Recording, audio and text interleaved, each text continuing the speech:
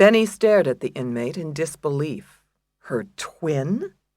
My twin? Is this a joke? No, not at all, Connolly said.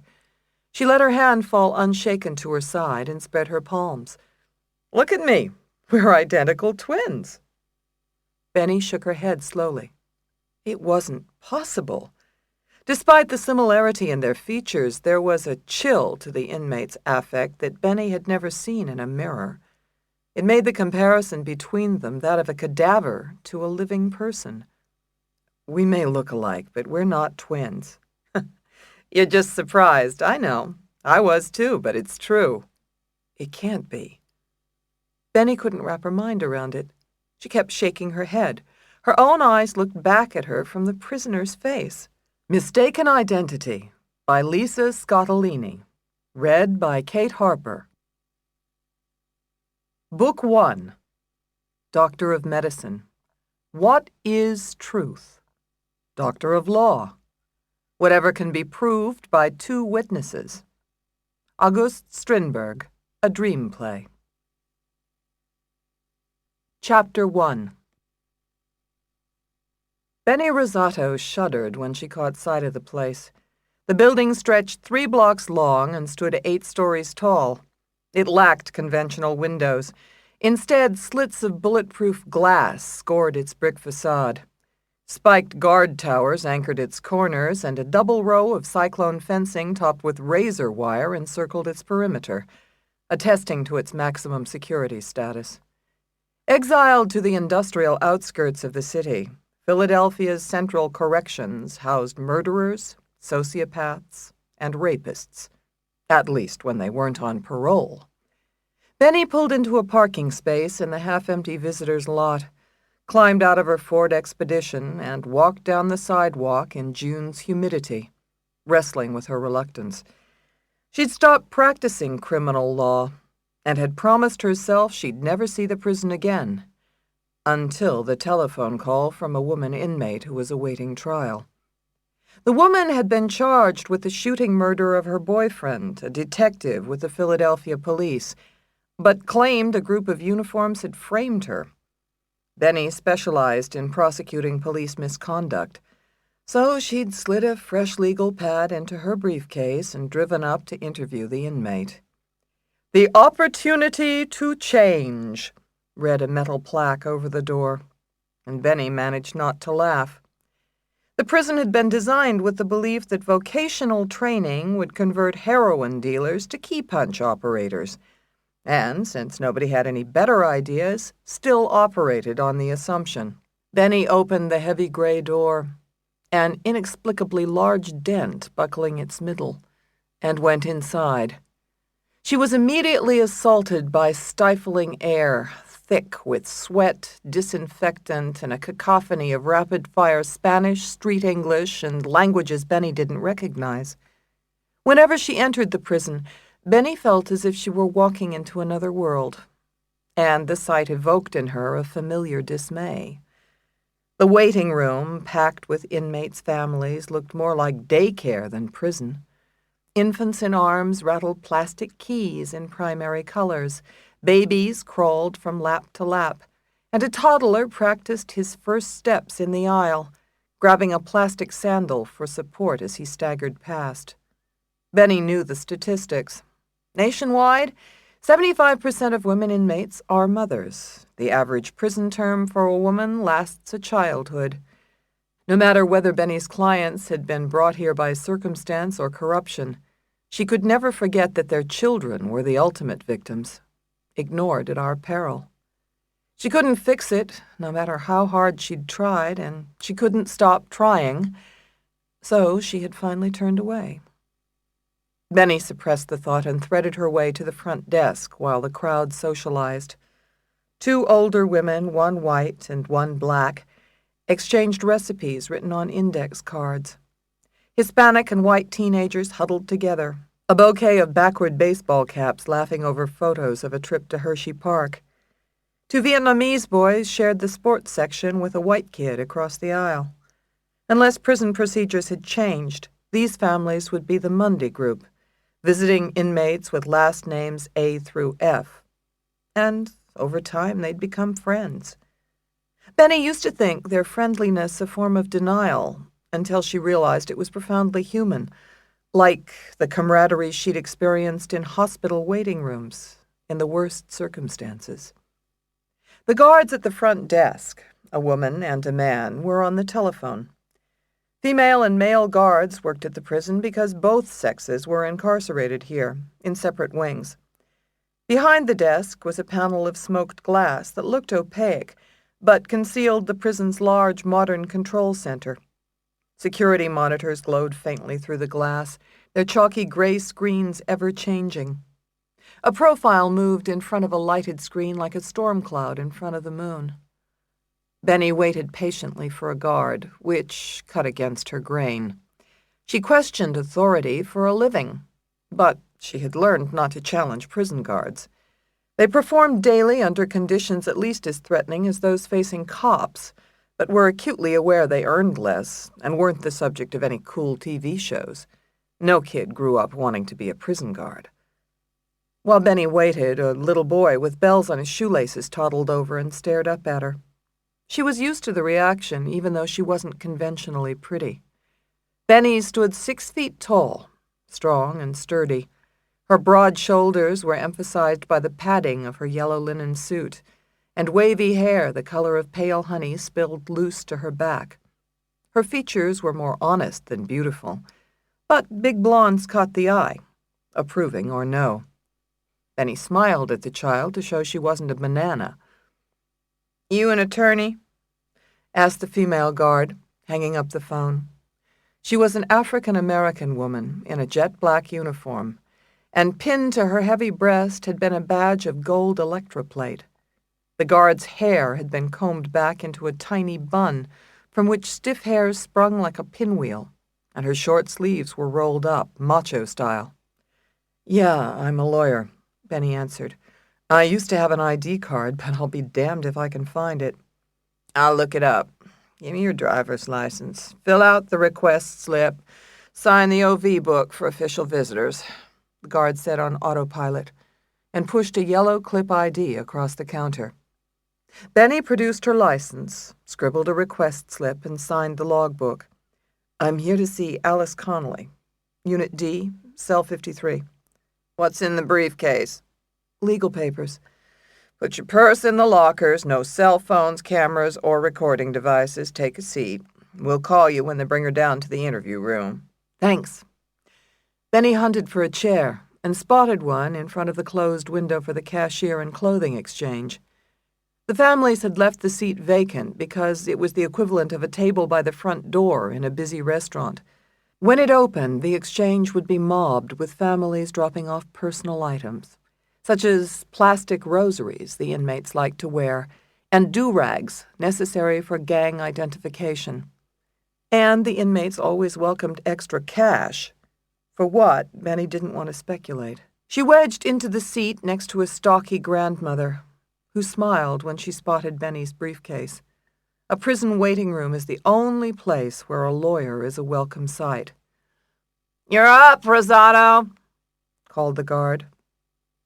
Benny rose and went through the metal detector to the other side of the front desk. She set her briefcase down on the gritty tile floor and raised her arms while the female guard ran a professionally intrusive hand down her arms and sides. "Tell me I'm the only one," Benny said, and the guard half smiled. "Go on up, girl." "Fine, but next time I expect dinner." Benny picked up her briefcase as a male guard unlocked another gray metal door, double thick. Attorneys signed a no-hostage waiver to get an initial ID. A misnomer. It meant that their release would not be negotiated if they were taken hostage. Once she had passed through the door, Benny would be locked in with a general population of violent inmates, packing knives, straight-edge razors, garrotes, shanks, forks twisted into spikes, and possibly a blowtorch or two.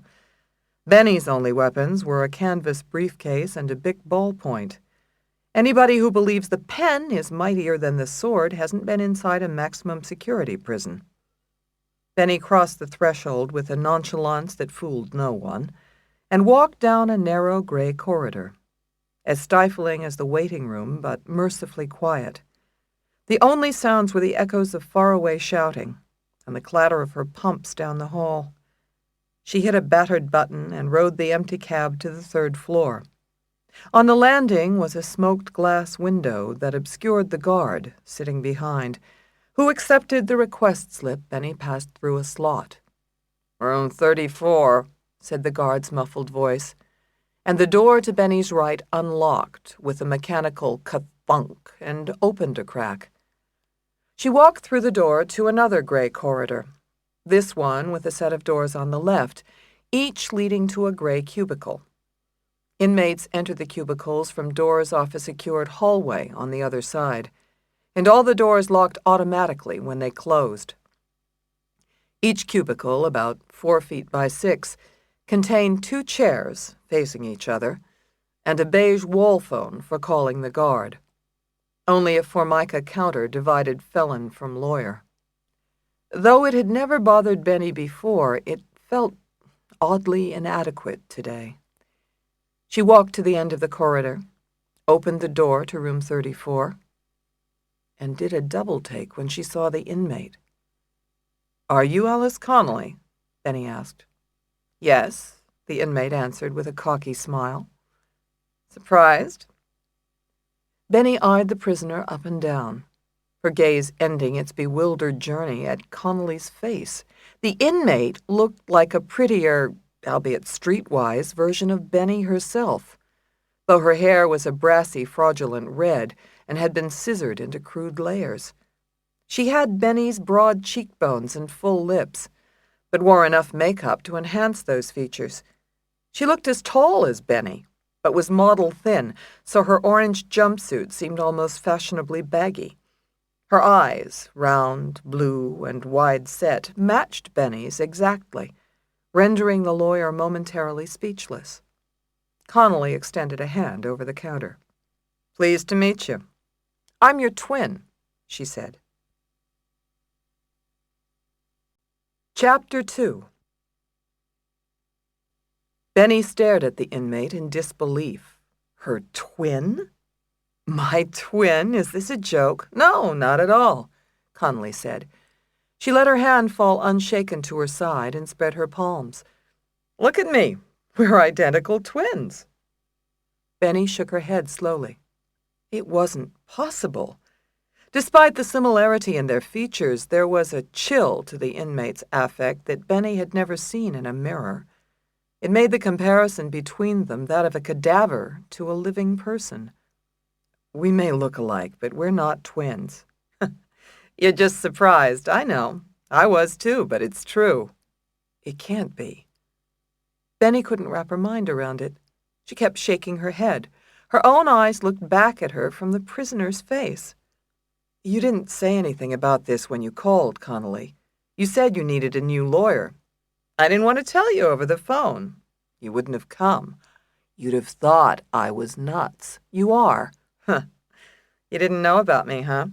"I didn't know about you either, until the other day." Connolly sat down on the other side of the counter and gestured to the chair opposite her. "Better sit.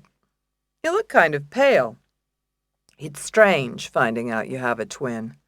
"I know, I just went through it." "Oh, this is crazy. I don't have a twin." Benny sank into the plastic seat on her side of the counter, slowly regaining her emotional footing. At almost 40, Benedetta Benny Rosato was the only child of an ailing mother and a father she'd never met. She didn't have a twin. She had a law firm, plus a young boyfriend and a golden retriever. "I don't have a twin," Benny repeated with confidence. "Yes, you do. Give it time. It'll sink in. Look, we're built the same. I'm 6 feet tall, and I can see you are too. I weigh 145 pounds. You're heavier, but not by that much, right?" "I'm heavier. Leave it alone." "You're kind of muscular. Do you work out?" "I row." "Row boats?" Connolly appraised Benny with a critical eye. It's built up your shoulders too much. You know, you should lose some weight. Do something with yourself. You have a pretty face, but you don't wear enough makeup. Your hair needs a cut and some color. I've got a friend on the outside who could shape it up for you. Make you look hot. You want my color?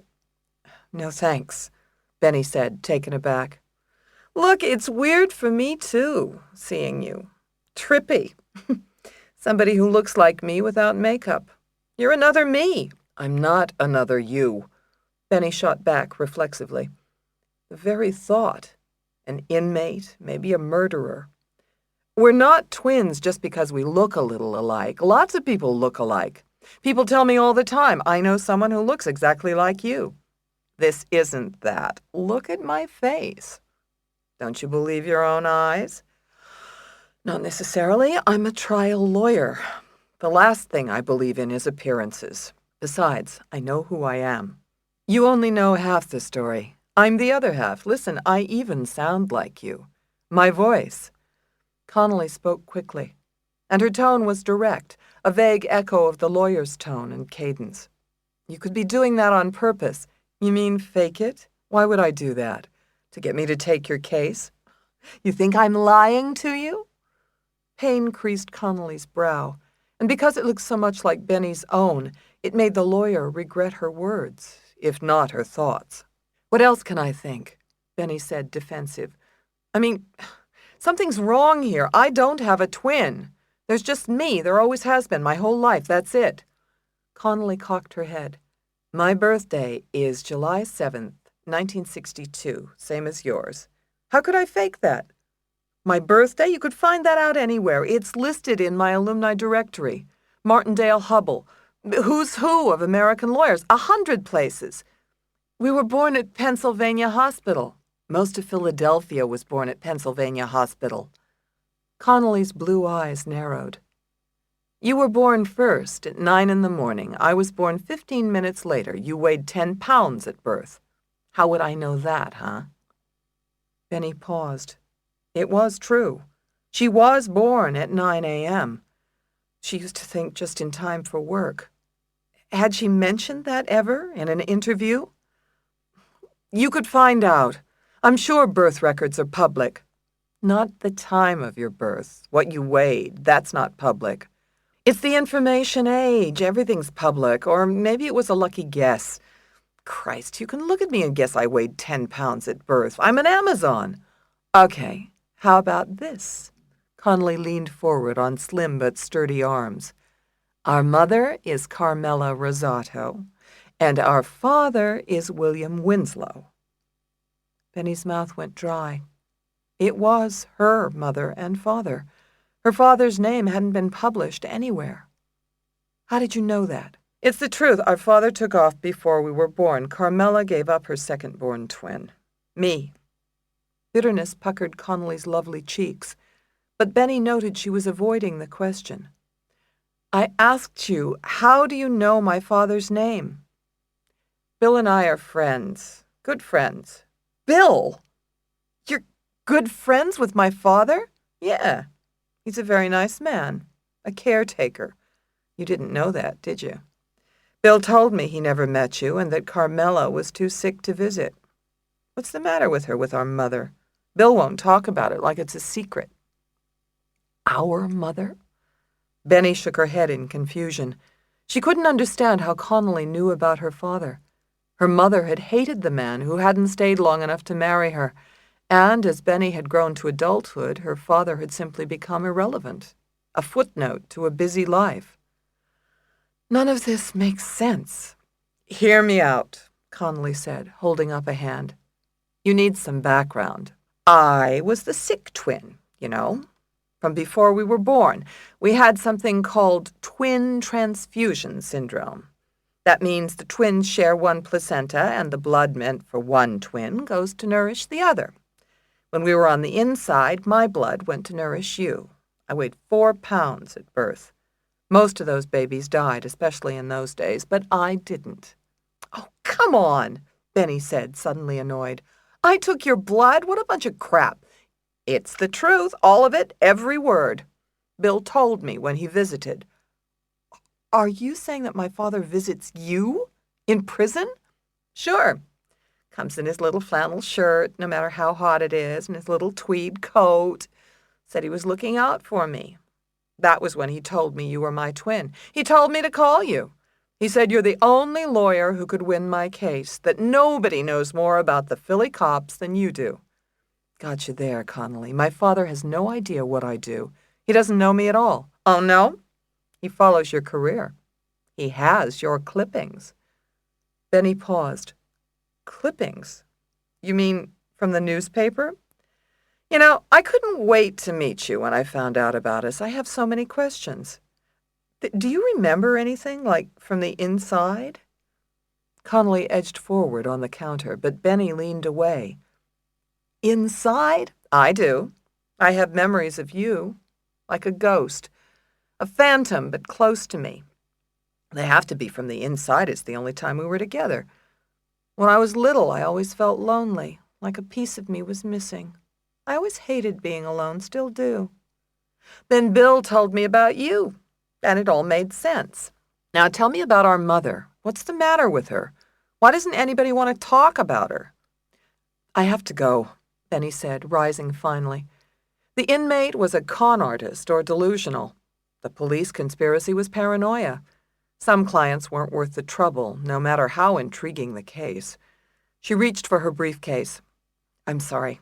I wish you the best. No, wait, I need your help. Connolly scrambled to her feet like a shadow left behind. You're my last chance. I didn't kill Anthony, I swear. The cops killed him. They're covering for each other. They set me up. There's a group of them. You already have a lawyer. Let him handle it. Benny snatched the wall phone off its hook. It would ring automatically at the security desk. But my lawyer can't do shit. He's court-appointed. He's seen me maybe twice all year. The most he's done is keep me here. He's part of the conspiracy, too. I'm sorry, I can't help you. Benny hung up the phone and edged to the window in the door. Where was the guard? The cinder-block corridor was empty. There were 3 locked doors between her and the outside. A panic Benny couldn't explain flickered in her chest. I was hoping you'd believe me, but I guess not. Read this before you decide. Our mother hasn't told you everything. It'll prove what I'm saying is true. Connolly pushed a manila envelope across the counter, but Benny left it there. I don't have time to read it. I have to go. I'm running late. Guard! Take it! Connolly thrust the envelope over the counter. If you don't, I'll mail it to you. No, thanks. I have to get back to work. Benny jiggled the doorknob and pressed against the window in the door. A heavy-set guard hustled down the hall, her pant legs flapping, her expression more annoyed than alarmed. Take the envelope! Connolly called, but Benny ignored her and twisted the doorknob futilely. Come on! The guard finally reached the cell, jammed a key into the lock, and swung the door open so wide Benny almost stumbled into the hall. Guard! Connolly shouted. My lawyer forgot her file. She stretched over the counter with the envelope in her hand, but with a swift movement the prison guard drew a black baton from her belt and brandished it. That's far enough, you, she shouted. Sit down. You want to ride up? Okay. Relax, Connolly said, folding instantly into the chair and raising her arms protectively. She forgot her file. I'm trying to help. It's her file. Benny backed against the door, her feelings in tumult. She didn't want to take Connolly's file, but she didn't want to see her clubbed. The inmate who looked so much like her cowered in the chair, and Benny felt frightened for her, and of her at the same time. She wasn't going to hurt me, she heard herself saying. The guard turned under the raised club. That your file or not, lawyer? Yes. She didn't want Connolly beaten, for God's sake. Well, then take it, the guard ordered. Benny lunged for the file and stuck it under her arm. Her mouth felt surprisingly dry, her chest tight. She had to get out of the prison. She hurried out the door and for the exit, clutching the unwanted envelope to her breast. Chapter 3. 4 patrolmen crammed into a booth at Little Pete's, taking the table farthest from the door by habit. Blue cotton epaulettes buckled as they squeezed onto vinyl benches, and radios rested silently at their thick leather belts. In the middle of the table, black nightsticks rolled together like an urban logjam. Corded blue caps, each with a heavy chrome badge fixed above a bill of black patent, set in a row on a nearby ledge. It was early for lunch, as the night tour called every meal they ate, but James Surf Lenehan had another bug up his ass. Surf got his nickname because he looked the part, sun-bleached white blonde hair and a tan muscular build from summers spent lifeguarding in South Jersey. Surf had the antsy metabolism of a natural athlete and was always worked up about something: the new contract, the reassignments, the court time. He leaned over the table to talk, even though little Pete's was practically empty. "It's for real," Surf whispered. But Sean McShay laughed so hard he almost choked on his cheesesteak, and Art Reston called Surf a horse's ass. "Why you swallow shit like that?" Reston asked, shaking his head. He was tall and strong, with a well-groomed dark mustache that hid a too-thin upper lip, and brown eyes that glinted with occupational skepticism. Reston's 15 years on the force had taught him never to believe anything unless ballistics, forensics, or the union president swore to it. "It's true, okay?" Surf raked a hand through a thatch of bangs. "Rosado is Connolly's twin. I heard it from Katie's girlfriend, the one who works at the house. She told Katie that Rosado visited today." "The girlfriend's putting you on." Reston dropped his pepper ham hoagie into a red plastic basket, shaped unaccountably like a boat. Next to him, Sean McShay, still laughing, rested a napkin from the steel dispenser. A chubby, cheerful man with a bulbous nose and ruddy cheeks, McShay was a natural for the Santa Claus gig at Children's Hospital. His large face reddened with mirth as he wiped his mouth, leaving a blot of ketchup on the pebbled napkin. "She's not putting me on," Surf said. "Why would she?" "Fuck if I know. Maybe she's got the hots, wants you to throw her a bone. Yours." Reston laughed, but Surf's face remained a mask of alarm. "You don't believe me? We can check the logs. I'm telling you, Rosado was there. Katie said they look alike, too." "Bullshit." McShay finally stopped laughing and wiped his eyes with the other end of the stained napkin. "If they looked that much alike, somebody would have noticed it." "No!" Surf shook his head. "Connolly's hair is dyed red. Rosado's a blonde. Also, Rosado's heavier, remember?" "No, I never even saw Rosado. I could give a flying fuck." Reston snorted. "It's a con, kid, a hustle. Connolly is the master of shit like that. Look how she scammed us." "So what if it's a scam? It doesn't matter. If Connolly gets Rosado on her case, we're fucked." Next to Surf, Joe Citroni listened in his typical stony silence. Joe was near retirement age, tall, with a bony nose that was bracketed by elongated wrinkles around a small mouth and a sharp chin. Joe didn't talk much. It always looked sad to Surf, because he had those dark circles under his eyes that Italians get. Still, Joe was the smartest cop Surf knew. "Joe," Surf said, turning to him, "what do you think? Katie's girlfriend says they're lookalikes. Why would she shit us?" "Don't know." "Do you know Katie's girlfriend? You know everybody." "Scotty's daughter." "That's her. So, would she bullshit Katie about something like this?" "Don't know." "You think they're twins?" "Don't know." McShay started laughing. "Joe on the witness stand. No, no, no, no, don't know." "The Joe game. The Joe game. The Joe game," they shouted, banging on the table, except for Surf. It was the Joe game, and they played it all the time to get a rise out of Citroni. "Here's Joe at home," Reston said, starting. "The wife says, 'Honey, you want spaghetti?' Don't know. 'Honey, you having fun at Disney World?' Don't know. 'Honey, you love me?' No." McShay slapped the table with a heavy hand. "I got one. Joe in bed." His animated features fell into deadpan. "No, no, no. Oh." Citroni ignored their laughter and finished his cheesesteak, which only made McShay and Reston laugh harder. Surf couldn't stand it. What was the matter with these assholes? Maybe Joe wasn't smart at all. Maybe he just never said enough to sound stupid. "I should never have gotten involved," Surf said. "I knew it. God damn it, I knew it." "Shut up with that. You're embarrassing yourself." Reston made a face. "Ooh, I'm scared of Rosario." Surf kept shaking his head. She's smarter than that turd who's on the case now, and she ain't ours. Ah, big deal, Reston said. She's got an all-girl law firm. Hey, you think they get their periods at the same time? He nudged McShay. What a fucking nightmare, lawyers on their periods. McShay stopped laughing when he caught the concern on Surf's face, then reached over and chucked the junior cop on the chin. Ah, don't worry, girlfriend. If Rosado takes the case, which I tell you she won't have time to get ready. What is it, a week away? And half that time she'll be giving interviews, newspapers, TV, cable, you know how she is. When she's not at the bank, she's in front of the camera. Ka-ding! Reston said, but Surf only glowered. I'll do something about this if you won't. Citrone rubbed his fingertips together, brushing off invisible crumbs.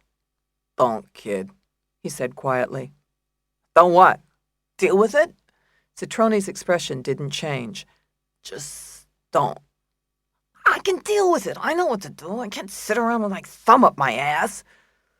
I'll take care of it, Citrone said, and everybody accepted it as the last word. Everybody, that is, except Surf. Chapter 4. Alice Connolly lay on the thin bed in her cell. No inmate stayed in her cell during unrestricted time unless she was doing something she didn't want the guards to see, or was doing something with the guards that she didn't want anyone else to see. But Alice spent all her time alone in her cell. She had laid down the law with her white trash cellie, Diane. Stay the fuck out. And Diane had gone along. She was only 23, but looked 50 because of the crack. Pipers looked like they were born at 50. Alice squirmed to get comfortable in the bed. The cell of gray cinder block contained a stainless steel sink, and over it a plastic mirror the size of a tabloid. A skinny Formica ledge built into the wall was supposed to be a desk, with a beat-up stool bolted to the floor next to the stainless toilet bowl. The bowl had no lid, and the cell stank all the time.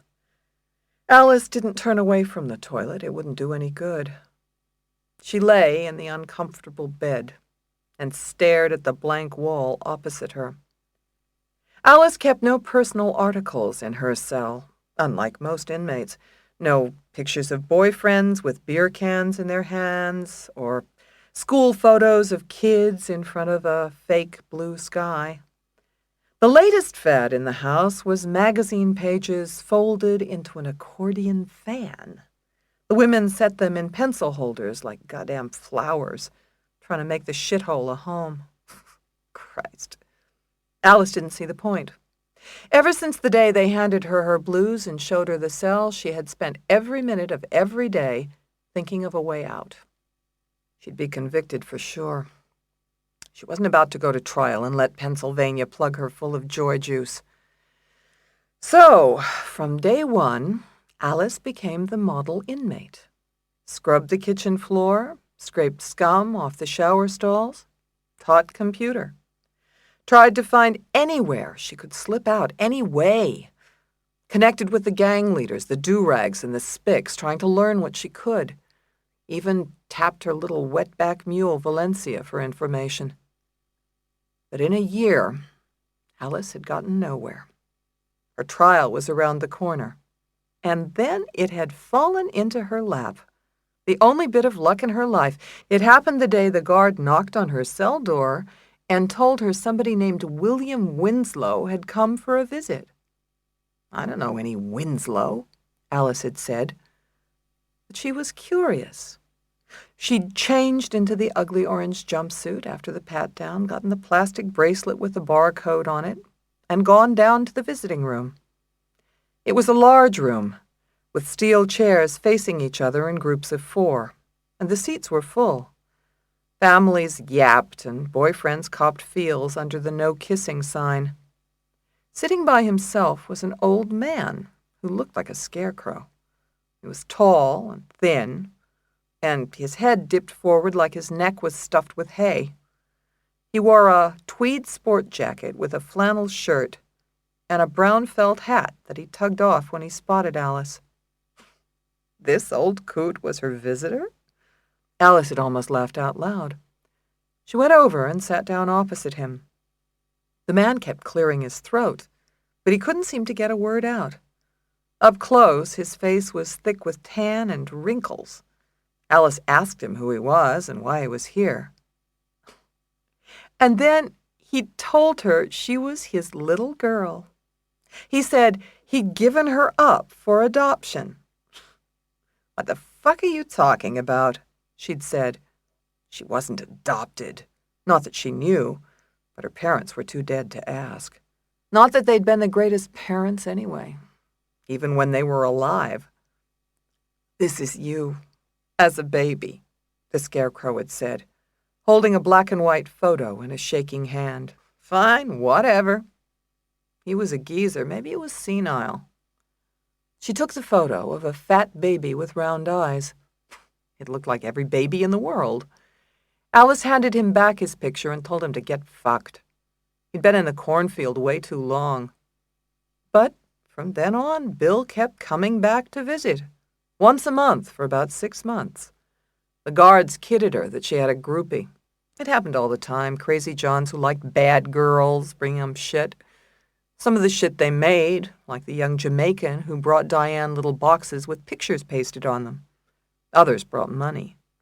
Winslow never offered Alice money, but she took his visit most months, figuring he could be used down the line. Everybody could be used somehow, even a wacko. He always asked about her defense, frowning every time Alice said her lawyer sucked. She noticed his reaction and worked it, playing him to get her a new lawyer. Then, the other day, the old man dropped the bombshell. "You're a twin, Alice. Your twin sister is the best lawyer in the city. She knows all about the police. It's time for you to call her. Show her this." Ha! Fucking Bill. He'd held out an envelope. Alice took one look at the stuff inside and felt like she won the lottery. She didn't care if it was true or if the coot was just plain crazy. Alice could spin this straw into gold. It was her ticket out. Only one thing she didn't understand. "Why the fuck didn't you tell me before? I've been rotting in the shithole for a year. I could have called Rosato a long time ago." The Scarecrow was startled at her sudden anger, clenching and unclenching the brim of the hat hanging in his hands. I thought you'd be okay, Alice. I thought you had a good lawyer. Now I know you need Benny." Alice shifted her weight in the sagging bed. Oh, what a joke. Benny Rosato, famed hotshit lawyer, was her twin? Yeah, so what? She didn't know if Rosato was her twin, and she didn't give a fuck, just so she got off. But Alice had to convince Rosato they were twins, so she got busy, read the newspapers and memorized the articles about Rosato and her cases, cruised the internet to see if Rosato's firm had a website, and when she found it, saw how the lawyer looked and dressed. Started eating to pack on the pounds and decided to grow her hair in like Rosato's. Even watched the TV news and court TV so she could imitate Rosato's voice. Alice became a twin expert, too. Crammed like her life depended on it, since it did. Logged onto the net, researching books and web pages about twins so she could pick up a few details to sell Rosato the story. Studied the medical angle and picked up the memories from the womb, for fuck's sake. Alice hadn't had much time and learned what she could in a few days. She almost became convinced of it herself. Maybe she was adopted. Maybe she really was a twin. It would explain some things, like how she didn't like being alone, and how she never thought she looked like her parents. Ugh, they were so different from her. Boring, stupid losers. Alice got herself psyched to meet Rosato. She knew she was ready the night the lawyer came on the news. Just one quick shot of Rosato and a do-rag watching TV had called out, "She looked like you, Alice." She sure do, Alice had thought to herself. She called Rosato the next morning, and the lawyer had come running. Their meeting hadn't gone that well, but Rosato would come back. The lawyer was confused, but she'd get past that. She'd be curious about Alice, about herself. Alice's thoughts were interrupted by a chubby figure in blues scuffling down the hall. Valencia Mendoza arrived at the door and stuck her head inside the cell. Long, thick curls framed features smoothed by excess fat and thick makeup. Alice sat up in bed with a loud sigh. "What do you want?" she asked, as Valencia's cheap perfume filled the cell. It overpowered the stench of the toilet, but Alice wasn't sure she preferred it. "I don't want nothing," Valencia answered in her baby voice. "Then why are you here?" "I worrying." "I don't have time for your worrying." What a pain in the ass this spick was. They made good workers, used to taking orders, but they could be such a goddamn pain. "You have nothing to worry about." "I no hear my Santo for a week," Valencia said, anxious. "My mother, she call every week, says how he is. She put him on the phone. She no call this week. Something's wrong." "Santo is fine. Your mother got her money yesterday." Alice paused, double-checking in her mind. It was hard to keep track of the payments without the laptop, but nobody was giving out power books to prison inmates. It was cruel and unusual. "Santo is fine." "She got the money yesterday? Why she didn't call?" "I don't know, Valencia. I don't know your mother. Maybe she met somebody." Valencia's black-lined eyelids fluttered briefly. "Santo, he had another ear infection. Last time I talked to her. Doctors say he get one more ear infection, he need tubes. That's expensive." "You shaking me down, Valencia?" Alice's eyes narrowed, and Valencia's crimson nails flew to the blue plastic rosary she wore around her neck. No, Alice, no, not me." "It's not like you. I thought you were a good girl," Alice said, eyeing her employee. Valencia was the girlfriend of one of the bantamweights, and Alice had recruited her right away. Valencia was smarter than most of them, timely on the pickups, and always did what she was told. Then she got pregnant, and it ruined her. She'd stuck powder in Santo's diaper and got busted. Oldest trick in the book. "I am good," Valencia said. "I no shake you down, never, not me." "Your mother gets her money every week if you stay quiet. That's the deal. You know the deal, even though you're not so good with the Inglese." "Right." "Right what?" "Yes, I know the deal." Valencia nodded. "I swear." "Ain't nothing else in the deal. No tubes, nothing." Alice stood up, put a hand on Valencia's soft shoulder, and squeezed. "As soon as you stop being a good girl, I stop the money. What happens to Santo then? Huh, Valencia?" "I don't say nothing." Valencia's eyebrows sloped downward. They were so heavily penciled it looked like a kid scribbled outside of the lines. Same with her lipstick, the color of cherry jello crayoned on puffy lips. "You love Santo, don't you?" Alice dug strong fingers into Valencia's shoulder. "Of course I love my Santo. He my baby. I don't say nothing." "Miguel's not going to take care of Santo, is he? Not on the fights he gets. Hell, he won't even marry you now, will he?" Valencia's brown eyes welled up. Alice felt disgusted. "Will he, Valencia?" "Oh," she answered, almost a whisper. "Who takes care of Santo, Valencia?" "You do." "That's right, I do. Remember that." Alice released her grip. "Quit crying. If the baby needs tubes, he'll get tubes. From me. You hear?" "Chase." Valencia's lower lip trembled and a tear rolled down her cheek. "What you gotta do, Valencia? Do you know?" "I know." "You gotta shut up. You gotta shut the fuck up." "I shut the fuck up?" Valencia repeated, bursting into tears. And Alice smiled grimly. Valencia was definitely a loose end, and Alice couldn't afford a loose end anymore. Chapter 5. "Please hold my calls," Benny said, and hurried by the startled receptionist with the stride that warded off associates and secretaries. She hustled down the corridor of her firm, past pine console desks and a print by Thomas Eakins of a rower sculling on the Schuylkill River. An elite rower herself, Benny sculled daily on the same river, gliding under the stone arches the artist so faithfully detailed. She usually glanced at the prints as she walked by, but not this afternoon. A twin? Could it be? No way.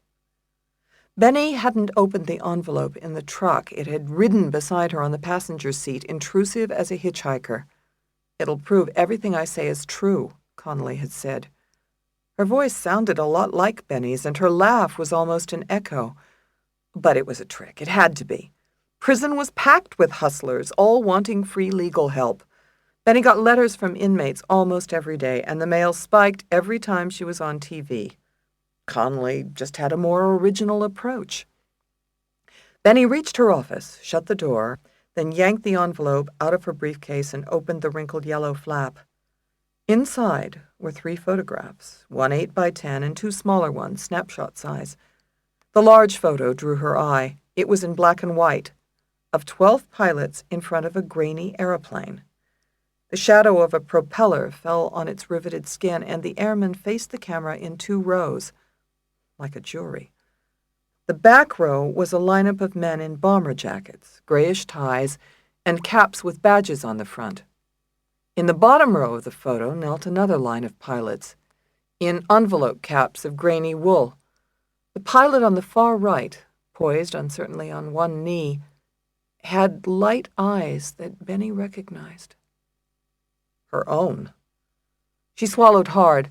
The soldier's eyes were round and large as hers, though he was squinting against the sun. His nose was longer than Benny's, and his lips less full, but his hair was sandy blonde like hers. Benny felt a jarring in her chest and turned the photo over. "Formal crew photo," it said on the back, in a neat, careful pencil.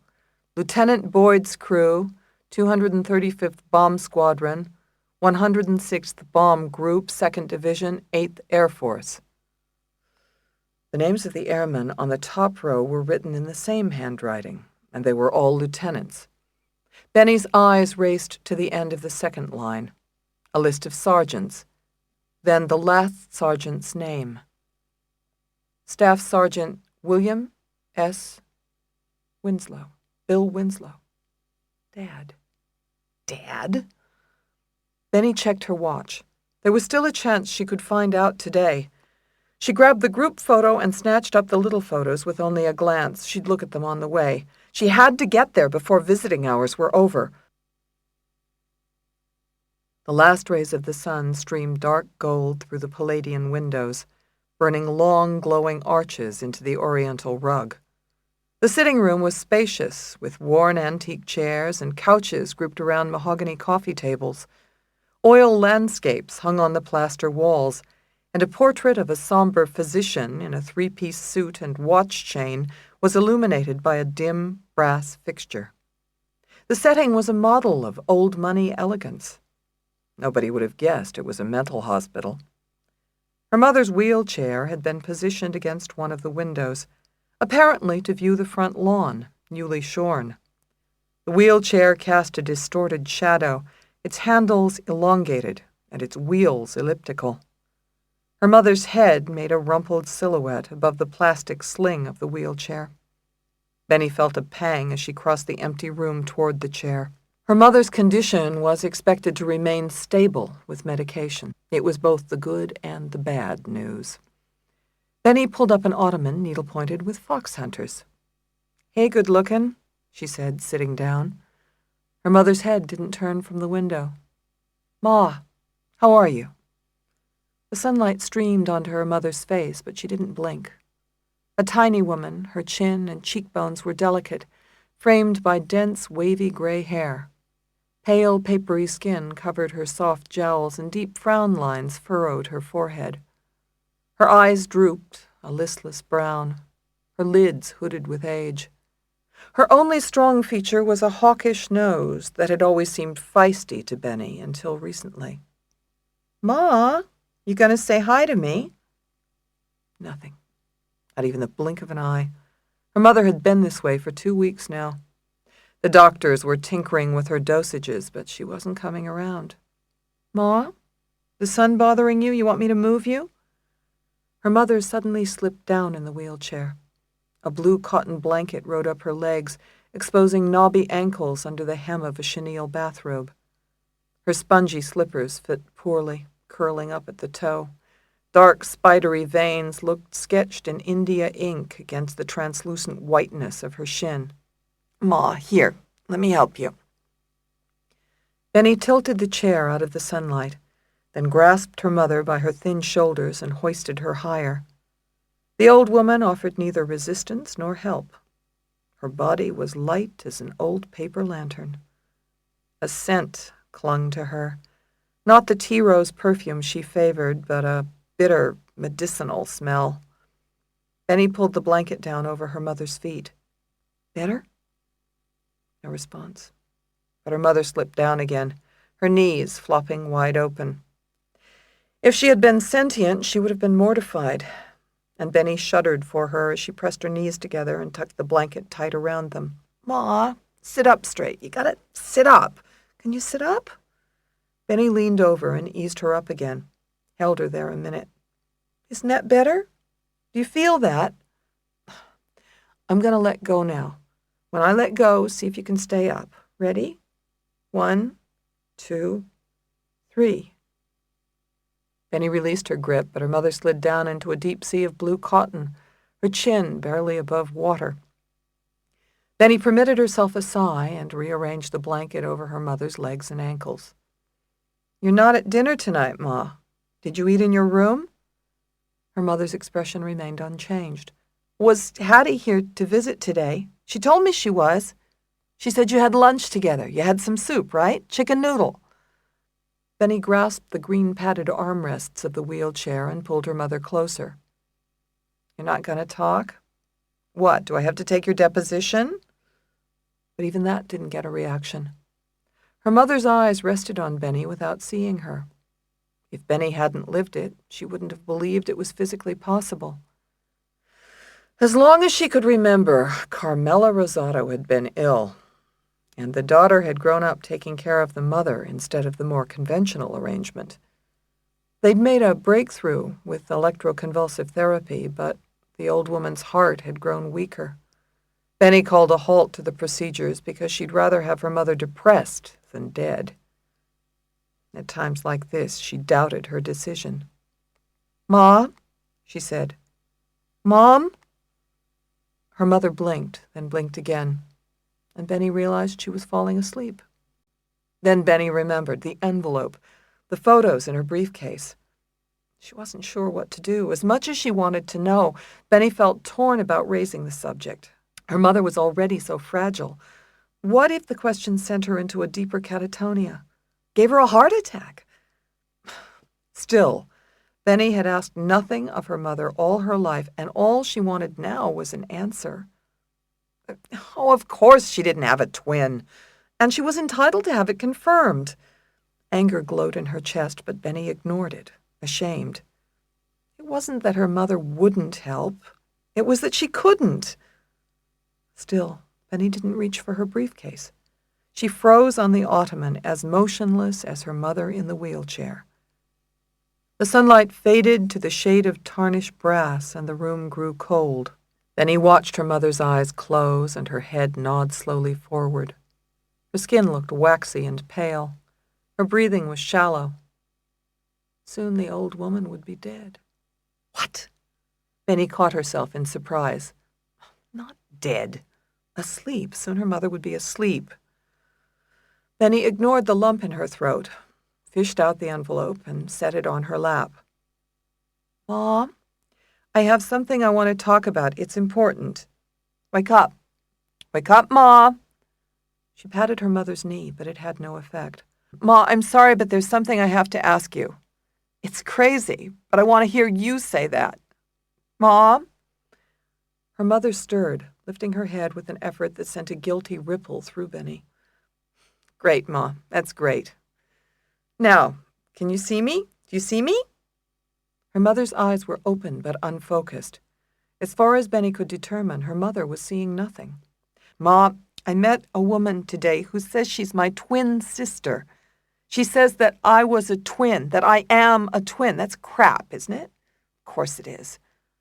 Her mother blinked so deliberately it was almost slow motion. "I know, it's strange, shocking kind of." Benny smiled, because her mother didn't look shocked. Her mother had no expression whatsoever. "Don't look so surprised," she said, with a laugh that faded fast. "Ma, do you hear me? I know you heard me. Will you answer me?" But she didn't. "If you don't answer, I'm hauling out the heavy artillery. Don't make me go there. I got pictures of my father," she says. "You want to see?" No reaction. "You want not to see?" Still no reaction. "Okay, since you asked." Benny slid the group picture from the folder, the one with the airman and the airplane. "Take a look at this." Benny held it up in front of her mother's face and noticed fibers of black construction stuck to the four corners of the photo's back, as if from a photo album. Then she peeked over the photo and scrutinized her mother. The old woman's eyes didn't move toward the picture or even appear to see the pilot, so Benny moved the picture into what she figured was her mother's line of vision. Still, her mother's eyes didn't focus on the photo at all. "Ma, they're telling me this is Exhibit A. Is this my old man?" Benny hooked a finger around the side of the photo. "This one? With the eyes that look like someone you know?" Her mother's eyelids were sinking again, and Benny's hopes with them. "Ma, are you signaling or sleeping?" Her mother's head dropped onto her chest, and she slid under the blue blanket, which engulfed her like a riptide. Benny's breath lodged in her throat, and she let her hand and the photo fall to her lap. Why wake her mother up or show her the other photos? There was no point. Benny returned the photo to the envelope and slipped it back into her briefcase, but didn't move to go. She stayed still, keeping her mother company, watching her slack chest moving up and down, her breathing too shallow to lend any reassurance. Benny had no answers, and she barely had her mother. But she remained. It felt good just to be around her, in her flesh and blood presence. Benny didn't dwell on how many such times they would have left. In that moment, it was the same as it had always been. Benny and her mother, the two of them, still breathing against all odds. And now, was there another? A third?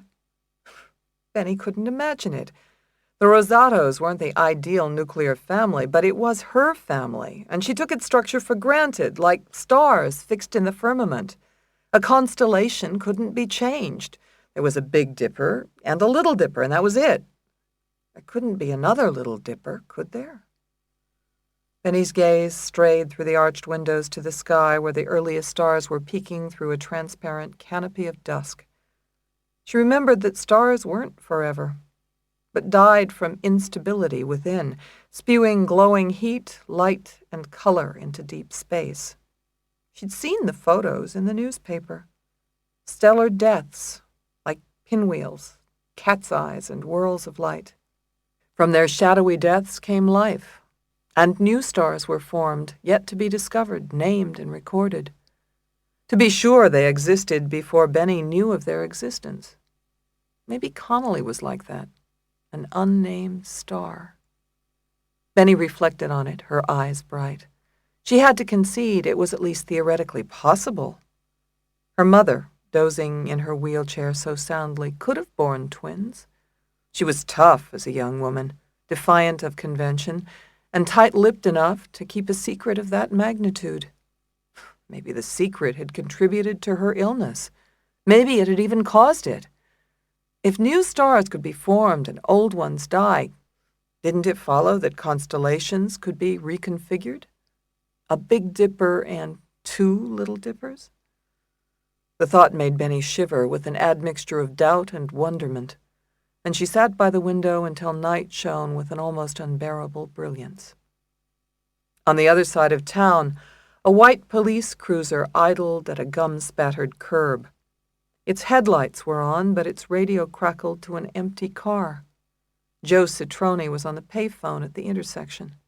It was dark, and this was a rugged section of the city, but he had nothing to fear here.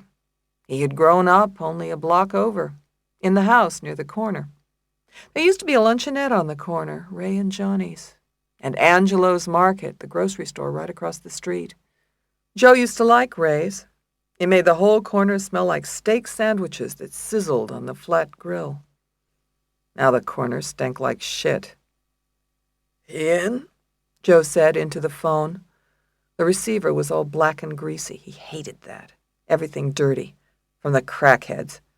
He couldn't use his home phone. He didn't want it in his phone records, in case some marmaloo got a hold of it. Joe never took chances. It wasn't his way. He didn't have to do anything extreme, just prevent Rosato from taking Connolly's case. He knew people who could make that happen. "You there?" he said into the receiver. "Now, listen up." Chapter 6. Starling Star Harold yanked open his locker to get a towel for his shower. He felt so goddamn low. His sparring match had gone bad 2 days in a row. Fuck. Inside the locker door was a yellowed picture from the newspaper. Star at 15 years old, with his arm looped around Anthony. "The future heavyweight and his manager, Officer Anthony Della Porta of the Philadelphia Police," read the caption. It was only 4 years ago, but it seemed like ages. Star had felt heavy during the sparring match. His arms went sore early and stayed that way. He couldn't land his right cross. It was pitiful. Star caught sight of himself in the mirror stuck on the locker door. His hair was a soaked, shaved fade, and his eyes bloodshot slits of brown. His nose was wide, still unbroken, and a trace of mustache covered his upper lip. He was too fat. He was about 215, and he liked to be around 200. Damn. He used to be so pretty. Like Ali. He didn't look so pretty now. Harris' fight was coming up, but the way he was boxing, Star would get killed. Was he ready for the top of the card, a 12-rounder, his first professional fight? Star grabbed the washcloth that Anthony used to replace every day with a clean one. He felt empty inside. It was a year since Anthony got killed, and every time Star opened his goddamn locker, he felt like shit. Anthony was dead, and Star had nothing left, no manager, no sparring partner, no friend. He'd been managing himself all this time. Couldn't bring himself to pick a new manager. Kept the same trainers and worked hard, taking the crappy fights promoters threw you when they wanted you to hire a manager they could play ball with. Star had beaten them all. His record was 32 wins, 30 by knockout, and only 2 losses. Shit. Star wiped his forehead with his hand wraps flapping. He couldn't keep on the way he was. So much business he had to take care of. It was taking him away from his training. Star didn't know what to do. Anthony would know. He was like a father to him. Didn't matter. This audiobook is free for you to enjoy. If you'd like to support me, please take just 1 minute to listen to this relaxing music. Thank you so much.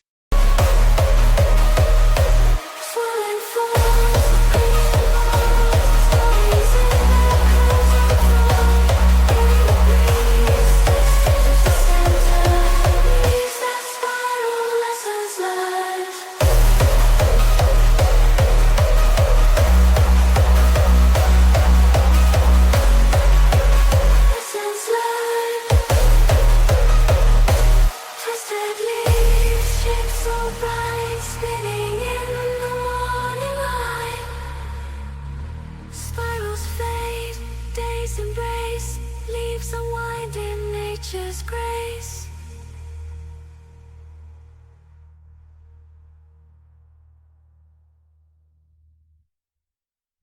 Star was black and Anthony was Italian. Anthony discovered him in a PAL program, taught him to box, got him all the way through Golden Gloves, took him to amateur fights in Philly, Jersey, and New York, even Tennessee and Kentucky. Put him up against class boxers and punchers, plus down and dirty brawlers who stuck shit in their gloves, so Star would know how to fight all kinds when he turned pro. Star fought his way through all of them. Knocked out Irish and Dominicans and even a black guy with a British accent. Anthony found the backers, white stiffs in suits, and picked a name for the syndicate. Starshine Enterprises. It would pay Star a decent salary for a change. plus 50% of his purses. Anthony only wanted 10% to manage Star. He didn't care about the money, he cared about Star. Anthony was the first man to make Star feel like he was worth anything, like his name wasn't a joke.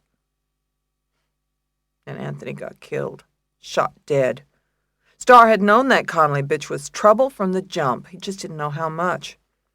"Hey, Star," said a deep voice to his left, and Star looked over.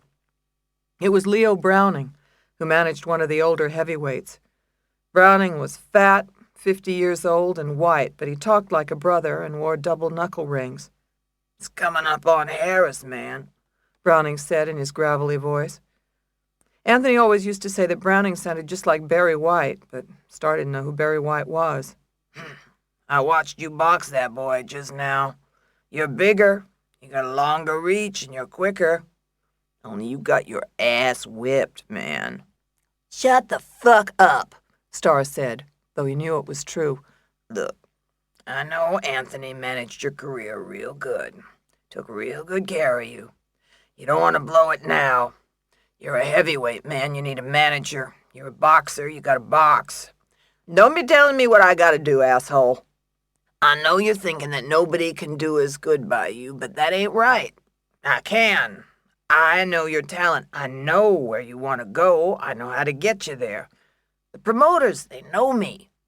You don't let me manage you, the promoter's going to pull you out of Harris. Bullshit. Contract says I'm top of the card. They'll find a way out of that. You got to stay strong, like nothing changed. It's like when the president dies, you know? Like when JFK got assassinated, you know JFK? Starr wanted to hit this stick. He hated it when whites talked down to him. Anthony never did that. Anthony knew he was smart. Anthony showed him respect. When JFK, the president, got shot, they had to swear in the vice president right that day. Same fucking day, you know why? They had to show the world that just 'cause a great man died, the line of power was okay. The country was in good hands. Brown shifted closer in his fake alligator shoes. You know, man, you're all fucked up over Anthony. You gotta get clear, man. You've been in a funk for a year, moping like a little baby. Starr's neat head snapped around. He didn't like to be talked to that way. You heard me. You need somebody to tell you the truth, man, not like those yes men you got. You upset about Anthony getting whacked? You do something about it, you hear me? Stop crying and do something. But don't let it fuck up Harris, man. A lot of money to be made on Harris. A career to be made on Harris. Fuck you! Starr shoved Browning in the chest, and the man flew off his feet and crashed backward into the lockers. Starr stood in the hot shower. Water pounded on his shoulders and coursed down the muscles of his naked body. His skin was sleek as a thoroughbred's, a rich, dark chestnut. Thick veins ran close to its surface and snaked down his forearms. Starr stood under the water, his head thrown back, trying to keep his mind blank, trying not to think about Anthony or the bitch who capped him, or Browning with the alligator shoes. You upset about Anthony getting whacked? You do something about it. Starr twisted the knob on the wall, turning up the water temperature. He let the hot water hit his shoulders. His muscles tingled. His veins opened wide as tunnels. Starr imagined blood gushing through them like a red tide, rushing to the muscles. He felt bigger, stronger, pumped. You upset about Anthony getting whacked? You do something about it. Starr squeezed his eyes shut tight and twisted the knob till the shower was as hot as he could stand it. Then hotter. Water scorched his biceps and blistered his chest. He opened his mouth and the steaming water rushed in. His tongue was on fire. Starr could take punishment. Everybody said so. Blows that buckled the knees of other men, sending them to the canvas like they were praying to God. But this was a blow that Starr never took in the ring. This was a hurt like nothing he ever felt. He couldn't make it stop, and he couldn't take it, neither. You upset about Anthony getting whacked? You do something about it. Hot water rained like flames from heaven. And suddenly Starr roared. He never made no noise in his life, not in all his fights, but he kept roaring, not knowing where in him the sound came from. He heard it echo off the tile walls, turning the shitty shower into his den. He roared louder and louder until his skin burned like the sun. It made him feel strong and clear like never before. Star got tougher in the fire like steel. And then he knew what he had to do. Chapter 7. At home, Benny set the envelope to the side of a makeshift plywood table and arranged the photos while Grady Wells watched. A tall, skinny North Carolinian with light curly hair. Grady had been Benny's associate and was now her live-in lover. They were renovating an old row house together, rebuilding the shell floor by floor, even though Grady was a business lawyer who had as little spare time as Benny. They talked about getting married in the house, if it didn't collapse first. "Okay, that's everything," Benny said, whisking sawdust off the plywood with her hand. "You ready to examine exhibits A, B, and C?" "Ready," Grady said. He leaned against the 2x4s that would reinforce the dining room walls. His gray eyes scanned the photos from behind gold, wire-rimmed glasses, and he had already changed into the white Duke t-shirt and jeans he wore to work on the house. "You say her name's Alice Conley?" "Yes. Now, first photo, Exhibit A, you saw already. It's the one with the airmen in front of the plane, the one I showed my mother. Exhibit B, the second photo, is of the same pilot, Bill Winslow, my father, holding 2 babies about the same age." "The same age." Grady leaned over the black and white picture and compared it with the pilot's group photo. A young, fair-haired man in a white t-shirt and rolled-up blue jeans was sitting on a brick step, grinning. It did appear to be the same pilot, and in his arms were 2 infants swaddled in white blankets. I can't tell if they're the same age. The photo's so grainy and the baby's so tiny, I can't see their features." "Me neither. They could be twins, but who knows? It's Winslow, though." "How do you know for sure? You never met your father, did you?" "No, but I think it is. Maybe he came back for this photo. I don't know. That's his name, and his eyes are like mine. Now, this is Exhibit C." Benny picked up the last photo, suppressing the emotion it evoked. It was a picture of her mother and 2 other young girls, seated on a round stool at the type of luncheonette counter that didn't exist anymore. Her mother's eyes were fully made up, and her dark hair pin-curled around her ears. She had a rich mouth, vivid with lipstick, and her body curved amply in a sweater set and slim skirt with a slit up the back. "Check this out, Grady. This hot number is my mother." He grinned. She looks so pretty. How old do you think she was?" 16, 17. A lot younger than I am now." "Isn't that weird?" Benny gazed at the photo. She was far too old for it to be a revelation that her mother had a life before she came along. The revelation was that she was ever healthy.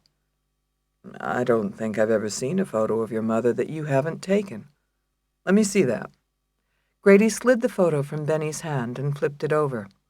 There were tufts of torn black paper in its 4 corners, and on the back, in a feminine script, was written, "For Bill." "Interesting," he said. "That's my mother's handwriting. I'm supposed to believe she gave the photo to Winslow, who gave it to Connolly, who says she's my twin." "Do you believe her?" He raised a faint eyebrow. "No, of course not. Although it's strange she had these pictures, especially the one of my mother." "Wait a minute." Grady handed Benny the photo with a frown. "This photo of your mother with 2 young women. The photo could have come from anywhere. Conley could be the child of one of the other women." "But it says for Bill on the back in my mother's writing." "Maybe Conley forged it." "Yeah, but how?" Benny turned. "And what about the tufts of paper on the back of the photos? It looks like they were all taken from the same photo album." "I don't know. But I don't like you being manipulated by some con." Grady folded his arms, and his t-shirt edged up over slim, ropey biceps. Golden hair covered his forearms, and his wrists were narrow, so that his Swiss Army watch seemed crudely oversized. "Does Conley look like you?" "There is a resemblance. A definite resemblance." "A resemblance doesn't cut it for identical twins." Grady pursed his lips. Identical twins look identical. They come from a single egg, fertilized by a single sperm that splits. The DNA in identical twins is the same. And I'm sure you can test for it. Why don't you ask Connolly for a blood sample and we'll find a lab?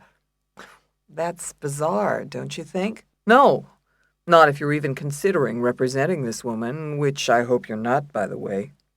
You don't think I should represent her? Grady laughed softly. Under no circumstances should you represent her. Why not? Benny didn't necessarily want to represent Connolly, but she didn't like being told she shouldn't. Because she could be my twin? Not exactly. Grady shook his head. Whether she's your twin or not, you shouldn't represent her. You don't know who she is. How well do I have to know someone before I take their case? My God, Grady, I've represented people I barely knew, even barely liked. But this one may be your twin, and that makes you emotionally involved. You get all bollocksed up. How can you prepare a defense and maintain your objectivity? Benny laughed abruptly. You represented me once, remember? You were in love with me and you represented me. That was different, Grady said, maintaining an even tone. If they were going to fight, he wasn't going to let fly with the first round. A Civil War buff, Grady was never as quick into battle as Benny. His study of war had only reinforced its futility. We weren't that involved then. It was the beginning. Besides, it's not your field anymore. Connolly's case is at bottom a murder case, not a police brutality case. It's still cops. Who better to investigate cops than me? Then he plucked the photo from the table and held it protectively to her chest. Not everybody can handle a case like this. And Connolly has a lousy lawyer. If you're concerned, get her a good lawyer. The lawyer you'd hire from me. Benny considered, then rejected the suggestion. If there's even a remote chance that we're related, I don't want another lawyer to represent her. Why not? It doesn't follow that because Connolly may be your twin, you have to be her lawyer. On the contrary. Benny felt momentarily stumped. Grady, as a former Supreme Court clerk, was making complete sense, as usual. He forced her to think. It was one of the things she loved best about him.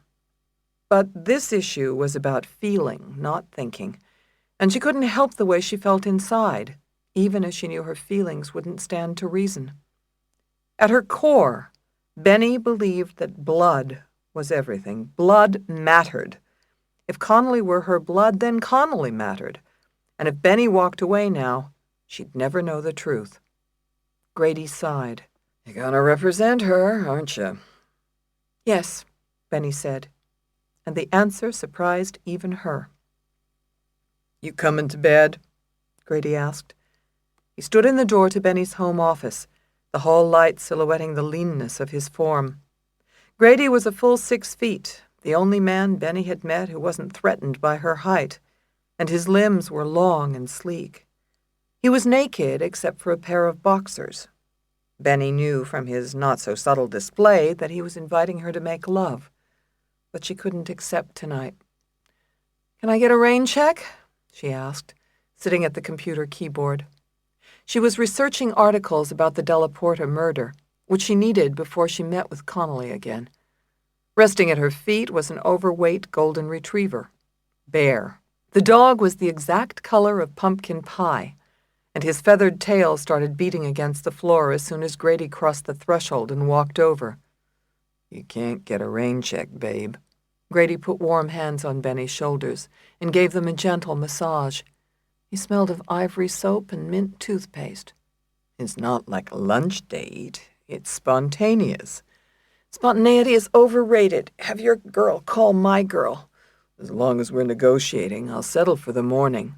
But I hate the morning. Don't whine. You have to pretend you like it. So what else is new? Grady laughed and read the monitor over Benny's shoulder. You on Nexus, That's a good idea. What's your search request? I plugged in Alice Connolly and limited it to a 2-year period. She punched the enter key to retrieve the articles. Use W/15 Della Porta. That'll get you only the articles about the murder. Benny took the suggestion. You're helping, even though you think I shouldn't take the case? I support all the stupid things you do. What a guy. So you do appreciate me. Grady leaned over and kissed her cheek. Good night. You're off the hook, for now. I made you a pot of coffee. Don't work too hard. He scratched Bear's head. Take care of her, boy, he said, and left the room, padding out in bare feet. Benny bade him good night, then hit the keys to learn what she could about Alice Connolly. Chapter 8. Star glanced at the squirrely dude in the passenger seat. Dude all but disappeared in the bucket seat. He was so fucking short. Flabby even for a white guy. And he had those hair plugs. Brown hairs sprouting out of his head like rosa tomato plants. To look at him, Star couldn't believe the dude had juice, but T-Boy said he did. T-Boy, I think your friend can help me out, Star said. T-Boy's right. My friend knows everybody. The dude nodded. Everybody. He'll help you out, no problem. Your friend knows somebody in the house is what I'm axing. He knows everybody in the house, everybody who matters anyways. Gotta be somebody who can do the job. Star steered the caddy up the street, past boarded-up crack houses. Nobody was on the street, but Star still flipped up the collar of his starter jacket. He couldn't afford to be recognized, and he was too big a man to hide. He used to be too good a man to be doing shit like this. Nothing can go wrong, you hear? Nothing's gonna go wrong. Star hesitated. Not because he was scared. The deal wasn't even illegal. The champ used to say it all the time. Frazier in 10. No, the problem was that Star felt like such a fucking pussy, paying somebody to do it for him. Man should do his own killing. But Star had his future to think about. You know the bitch, right? Connolly? Alice Connolly? I know her name. You gotta do it by the weekend. That's it, a week. You only got till the trial. My friend will get it done. You make sure you get it done. Oh, shit, motherfucker, Star shouted, twisting toward him in the seat. Don't be using that tone with me. I don't need no asshole telling me. I got the deal. I carry Harris till the 7th, then he goes down.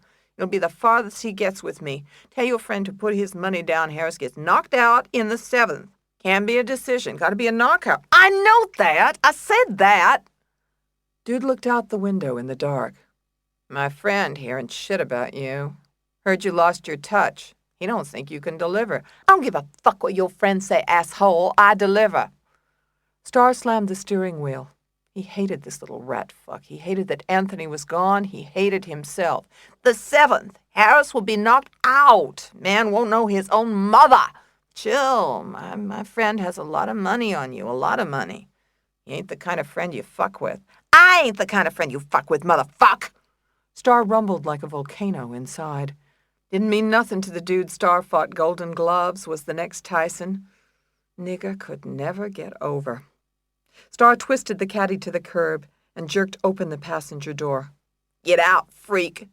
What, in this neighborhood? The dude said, his voice panicky. I said get out. Star shoved the asshole onto the sidewalk and slammed the door closed. Better run, motherfucker. It's getting dark out. Chapter 9. I'll represent you on 2 conditions. Benny set her briefcase on the Formica counter, yanked out a metal chair, and faced Connolly. The inmate was smiling, though her eyes remained icy, and Benny tried to ignore the resemblance between them. Number 1, you have to tell me the truth. I have to know more about you than anyone else in that courtroom. That should be easy, Connolly said, standing on her side of the counter. You already do. We're twins. Which brings me to condition number 2. The only way I can represent you is if we keep the case, and only the case, in focus. Benny unzipped her briefcase and retrieved a legal pad. Table the twin issue. I have to prepare your defense. That has to be paramount. Does this mean the photos convinced you? It means it doesn't matter to the court case. Now sit down and let's get to the facts. Benny gestured to Connolly, who sank slowly into the chair opposite her. Her brow knit in disappointment. "It matters to me," she said. "I still want to meet my mother, my real mother." "Look, if we take time talking about personal issues, you won't be alive to meet anybody. You answer my questions and we'll do fine. It's Tuesday already. We have less than a week until trial unless I can get a continuance. I have 100 things to do on this case, in addition to my other cases. Just tell me one thing. What is our mother like?" Benny glared her into silence. "I have some background questions for you. Ever been addicted to drugs or alcohol?" "No." "Any prior convictions or been arrested or questioned for any reason?" "No." "You were raised where?" "New Jersey, Vineland." Benny made a note.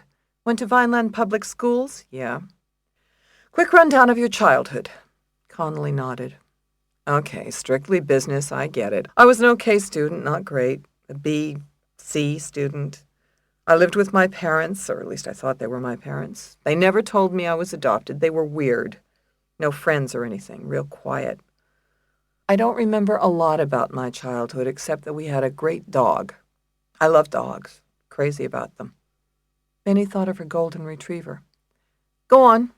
"Well, that's it, basically. I wasn't that close to my parents, and my mother, not my real mother, was sick a lot. She had multiple sclerosis. They both died in a car crash when I was 19. I was about to start college at Rutgers on full scholarship." Benny couldn't help but notice that Connolly's youth echoed hers. "How'd you get a full scholarship? They're hard to come by." "Basketball." "Athletic?" Benny hid her surprise. Her own scholarship to Penn had been academic, but if they'd been giving them out for women's rowing, she would have gotten one. "How'd you do?" "Lousy. I blew out my knee. Never lived up to potential, that's what the coach said. I dropped out when the scholarship wasn't renewed. I was an English major." So had Benny been, but she wasn't about to mention that.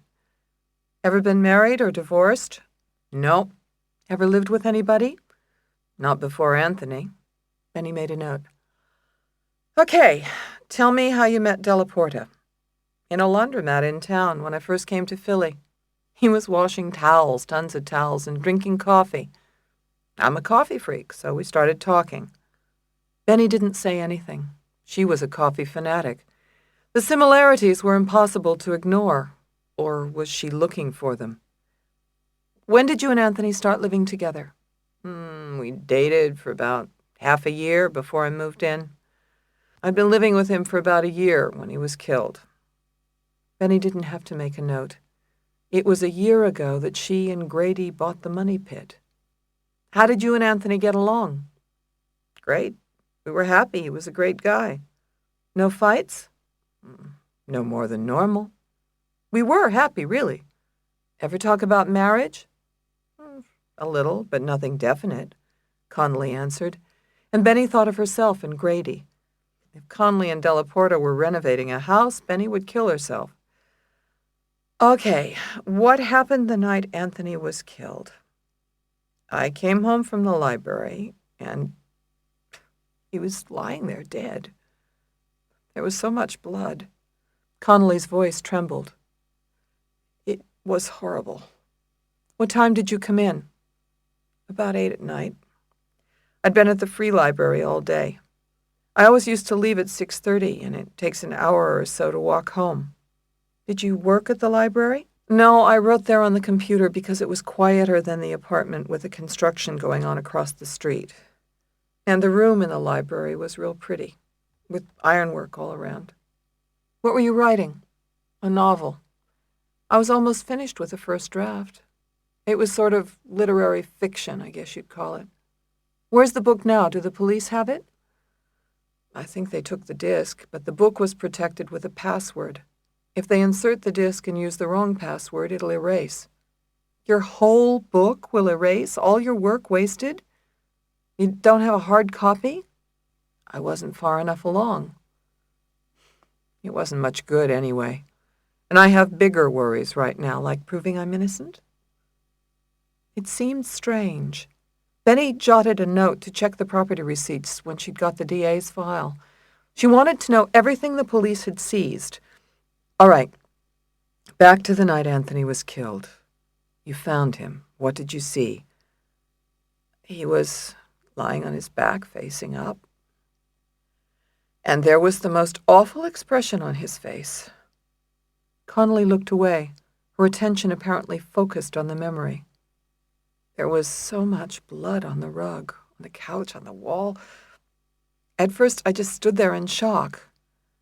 Then I went over to him. I knelt beside him, and I saw he was dead. How did you know that? You could tell. God, there was a hole right in his forehead, like somebody had drilled it. Connolly bit her lip, which was a light, glossy pink. I didn't know what to do. I just knelt over him. I guess I was in shock. Then I ran out. Benny scrutinized Connolly's expression, limned with grief. She couldn't determine whether Connolly was telling the truth. Benny was usually able to pick up lying in her clients, but the resemblance between her and this client was screwing up her shit detector. She worried that Connolly wasn't the woman she appeared to be, even though the woman she appeared to be was Benny. You ran out. You didn't call the police? Not a smart move, I know. Connolly brushed her hair back with nails that had been filed into neat half-moons. I was in a panic. I was worried whoever did it was still in the apartment. I wanted to get out of there. What did you do when you ran out? I ran down the street. Then I saw a cop car coming around the corner, and I freaked out. I ran into the alley at the end of the street and out the other side. You ran from the cops? Why? I was afraid of them. I didn't know what had happened to Anthony. I knew it would look like I killed him, and I had no good alibi. A human reaction, but a wrong one. If it was true. What was the patrol car doing there if you didn't call for it? Maybe somebody else did, I don't know. Going down to set me up, probably. Benny checked her notes. You and Anthony lived on Trose Street, about 20 blocks from the Roundhouse. Were they on patrol? I don't know. We were sort of close to the Roundhouse. That's why Anthony kept the apartment. He used to stop home to get his stuff before he went to the gym. Benny wrote it down, but it didn't make sense. Had a neighbor heard the gunshot and called it in? What was the time of death? She didn't know the most critical facts, which was why she hated taking a case this late in the game. All trial lawyers did. They even had a saying for it. Stepping into someone else's underwear. Okay, you ran out and the cops saw you. Then what? It was McShay and Reston. They threw me down onto the ground, cuffed me behind my back, then took me in the patrol car down to the Roundhouse. Who are McShay and Reston? You know them? I met them once or twice and they testified at the preliminary hearing. Anthony used to be friendly with them, at least Reston. The two of them were both in the 11th until Anthony got promoted to detective. They had some kind of falling out, but Anthony never wanted to talk about it. It was in the past, I thought, until they framed me. Benny held up her hand. Wait on that. Keep it chronological. What happened to you after your arrest? They took you in. They took me down for questioning. I was the only suspect right off. They didn't look for the real killer. I was charged and put in jail that day. I've been rotting here since there's no bail for murder in Philly. Assholes.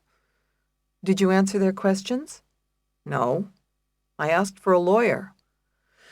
And they set me up with this kid who got court-appointed. The same night? Benny's hand remained poised above her legal pad. She didn't know how Connolly had gotten representation and hadn't had time to check the docket for counsel of record. I never heard of somebody getting a court-appointed lawyer that fast. I'm surprised you didn't get a public defender. My lawyer's worse than a public defender. His name is Warren Miller, in town. He's an insurance lawyer, real corporate. It can't be. Not in a homicide case. I'm telling you, it's all part of the setup. Connolly leaned over the counter. They framed me. They planted the evidence, then they set me up with a shitty lawyer. I wouldn't be surprised if the judge is in on it, too. Judge Harrison Guthrie? Not likely, Benny scoffed. Guthrie's reputation was sterling, and he was one of the most scholarly, respected judges on the Common Pleas Court bench. You didn't sign a statement, did you? No. Figures. The cops could question somebody for hours, but unless the suspect made a full confession, there would be no statement. It was only the first step in ignoring evidence that pointed away from a suspect's guilt, all in the process intended to do justice. Benny came back to the crux of her problem with Connolly's story. What I don't get is why the cops would set you up. I don't know either. I wish I did. Whatever happened in the past, they killed Anthony for it and framed me. You see what I mean? No. Benny skimmed her notes. Let's go back to the apartment, the living room. Were there signs of a struggle, furniture turned over, things broken or messed up? No. Was the door locked? Yes, I used my key to get in, even downstairs. Benny made a note. Della Porta had known the killer. He had let him in. It jibed with what she read about the crime in the online newspapers. Was Anthony supposed to be meeting anyone at home? Not that I knew of. Was there music on, anything like that, drinks around? I don't know, I didn't notice. I just saw the body. I don't remember anything but that. Benny checked her notes from the newspaper. The DA's case is that you shot Della Porta, got his blood on your sweatshirt, then changed and threw the bloody sweatshirt in the dumpster in the alley. They found a Gap sweatshirt, size large. Was it yours? It was my sweatshirt, but I wasn't wearing it that day. I had on a work shirt. That's what they picked me up in, and it was clean. If I was going to kill Anthony, you'd think I'd put bloody clothes in a dumpster next to the apartment? How dumb do you think I am? Did anybody see you at the library wearing a work shirt that day? I don't know. Maybe. Benny's eyes narrowed. You think Reston and McShay set you up. How well do you know these guys? I met them at a cop thing, a barbecue. I didn't really know them. Like I said, they were old friends of Anthony's from when he was a uniform. He used to hang with them, used to go out at nights. They called them board meetings because they were all bored at home. Benny considered how to phrase the next question tactfully, then gave up. Was Anthony involved in anything dirty? Of course not. Connolly sat back in her chair, her eyebrows bent in offense. Anthony was as straight as they come. You don't know what he did for Starr. He lost money on Starr to help him. Starr's the boxer Anthony managed, right? I'd like to talk to him. Connolly paused. Don't bother. He won't help us. He hates my guts. Why? I'd hang at the gym with the boxers' wives. I got to know them, became friends. Starr didn't like me around the gym. Thought I distracted Anthony. Did you discuss this with Anthony? No. Anthony had his work and his boxer. He did his business. I did my book. We understood each other. Connolly cocked her head. Do you have a boyfriend? I know you're not married. You don't wear a ring. I have a boyfriend, but we're not discussing me. Ever been married? None of your business. Me neither, like I said. I didn't get along with my father, my adopted father. They give us workshops here on relationships. They're mostly bullshit. But they say you can't have good relationships with men if you don't have a good relationship with your father. That's what they say. Then he flipped the page, surprised to find herself tensing up. Where does he live, by the way? Who? My father, Bill. Connolly paused. He never said. No? Did he ever say how he got here to visit? Connolly smiled.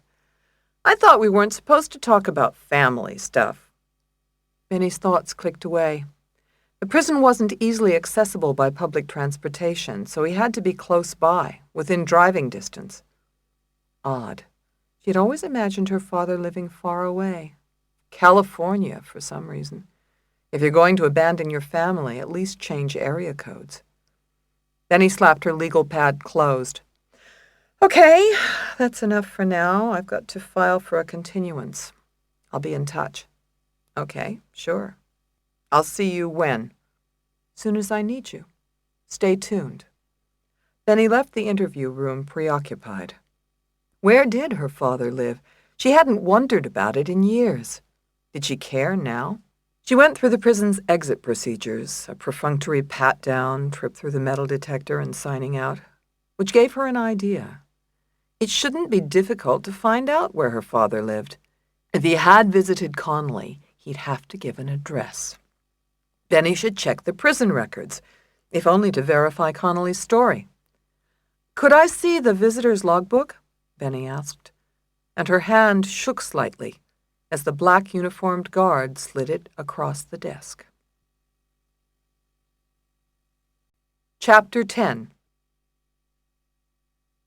Alice entered the prison law library, a large gray room carpeted with a thin gray rug, and handed her pass to the guard at the door. She would have only 15 minutes of unrestricted time here. It would be enough. She spotted Valencia's mass of oiled curls bent over a law book at the bank of gray metal correls in the center of the room. The girl was always trying to get her conviction reversed, complaining in letters to Congress, the president, and for some reason Katie Couric. Valencia's argument was that mandatory sentencing for coke possession was unfair, mainly because she'd been convicted for it. Alice laughed to herself. Valencia had known what she was getting into when she took the job. She carried the powder for money and used it to buy Santo the frilliest baby clothes ever made for a boy, plus a stroller with a plastic cover like an oxygen tent. Not real useful in Alice's view, but neither was Valencia any longer. Alice crossed the room, lined with second-hand case reporters and maroon statute books, and slid into the neighboring corral. "Hey," she said, and when Valencia looked up from the law book, her cherry-red mouth broke into a sticky smile. "I talked to mi madre," she blurted out, and then looked around and lowered her voice. Two other inmates looked up briefly. "Shh!" Valencia giggled, holding a matching cherry fingernail to her lips. "Shh, it's a library. Shh, it's a library." Connolly mimicked her voice almost exactly, and Valencia laughed. "My mother? She says she got the extra money this morning for the tubes. Thank you. Thank you." "How is Santo doing?" "She say he has defection, but he is so much better. She say he take the medicine every day. It's pink medicine, like bubble gum. He no fight." "I told you he'd be okay. Now, you keep the money. Tell your mother not to spend it. If he needs the tubes, he'll have the tubes. You don't have to worry." Alice peered at the open law book. "How's your appeal?" "Look what I find," Valencia said, excited. "Look at this." She turned the book eagerly toward Alice. It was the report of a legal case, an onion skin page of fine print in 2 columns. Alice scoffed. "You're no lawyer. You can't understand this stuff." "Sure I do." Valencia nodded, and her scented hair bounced like in the commercials. "The judge say the sentencing unfair. He object to it. He say he no take the drug cases anymore. The judge, he quit." "Really? A judge quit?" "See, in New York." "New York? That can't help you in Pennsylvania, dummy." "Como?" "New York law is different from Pennsylvania law, and you're looking in a federal reporter anyway, which is only about federal law. You don't know what the fuck you're doing." Valencia's sticky lip puckered with disappointment. "I can write it in my letter. I have decite." "So what? They don't have to listen to it. It doesn't mean shit in Philly. God, are you dumb?" Alice reached over and closed Valencia's book. "I have a better way to help with your appeal." She leaned closer so the others couldn't hear, and almost choked on the smell of imposter Giorgio. "I have a new lawyer, a great lawyer, and I told her all about you. She has an idea for a new appeal, a new argument. She thinks she can get you out of here." "Dios!" Valencia blurted, covering her mouth like a Miss Venezuela contestant. "Dios mío!"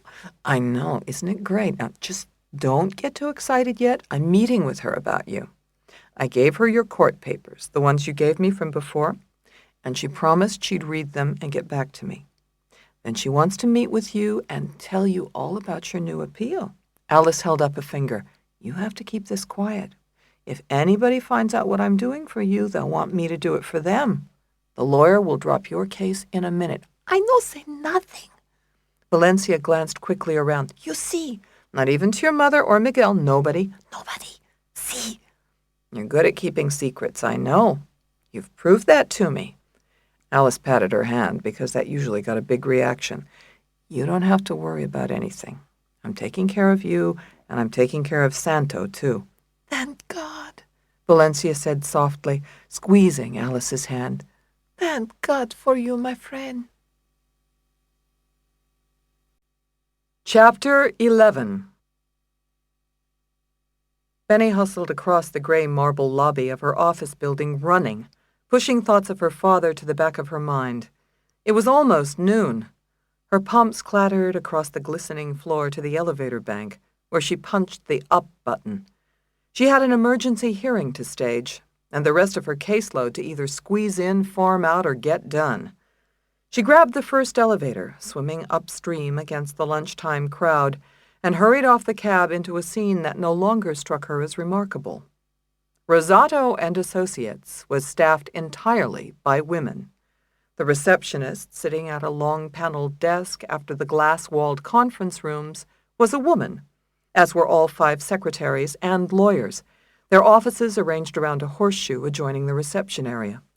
Benny hadn't hired only women intentionally, but she thought of the firm as an experiment in what would happen if women ran the world. She wasn't surprised when it turned out to be less warlike and more color-coordinated, even if the coffee stank, a point that defied both explanation and stereotype. "Hey, Benny," said the receptionist, Marshall.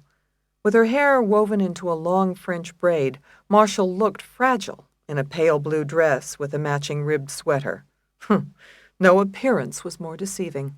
She had run Benny's old law firm with a manicured fist and remained the office administrator at Rosato and Associates. "We got incoming," Marshall said, handing Benny a thick packet of yellow message slips. "Any word from Judge Guthrie's chambers about the emergency hearing?" Benny set her briefcase by her feet and thumbed through the messages. "Not yet. I have your entry of appearance ready in Connolly. You want to sign it?" Marshall fished the form from a neat stack on her desk and pushed it across the blotter to Benny, who stuffed the messages under her arm, plucked a ballpoint pen from a jar, and scribbled her name. "Way to go. Don't file it. I have to talk to her old lawyer first, Warren Miller. I called him from the car and left a message. Did he call back?" "Yep. He's at Jameson Crab. His message is in there somewhere." Then he frowned. "Miller is at Jameson? Jameson is Judge Guthrie's old law firm, from before he ascended the bench. It's not unusual, is it, for a judge to send his old firm a case?" "It is when it's a homicide case. Going to a white shoe firm, you can't make any money on those cases, and you have to qualify to be court-appointed. I never heard of Miller." "He did sound young." Marshall gathered a stack of correspondence, creased in thirds. "You've got mail. You won a motion to dismiss in Sharpless. You didn't get an extension on the brief in Eiley. Also, the Bar Association says you're behind on your ethic credits. You need to take 2 continuing education courses." Ugh, what a waste of time. Benny hugged the mail to her suit, a plain cut of tan gabardine. "I'm too busy being a lawyer to learn how to be a lawyer." "Anything else happening?" "I'm not letting you go that easy." Marshall produced a brochure paperclip to correspondence. "This is from the bar. If you don't fulfill your credits, they can put you on inactive status." "Oh, they say that every year." "I'll pay the late fee. You did that already. You're Group 4, and you're out of the extension zone." "Ooh, out of the extension zone. That sounds scary. I don't want to be out of the extension zone. I live in the extension zone." Benny picked up her briefcase and hurried to her office, nodding to the secretaries and one of the young lawyers, Mary D'Annunzio, who glanced up from a casebook when Benny charged past. "I'll need you in 15 minutes, she said to D'Annunzio. "Sure thing," Mary called back, swallowing visibly, and Benny pretended not to notice. She had to keep a professional distance from her employees, even her colleagues, since she was solely responsible for their performance evaluation, hiring, and firing. Benny hated firing people. It was why she dreaded her first phone call of the day. "Warren Miller, please," she said, after she'd set down her briefcase, slipped into her chair, and called one of the city's most prestigious law firms, Jameson, Crabb, and Wolcott. She guessed Miller was an associate there, a caste she knew well from her days as a serf at the equally medieval Grun and Chase. Knowing the significance the big firms placed on pro bono work, Benny figured the kid would love to offload the Connolly case. God knew what screw-up sent it to him in the first place. "Miller here," said the young man's tenor. Benny visualized him in corporate peasant garb, 3 pieces and pinstripes. "Warren, this is Benny Rosato. How are you?" Benny stalled. "The Benny Rosato? I know all about you. I admire the work you've done in civil rights. I saw you speak last year at the Public Interest Law Center. You were amazing. In fact, I help out at the moot court program at Penn, and we were hoping you'd judge it this year. The committee is sending you the invitation." "I'd be honored," Benny said, then took a deep breath. "That's not what I'm calling about, Warren. A client of yours, Alice Connolly, has contacted me and asked me to represent her." "We know that. We're objecting." "What? You can't object." "We're opposing, then." "You can't do that either." "Well, we intend to continue our representation." "Who's we and why?" Confounded, Benny reached for her coffee, but there wasn't any. "And how do you know she contacted me?" "Jameson has represented Miss Conley for a year. She's our client." "Warren, I don't get it. You want to keep this case? Are you even a criminal lawyer?" "I attended Yale Law School, where I was a member of the Law Review. My comment, a review of current search and seizure law, was the most requested reprint last year." "Last year? Are you a first-year associate?" "I've already taken several depositions, and I've had an arbitration. Miss Conley is a client of Jameson Crabb, and we're retaining the representation." "We're talking about someone's life here, Warren." Benny's bewilderment turned to anger. "You've had 2 consultations with a client in 1 year on a capital murder case? That's ineffectiveness per se. Have you notified the malpractice carrier? You're an insurance lawyer, aren't you?" "It's just my specialty, one of the services offered by Jameson Crabb," Miller said, but Benny could hear his tone stiffen. She imagined him sitting as straight as anybody without a backbone could. "How did you get on the homicide list anyway, child?" "There's no need for that. The captain of our trial team is a former district attorney, Henry Burden. He receives many court appointments. I'll be trying the case with his guidance." "Aha! So Burden is the one on the homicide list, and he's delegated this case to you, is that it?" Still, Benny couldn't understand it. Henry Burden was going to prop the kid up in a major trial, but she couldn't see why. "Look, Warren, I don't know what your problem is, and I don't care. I've already asked Judge Guthrie for an emergency hearing on the continuance. We'll slug it out in court. You up?" "I guess so. Lock and load. I'm looking forward to it." Benny hung up the phone and didn't wait a beat before getting up. Now she had one more battle on her hands and no time for any of it. She left her office, strode to Mary D'Annunzio's, and slipped into the cloth chair across from the associate's pristine desk. Benny needed a bright, resourceful lawyer, and it didn't hurt that Mary had an identical twin, whom Benny had met last year. "Benny," D'Annunzio said, startled, sitting at her computer keyboard. She was on the short side, well-built, with dirty blonde hair. Her makeup was simple, and her navy blue suit modest and smart. Despite her professional appearance, D'Annunzio always looked vaguely nervous to Benny, who tried to put her at ease. "I thought I'd visit you instead of having you in my office." Benny scanned the office wall. The desk was clean, devoid of pictures or stand-up calendars. Leather-bound horn books stood in a straight-edged row on the bookshelves. Red accordion files were arranged alphabetically on top of the credenza. An antique quilt hung on the wall, its patchwork colors the only disorder in the room. "Nice quilt," Benny said.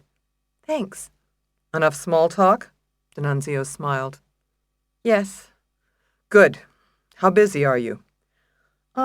I'm in the middle of a Third Circuit brief in Samuels. It's due on Friday, and I have another motion due to Judge Dalzell in Marvel." They're writing assignments. You got any trials? No. Arbitrations or hearings? Any stand-up time at all? Not recently. You're starting to sound like a big firm lawyer. You want trial experience, don't you? I thought that was the reason you and Carrier came here. It was. I just haven't felt ready. The nuncio colored slightly, and Benny felt a guilty pang. The associate had been lying low after the Steer case. Not that Benny blamed her, but it was time to get back on the horse. You're ready, Mary. I wouldn't ask you to do more than you could. You want to be a trial lawyer, don't you? Yes, the nuncio answered quickly, though she had spent most of the morning thinking of new careers. She could be a cat sitter, a pastry chef, a teacher. Daydreaming about other jobs had become her full-time job. Somebody had to do it. Sure, I want to be a trial lawyer. Then you can't keep doing clerk work, can you? No, Mary answered, though clerk work sounded fine to her. Law clerks never left the library, which cut down significantly on the opportunities for them to sleuth around or get shot at. Clerk work sounded great, even without dental. I'd love a new case. So Benny began to explain the case, and Mary tried not to panic. Chapter 12. The computer lab at the prison was a shoebox of thick cinder block, windowless and painted the standard washed-out gray. Inmates sat at the counter of computers and bent over the smudgy keyboards. Alice stood behind them as they powered up the ancient machines, since her gig was to teach them computer technology.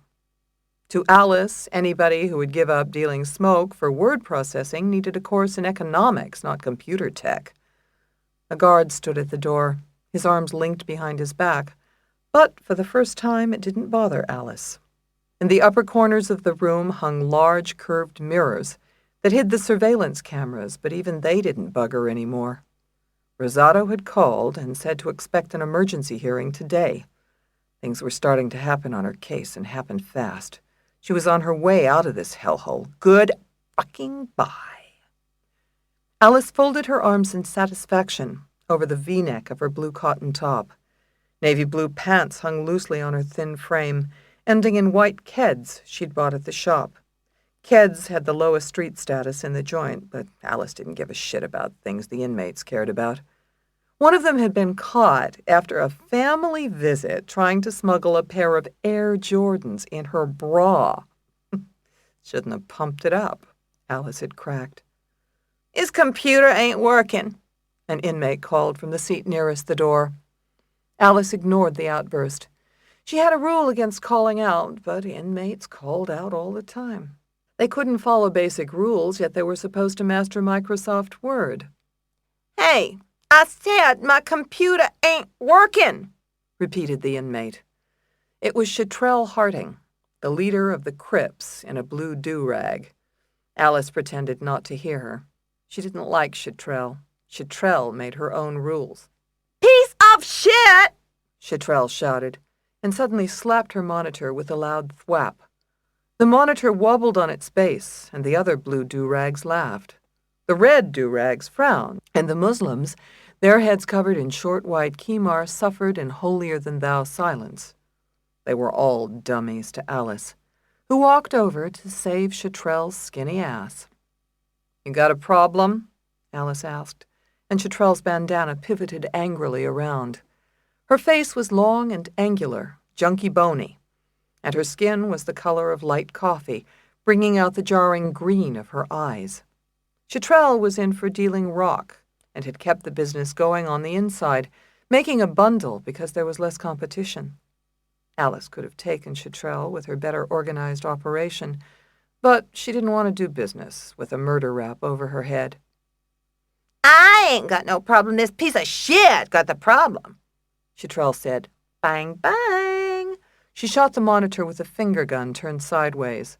The other do-rags laughed on cue. Leonia Page, the gangbanger who sat on her right, always laughed the hardest.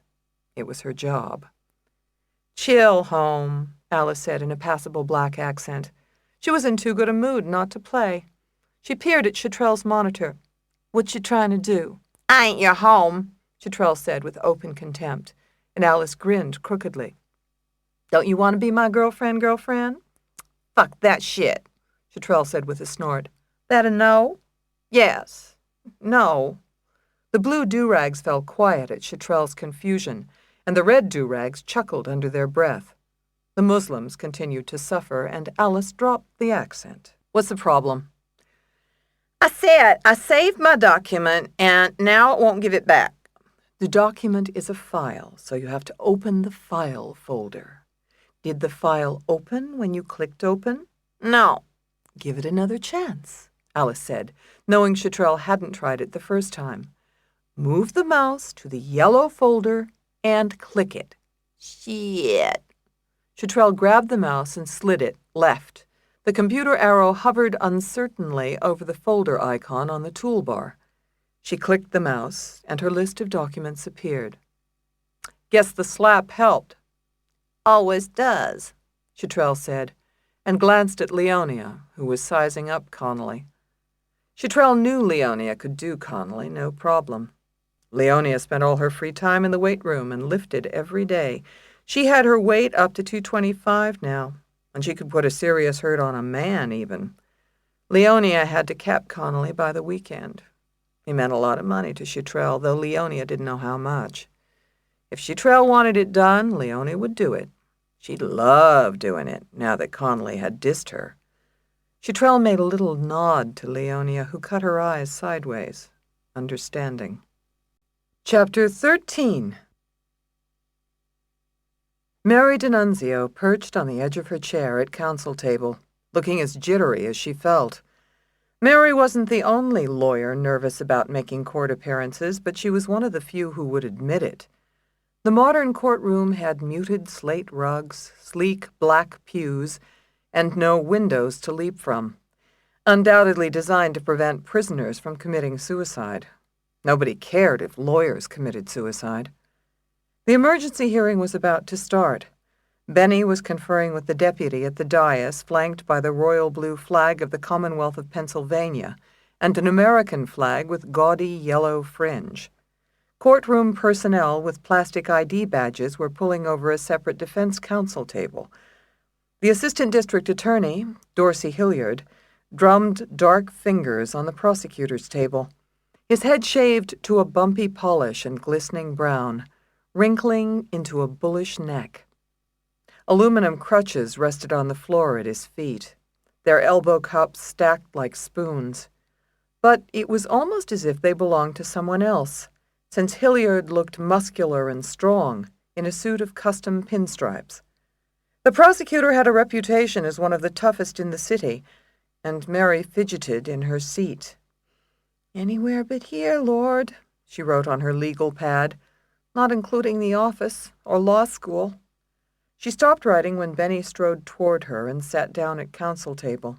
"This ought to be exciting," Benny whispered. "Can't wait," Mary said, forcing a smile. "I'd rather set my hair on fire." "All rise for the Honorable Harrison J. Guthrie presiding," called the deputy. The lawyers stood as Judge Guthrie entered from a small door, ascended the dais with some effort, and settled his wizened frame into a high-backed leather chair. His head was a wispy white cap, and his face bore the refined yet craggy lines of a patrician and an accomplished sailor. His blue eyes shone bright behind tortoiseshell reading glasses, and his trademark red tartan bow tie perched like a plaid butterfly at the neck of his black robes. "Ms. Rosato," Judge Guthrie said, his voice firm despite his age, "you have requested an emergency hearing, and the court has granted your request. As I recall, you don't usually make such requests frivolously." "Thank you, Your Honor," Benny said, pleased. She rose to her feet, recalling the last time she had been before Guthrie, the Robinson case, in which a cop had beaten a small-time drug dealer, apparently for thrills. The judge's healthy damage award had drawn substantial criticism, though it was the right result. "I would like to enter my appearance in this matter, Your Honor." "A rather perfunctory chore, Ms. Rosato." "Usually, Your Honor. However, former defense counsel has refused to accede, even though the defendant wishes to retain me. I therefore find myself forced to seek resolution of this matter by the court." Warren Miller, the young associate from Jemison Crabb, rose halfway to his feet. A slight, dark-haired lawyer, Miller wore rimless glasses, a three-piece suit, and the pallor of a hothouse orchid. For the record, we take issue with that recounting of the facts, Your Honor." "The court will hear from you in due course, Mr. Miller," Judge Guthrie said, and Miller withered into his seat. "Now, Ms. Rosato, you have also requested that we bring down the defendant, Ms. Alice Connolly, and I granted that request, though the notice was short. You must know it was a great deal of trouble for the court and the sheriffs." "I'm sorry the court was inconvenienced, Your Honor. I didn't have much notice myself, and since this is a capital murder case, I was sure the court would want the defendant to be heard." Yes, of course," Judge Guthrie said. He slid his reading glasses from his nose and waved at the deputy with them. "Perhaps we should have the defendant brought in. Will you, Mr. Deputy?" A courtroom deputy in a navy blazer disappeared behind a side door in the paneled wall and emerged a second later, followed by a Philadelphia police officer with a black windbreaker over his uniform and an earphone plugged into his left ear. Behind the cop walked Alice Connolly in her orange prison jumpsuit. Benny stood when Connolly entered, but Mary sat as if fixed to her chair, her eyes widening. Alice Connolly looked so much like Benny she could be her twin. The defendant had a cynical smile. Her hair was bright red and raggedy, and she was thinner. But her features looked the same. What was going on? Mary didn't think Benny had a twin, much less one accused of murdering a cop. This case was looking worse and worse. She grabbed her pen. "Anybody got a match? I'll bring the hairspray. It'll only take a minute." "You can seat the defendant with us, officer," Benny said, "right here." She got up and pulled out the chair at counsel table next to Mary, who flipped a page in her legal pad quickly. Excuse me," Miller interrupted, pulling out the chair next to him. "Miss Connolly should be sitting here, as I'm counsel of record." The cop glanced from one lawyer to the other, powerless to choose. But Mary couldn't focus on the seating dispute. She was too distracted by Connolly's looks. Didn't anybody notice the similarity between the defendant and her new lawyer? The DA barely looked at Connolly. The lawyer from Jemison Crabb didn't react. Maybe nobody noticed because the context was so different. Benny was a prominent lawyer and Connolly a criminal defendant. Benny was standing before the dais. "Your Honor, I'm not going to fight over the physical location of the defendant. Mr. Miller seems to think that possession of Miss Connolly makes him her lawyer, which of course it doesn't. He's welcome to sit with my client, with my permission." "So ordered," Judge Guthrie said. "Mr. Deputy, you heard her." The judge cleared his throat as the cop in the windbreaker escorted Connolly to Miller's table, where she sat down. "Now that the defendant is safely ensconced, please explain your position, Ms. Rosato." "Your Honor, Miss Connolly contacted me by telephone yesterday and requested that I represent her effective immediately. She has an unfettered right to counsel of her own choosing, and I am happy to undertake the matter on a pro bono basis. But I seek a continuance. The trial is set for next week. I am requesting a month postponement, Your Honor, so that I may prepare my defense." "Thank you, Ms. Rosato." Judge Guthrie tilted his chair to face the Jemison lawyer. "Mr. Miller, may I have your comments now?" The associate stood up, clutching an index card like a security blanket. "Your Honor, my supervising counsel, Henry Burden, who unfortunately was called out of the country this morning, and the law firm of Jemison Crabb were appointed by this court to represent this defendant and have done so for almost a year now. There is no reason to remove us as counsel, and no reason to delay this matter. We hereby oppose the request for removal and the request for a continuance." "Your Honor," Benny argued, Jemison has no standing to object to defendant's choice of counsel. Until now, they haven't shown even a modicum of interest in this defendant. Settle down now, Miss Rosato. I have your argument. Judge Guthrie eased his reading glasses on and peered at the case file, turning the pages with care. Does the Commonwealth wish to enter into this fray? He asked without looking up. Dorsey Hilliard rose heavily, slipped his aluminum crutches under his elbows, and walked to the podium. His suit shifted at the sleeves, unnaturally bunched around the crutches, but Hilliard's handicap was otherwise not an issue. The Commonwealth takes no position on Miss Rosato's entry of appearance. However, the Commonwealth strenuously opposes granting a continuance in this case at this late date. This matter has been the subject of 6 successive postponements, most by the defense. The people would not be served by a 7th. The Commonwealth is fully prepared for the upcoming trial and is ready to go. Judge Guthrie frowned. How about it, Miss Rosato? Benny took the podium as Hilliard shifted to the right.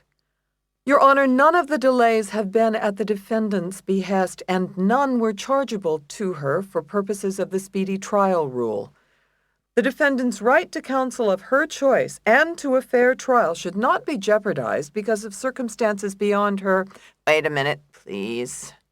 Judge Guthrie hushed her, holding a nimble finger over the papers on the dais. The court would like to consult the record on this. Perhaps it would save us some time. Yes, Your Honor. Then he gripped the podium and struggled to remain still while the judge read. The restraint almost killed her. She considered silence an unnatural state for a lawyer. Let's see, Judge Guthrie said finally, still reading. There are far too many continuances for a case of this gravity, Miss Rosato. I agree, Your Honor, but they appear to be the fault of current defense counsel who have barely worked this case. The defendant shouldn't be punished for her lawyer's lassitude. Warren Miller shot between the two lawyers like a Chapter 1. That's not true, Your Honor. We have consulted as needed with the defendant. The continuances in the record were due to an illness of mine, then of Mr. Burden's. One was because he was on trial on another matter. There is no justification for removing us as counsel, Your Honor. My. Please, all of you, take your seats, Judge Guthrie said. The lawyer sat down as the judge focused his stern gaze on the defendant. Miss Connolly, it would appear that 2 skilled criminal lawyers wish to represent you. It's an enviable position for someone accused of such a grave crime, and certainly rare in my experience. Kindly take the stand and lend us some aid. Yes, sir. Connolly stood up, walked to the witness stand, and was sworn in. Benny watched every move to try to determine what kind of witness she'd be if she had to testify. Miss Connolly, Judge Guthrie said, the court would like to ask you a few questions to determine your wishes in this matter. As you know, this court appointed one of the most respected criminal experts in this city, Mr. Burden, working with his associate Mr. Miller to represent you.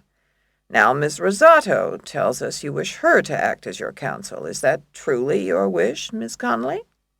Yes, sir. Miss Connolly, please state for the record why you wish Ms. Rosato to represent you. Benny held her breath as Connolly answered.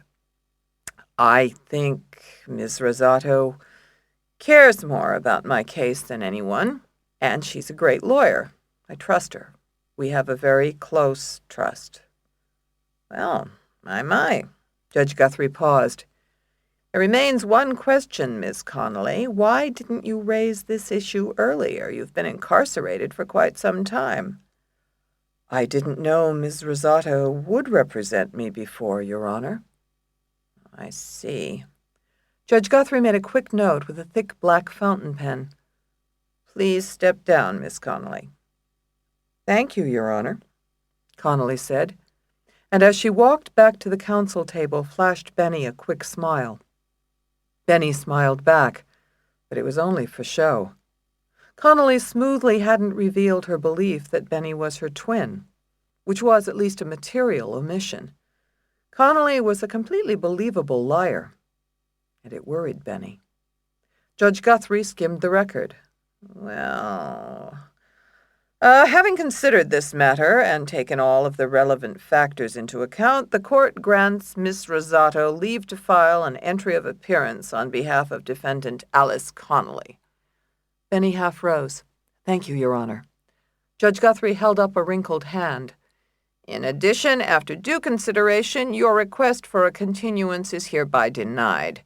This matter has already been characterized by a number of continuances and delays, and this court must not add to it.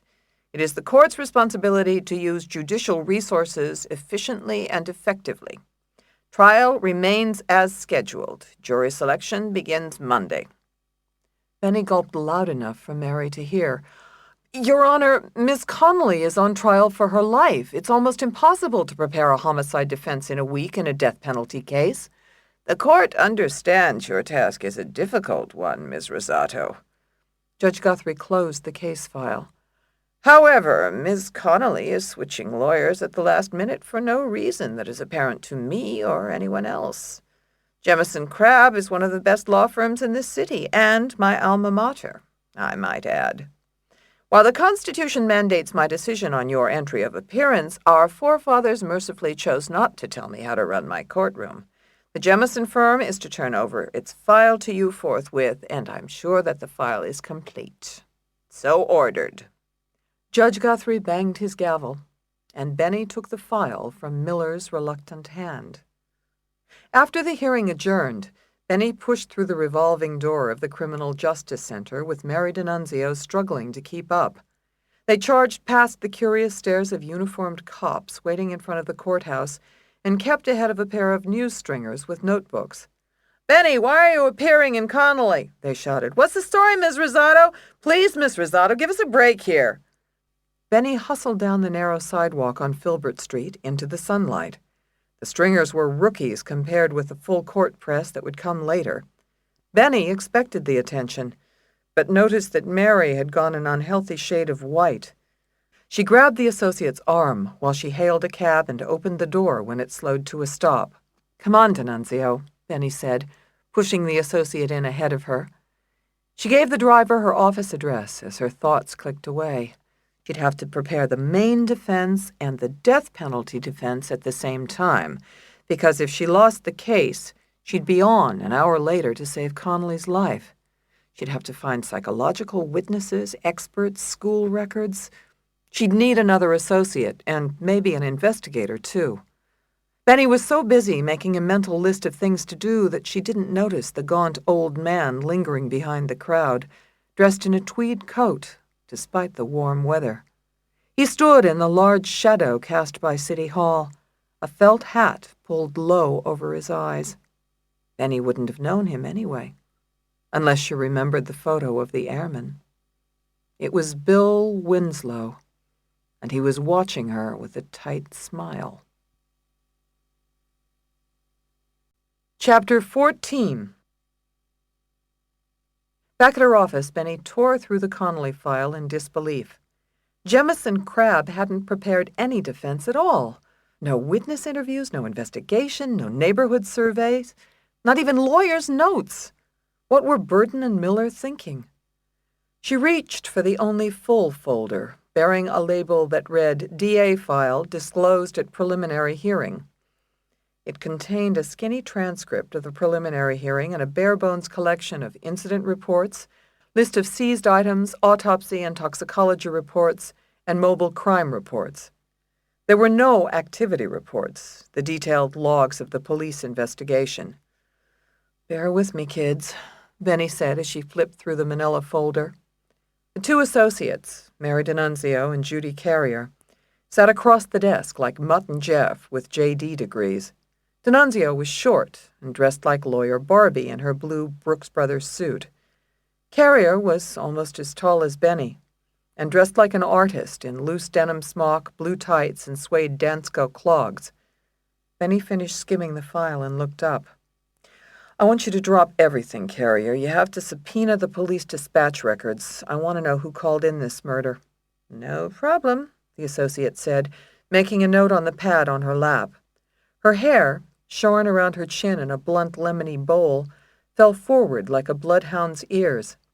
They keep that on tape, don't they? The 911 records? Yes, but by now the tapes have been erased. You'll have to apply for the transcripts, the computer-assisted records. Now, go get the office camera, will you? Marshall knows where it is. Ask her. D'Annunzio? Benny said, turning to the associate as Carrier left the office. You know anyone at Jemison Crab? Sure, it's huge. 2 of my classmates went there, I think. If they survived, give them a call. I want to find out how Henry Burden got this case, and if he has any connection to Judge Guthrie. Be discreet, though. How do I do that? Take him to lunch or something. Get the dirt. You heard what Miller said in court, that Burden was called out of the country. What's up with that? Run it down. Now, grab your bag and the file. You're ready to rock and roll, aren't you? I mean, sure, right. Absolutely. Mary was too intimidated to say anything else. Secretly, she wanted to go home, climb into bed, and read the classifieds. Were there jobs in America where you could tell your boss the truth?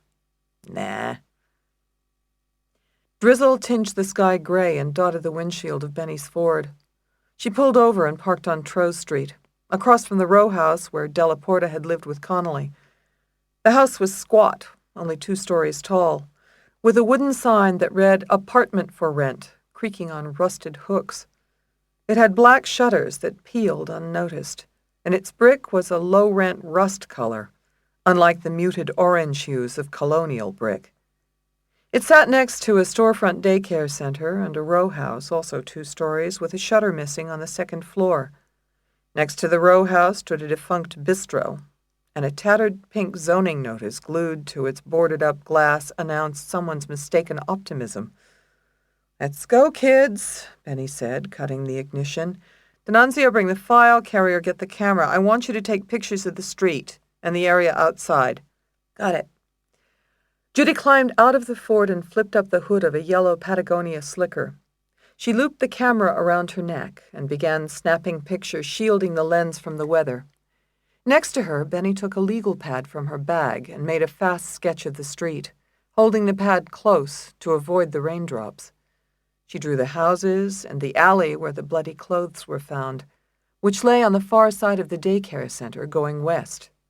Beyond it were 2 more row houses to the corner, 10th Street. Benny walked to the alley as she sketched in the dented blue dumpster. It still sat, rusting against the brick wall of the alley on the right.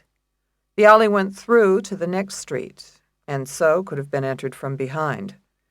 Cleaned up and spray-mounted on foam core, Benny's sketch would become Exhibit D1. Her eyes swept the block when she finished, thinking about possible witnesses to the comings and goings at the row house. The south side of Trow Street, where Della Porta's house was, contained several row houses between it and the alley. They would be the houses from which most of the witnesses would come, and as such, they'd be the primary focus of the defense in the next few days. Benny pivoted on her heel. Across the street, directly facing the Della Porta row house, was a newly constructed apartment building. All but 4 row houses had been demolished to make room for the building, eliminating the possibility of witnesses who would have had the best view of the Della Porta house. A plastic banner on the building read, "Now leasing for September," and Benny remembered the construction that Connolly had mentioned in their interview. With a necromat in front of her face, Judy snapped photographs of both ends of Trow Street, until she realized Mary hadn't gotten out of the truck. She sidestepped to the half-open window. "Mare," she whispered. "Mare, come on out." "No." Mary sat in the back seat. "I'm not coming." "What? What do you mean you're not coming?" "I'm not coming. Which word don't you understand?" "Are you kidding?"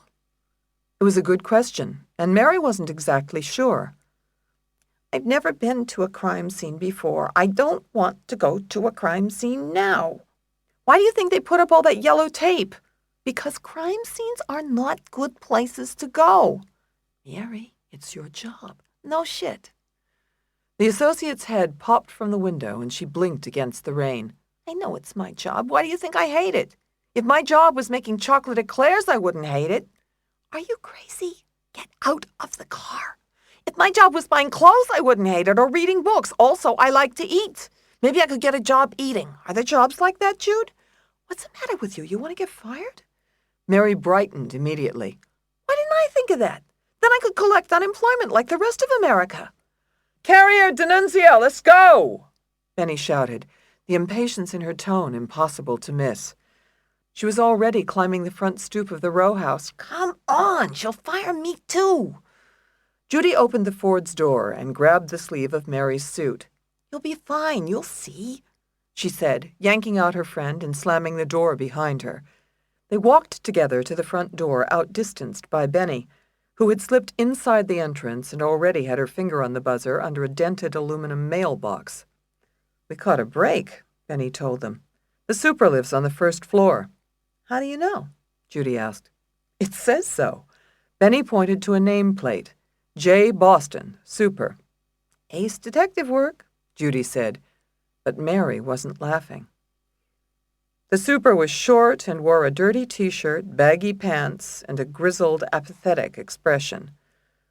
When he spoke, a Scotch-scented wind wafted toward Benny.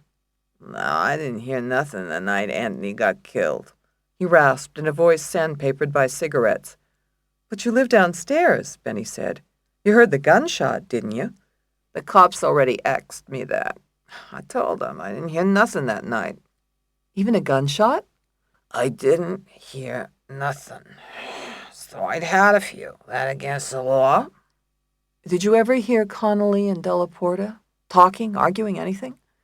The old man's watery eyes lit up. Anything? You mean anything? Fine, anything. No. He burst into laughter that ended in a hacking fit. Judy and Mary exchanged glances, standing in the hallway in front of his apartment.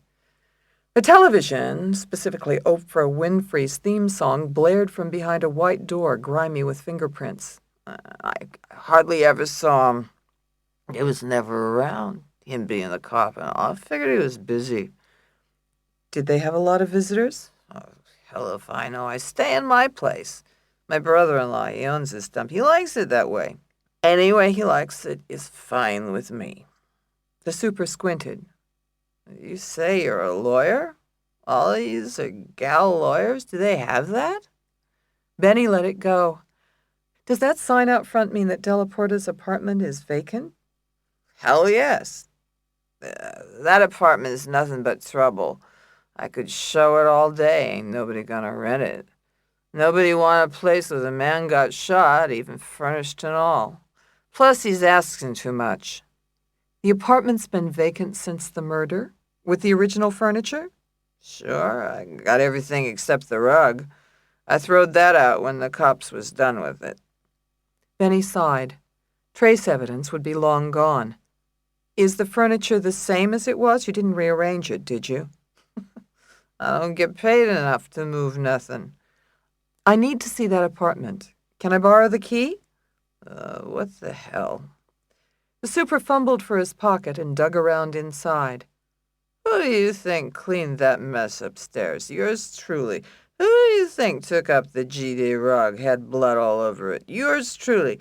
Who sanded the floors, repainted the bloody wall, packed all this shit up and put it in the basement? Yours truly? Judy said, and the super grinned in toothless appreciation. After they got the key, Benny charged up the stairway with the associates to the second floor. The stair was long and skinny, covered by a dirty red runner, and on the second floor was a door without a sign or number. Benny unlocked the door. Keep your eyes open, she said, stepping inside the apartment. Take note of the layout of the place, look at the orientation of the rooms, the furniture, check views from the windows, lighting. Try to remember what you see, no matter how insignificant it seems now. Got it? Yep, Judy answered. She snapped a photo, but Mary lingered at the threshold, unnoticed. Benny scanned the apartment. The large room had 2 windows that faced the street, a northern exposure, and contained a table with 4 chairs to the right, making up a dining area on the east side. On the left side of the room, a couch sat flush against the wall, and in front of it was an oak blanket chest. A Sony Trinitron sat on a TV cart between the windows, and an oval mirror hung on the wall. Benny made a note of the brighter squares in the textured wallpaper where pictures had been hung, and there was a light square in the center of the floor where a rug had been. "Take a picture from this spot, Carrier," Benny said. "Take a bunch." "Gotcha." Judy clicked away as Benny crossed the room to the couch. "Here we go. Here's the bloodstain." Benny strode directly to a discolored patch in the hardwood, which was glossy in uneven patches, the refinishing sloppy. Delaporta's blood must have seeped through the rug. She remembered from the police file that the bullet had been a .22 caliber. It had made a small hole in Delaporta's forehead and blasted through the back of his skull. The loss of blood had been significant. Oof, jeez. Judy walked over and took a picture. No wonder the super hasn't rented the place. Nobody sweeps blood under the rug. "Which way did the body fall? Where's D'Annunzio?" Benny asked, and both heads snapped to the doorway where Mary stood rooted. "D'Annunzio, what are you doing? Come over here." "Coming." Mary walked over as purposefully as she could and looked down. On the floor was a dark brown stain, shaped like France. Her stomach flipped over. "Is that what I think it is?" "Delaporta was found face up," Benny said. "Was his head tilted east or west?" "East? West?" Mary couldn't think clearly. A man had died here, shot in the head. She visualized a slug of hot lead tearing apart the soft wetness of his brain, destroying what should have been inviolate. "West is to your left, east to your right." Mary couldn't take her eyes from the bloodstain. She'd seen the autopsy photos and the mobile crime unit photos. So much blood in a line of work that was supposed to be bloodless. "Which is it, east or west?" Can I check the file?" Mary slid the accordion from under her arm. "No, you read it, didn't you?" Benny snapped, and Judy touched her sleeve. "What's the point, Benny? It's hard for—" "Quiet, please. Mary doesn't need a lawyer. She is a lawyer." Benny was doing this for a reason, but she didn't need to broadcast it, and she even knew the answer, which didn't matter anyway. "D'Annunzio, this is a murder case, so blood is a prerequisite. Don't think of the body, think of the file, think of the paper. It's just another case. Now, was he facing east or west?" "West," Mary said, the answer materializing from a police photo she didn't know she remembered. "Good girl. What did the coroner have as the time of death?" "The coroner said between 7:30 and 8:30. It was in his report." "There you go. Now, Connolly told me she was at the Free Library on Logan Circle. She left at 6:30 and walked home. The shooter was somebody Delaporta buzzed in, and the murder took place almost immediately after. Delaporta was standing at the time and was shot point blank. He crumpled and fell backwards face up. It's all consistent with the ME's report. That's what they're going to say. Do you think I'm right, D'Annunzio?" "That's what they'll say." Judy looked puzzled. "You know what I don't get? It's a long walk here from the library, an hour or more. Why did she walk? There's buses, cabs, everything." "I don't know. Maybe she likes to walk." "Well, then she has no alibi. If she left at 6:30, she could still be walking home at the time of the murder." "I'm aware of that." Judy swallowed hard, then risked job termination. "Did she do it?" "She's our client, Carrier. Whether she did it or not is beside the point." Benny checked her growing annoyance. Legal Ethics 101. It's not prosecutors on one side and defense lawyers on the other with equal and opposite functions. That's sloppy thinking. The rules are different in kind. The prosecution is supposed to seek justice, and the defense is supposed to get the defendant acquitted. You don't think Connolly's guilt is relevant? What about justice? Connolly is my client, so I have to save her life. My job is about loyalty. Is that noble enough for you? Judy cocked her head. So it's a conflict between justice and loyalty. Welcome to the profession. Mary heard the edge in Benny's voice and recognized it as anxiety. If Benny and Connolly were the twins they appeared to be at the emergency hearing, Mary could imagine the strain Benny was feeling. Judy, who hadn't been at the hearing, was missing the point. Then I'm confused, Judy said. If we're not solving a murder, why are we here? Benny looked at Judy directly. We need to understand the DA's case and develop a credible theory of what happened that night. When we get into that courtroom, the jurors have to look to us as the font of all knowledge. So they take that confidence in us into the jury room. Shall I go on? No, but Judy started to say, and Benny waved her off. Look, we don't have time to discuss this any longer. Connolly has a right to effective counsel, so get effective. Take pictures. Benny glanced around the living room, bothered. Carrier's question had been nagging at her from the beginning. Did Connolly do it? Benny didn't think so, but why? She suppressed the thought. This place is too fucking clean. Let's start with the kitchen, D'Annunzio, and check through in an orderly way. Okay, Mary said, though Benny was already at the threshold to the kitchen, hands on hips.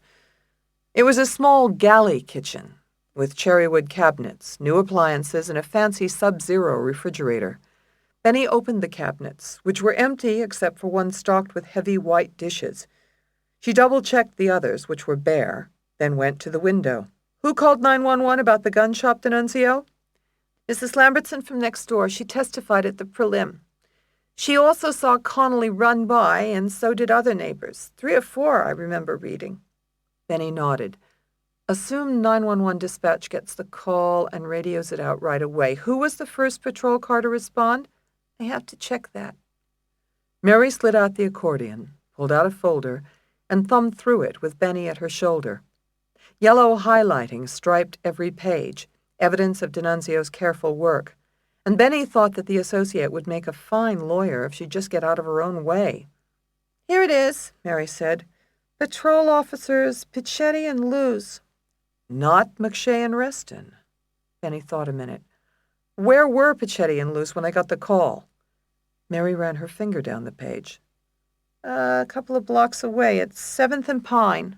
What we need to know is where Reston and McShay were and why they were so close to Delaporta's apartment. The file doesn't have a report from them. I'm not surprised, but there must be one. That's the report we want. We have to find it. It should have been in the police file or the file from Jemison Crabb. Check that when we get back to the office. Okay. Mary was starting to feel useful, and she couldn't see the stain anymore. Good. Let's look at the other rooms. Benny left the kitchen, walked through the living room, and entered the bedroom, which was as nondescript as the kitchen. A queen-size bed frame and box spring sat against the wall between 2 windows and a walnut veneer dresser against the far wall, with 3 drawers. Benny crossed the room and opened the drawers. Nothing. Here's the bathroom. Mary waved a finger behind her, and Benny nodded. Have a look. I'll take the other bedroom. I wonder what they used it for. Benny walked to the spare room and stood dumbstruck at the threshold. It was a home office, and it looked like a replica of Benny's. Even the furniture in it was arranged like Benny's. Around the walls was a lineup of file cabinet, bookshelves. In the far corner, a computer table, then another bookshelf. The table matched Benny's, a tall, white workstation from IKEA, with 2 shelves above the table and pull-out trays on each side. Benny used her trays all the time. Did Connolly? Benny walked over to the computer table and pulled the right-hand tray, which slid out with a familiar gritty sound. Centered on the tray was a brown circle. Benny knew what it was because hers had one too. A ring left by a coffee cup. Her gut tensed. Did it mean anything? Logically, no. Most people drink coffee while they work and arrange their home offices the same way, and the lines at IKEA are endless. Nothing in the bathroom, D'Annunzio said from the door. Benny shook her head. Without knowing why, she crossed the short distance to the door. There's a peg here, she said, and closed the door, revealing a peg stuck from the top panel. How did you know that? Mary asked. Benny had a peg in the same place, but she didn't want to explain that to D'Annunzio yet. She needed to know more about Connolly before she gave any credence to this twin business. Everybody has a peg on the door, don't they? She said casually. I'm just surprised Connolly did. She never used it. This office was a sty. Benny pivoted in surprise. How do you know that? Well, the photos in the file. They were in an envelope from the mobile crime unit. Of course, she had forgotten. Let's see 'em. I don't have them with me. Mary's attack of usefulness vanished.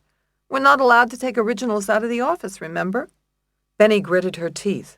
It wasn't the kid's fault, so she couldn't strangle her. What did the photos show? The apartment with all their stuff in it. You can see how they decorated it.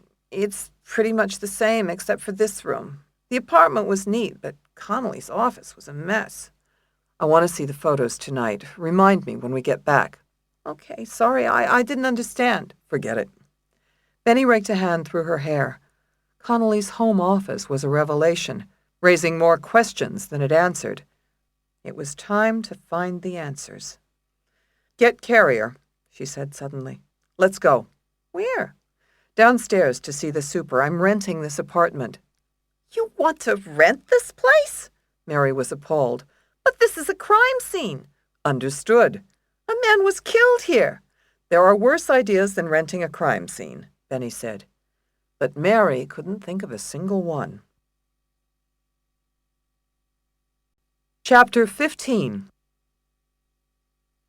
Judy sat across from Mary in the conference room, typing a pretrial motion on her laptop, while Mary organized the Connolly file.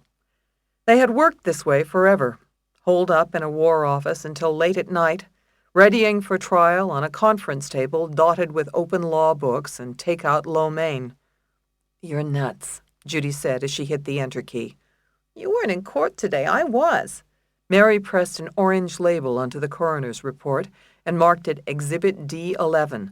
I saw it. Her, them. I'm telling you, Connolly is Benny's twin. I don't believe it. Judy stopped typing. Benny never mentioned she had a twin. She's private, but not that private. All I can tell you is Benny and Connolly are twins. Same basic face, same height, same eyes. Not just sisters either. They're twins. I can feel it. How? Because I'm a twin. Twins know these things. You're starting to sound like me. Judy cocked her head, and her Dutch boy haircut fell to one side. You're getting a twin vibe, is what you're saying. Catholics don't believe in vibes. Just take it from me. They're twins. If they look that much alike, how come nobody else in the courtroom saw it? Nobody was really looking at them. They were following the proceeding. And Connolly and Benny look different. Connolly is thin and her hair's red. She wears makeup. She's pretty. Foxy. Benny's hair is such a light blonde, messy, and she always looks like she put on whatever she grabbed first. Like a jock. Mary finished choosing and labeling the defense exhibits. And the cues weren't there. My God, Benny's a big-time lawyer and Connolly's a state prisoner. One's a winner and one's a loser. Nobody made the connection. What do you mean? Either Benny and Connolly look like twins or they don't. Not necessarily. It's like me and Angie. There was a time, I don't know if you remember, really early at Stalling. I was a second-year associate. I lost 20 pounds. My face was sunken in. I broke out constantly. I looked like shit. The worst I've looked in my life. Worse than now? As I was saying, I remember Angie was entering the convent. We were allowed to go to the ceremony and watch from behind a carved screen. Wasn't that big of them? Judy smiled. Without your religion, you'd have nothing to bitch about. Yes, I would. What about my job? Anyway, I took pictures of me and Angie that day. And you could never tell we were identical twins from them. There's Angie looking all happy and serene, relaxed, fulfilled, on a first-name basis with the Holy Spirit. The Holy Spirit as a first name? Al, of course, you can call him Al. Now, will you shut up and let me tell the story? In the picture, I looked the worst I ever looked, and Angie looked the best. She was becoming a nun, and I was becoming a burnt-out associate. She was serving God, I was serving Satan. I get it, Judy said, though Mary remained undaunted. You know those ads with the before and after pictures? I looked like the before picture, and Angie looked like the after picture, especially with me in the suit and her in the nun costume. Mary sipped cold coffee from a styrofoam cup. It doesn't help when you dress differently, like Connolly and Benny were in court. It's not only the way you look, anyway. How so? I can tell in other ways that people are twins. I knew fraternal twins in school. They sat closer together than other people. When they talked to each other, they stood nearer. They were just used to being physically close. They gravitated to each other like meatballs in a bowl. Angie and I used to be that way. That's so cool. Judy straightened in her swivel chair, and Mary felt suddenly special. It was good to feel special about something, even if it was an accident of birth. There are things about twins no one would mistake. No one knows how to look for it like a twin. When I look at Angie, I see me. It's not only how she looks, it's how she acts. How? Judy asked, though she had a rough idea. She didn't know Angie that well, but she'd noticed it too. It was as if Mary's twin were an echo of Mary, the same person but not the same, the physical clone but emotionally a different person. You know Angie's body language. She sits like me. She always tucks her right leg under her butt like me. Plus, she talks too fast like me. My mother has to ask her to repeat herself. I am the only one who can understand her. Judy scoffed. That doesn't count. You both have South Philly accents. Nobody can understand either of you. I'll ignore that. It's the tone of voice and the gestures, the way she talks with her hands. You're both Italian. Well, guilty as charged. Mary thought a minute. We like the same clothes. When we go shopping, we fight over the same dress. It used to happen all the time. That doesn't count. You were raised together. You've developed the same taste in clothes. Didn't your parents even dress you alike when you were little? Yeah, true. All the time. Same birthday parties, same toys. Until we were 3, we called each other by whatever name was handy. Angie, Mary, it didn't matter to us. Mary thought harder. But there's other things. Nature, not nurture, stuff that you couldn't learn. I finish your sentences. We finish each other's sentences. That's because you're always talking about food. It's not the same thing. Judy pitched a paperclip at her. Like what, then? Well, sometimes I know what Angie's thinking. I knew when she was unhappy at the convent. I knew when she was worried about me or about my father. I know when she's thinking about calling me. Lots of times I'll pick up the phone to call her and it's busy because she's calling me. Maybe you call each other at the same time as a habit. No, we don't. It happens at all times. Mary's voice softened. When she got into paralegal school after she left the convent, I knew she got in. I could just feel how happy she was. I knew it the very minute she did. I was in the library working on a brief. All of a sudden I felt something inside, like a rush of great feeling, like I accomplished something. The minute I felt it, a voice inside me said, I got in. Not Angie got in. I got in. It was like I was having her thoughts. Whoa. Judy's eyes widened, delft blue. Like telepathy. Not exactly. Don't get carried away. Mary flushed with sudden regret. She hadn't talked about this to anyone but Angie. Even she thought it sounded wacky. She wanted to change the subject, but Judy was already leaning over the conference table toward her. You're telepathic, Mare. You and your twin. That's what it means. No, I'm not. Yes, you are. You even had her thoughts. Can you tune her in right now? Mary rolled her eyes. No, you idiot. It's not like radio. Tune her in. Call her up. Do whatever. No, stop. Forget it. You make it sound like the movie Carrie. It's not like I can move things with my eyes. Mary pulled over the police file and opened it. We should get back to work. Can Angie read your thoughts, too? I don't know. Get to work. Yes, you do. Tell me. We have work to do. Write your brief. And don't tell anybody I told you, okay? Or I'll set fire to you with my finger. Okay, fine. Judy fell silent. If the subject was too personal for Mary, she'd let it go. She didn't want to upset her. But what Mary said had implications for the Connolly case. Judy felt suddenly uneasy. Mare, if Benny is Connolly's twin, she shouldn't be representing her in a murder case. She can't see the facts objectively. She'll be swayed by her emotions. I think she already is, the way she snapped out in Delaporta's apartment.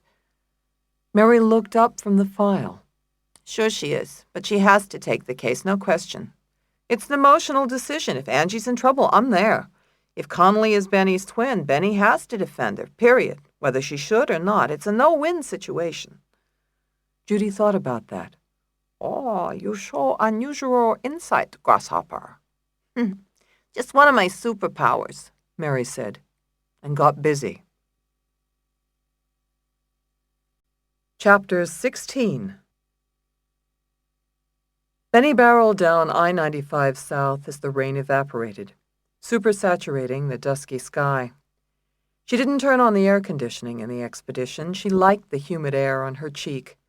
So did Bear, who leaned out the back window with a doggy smile.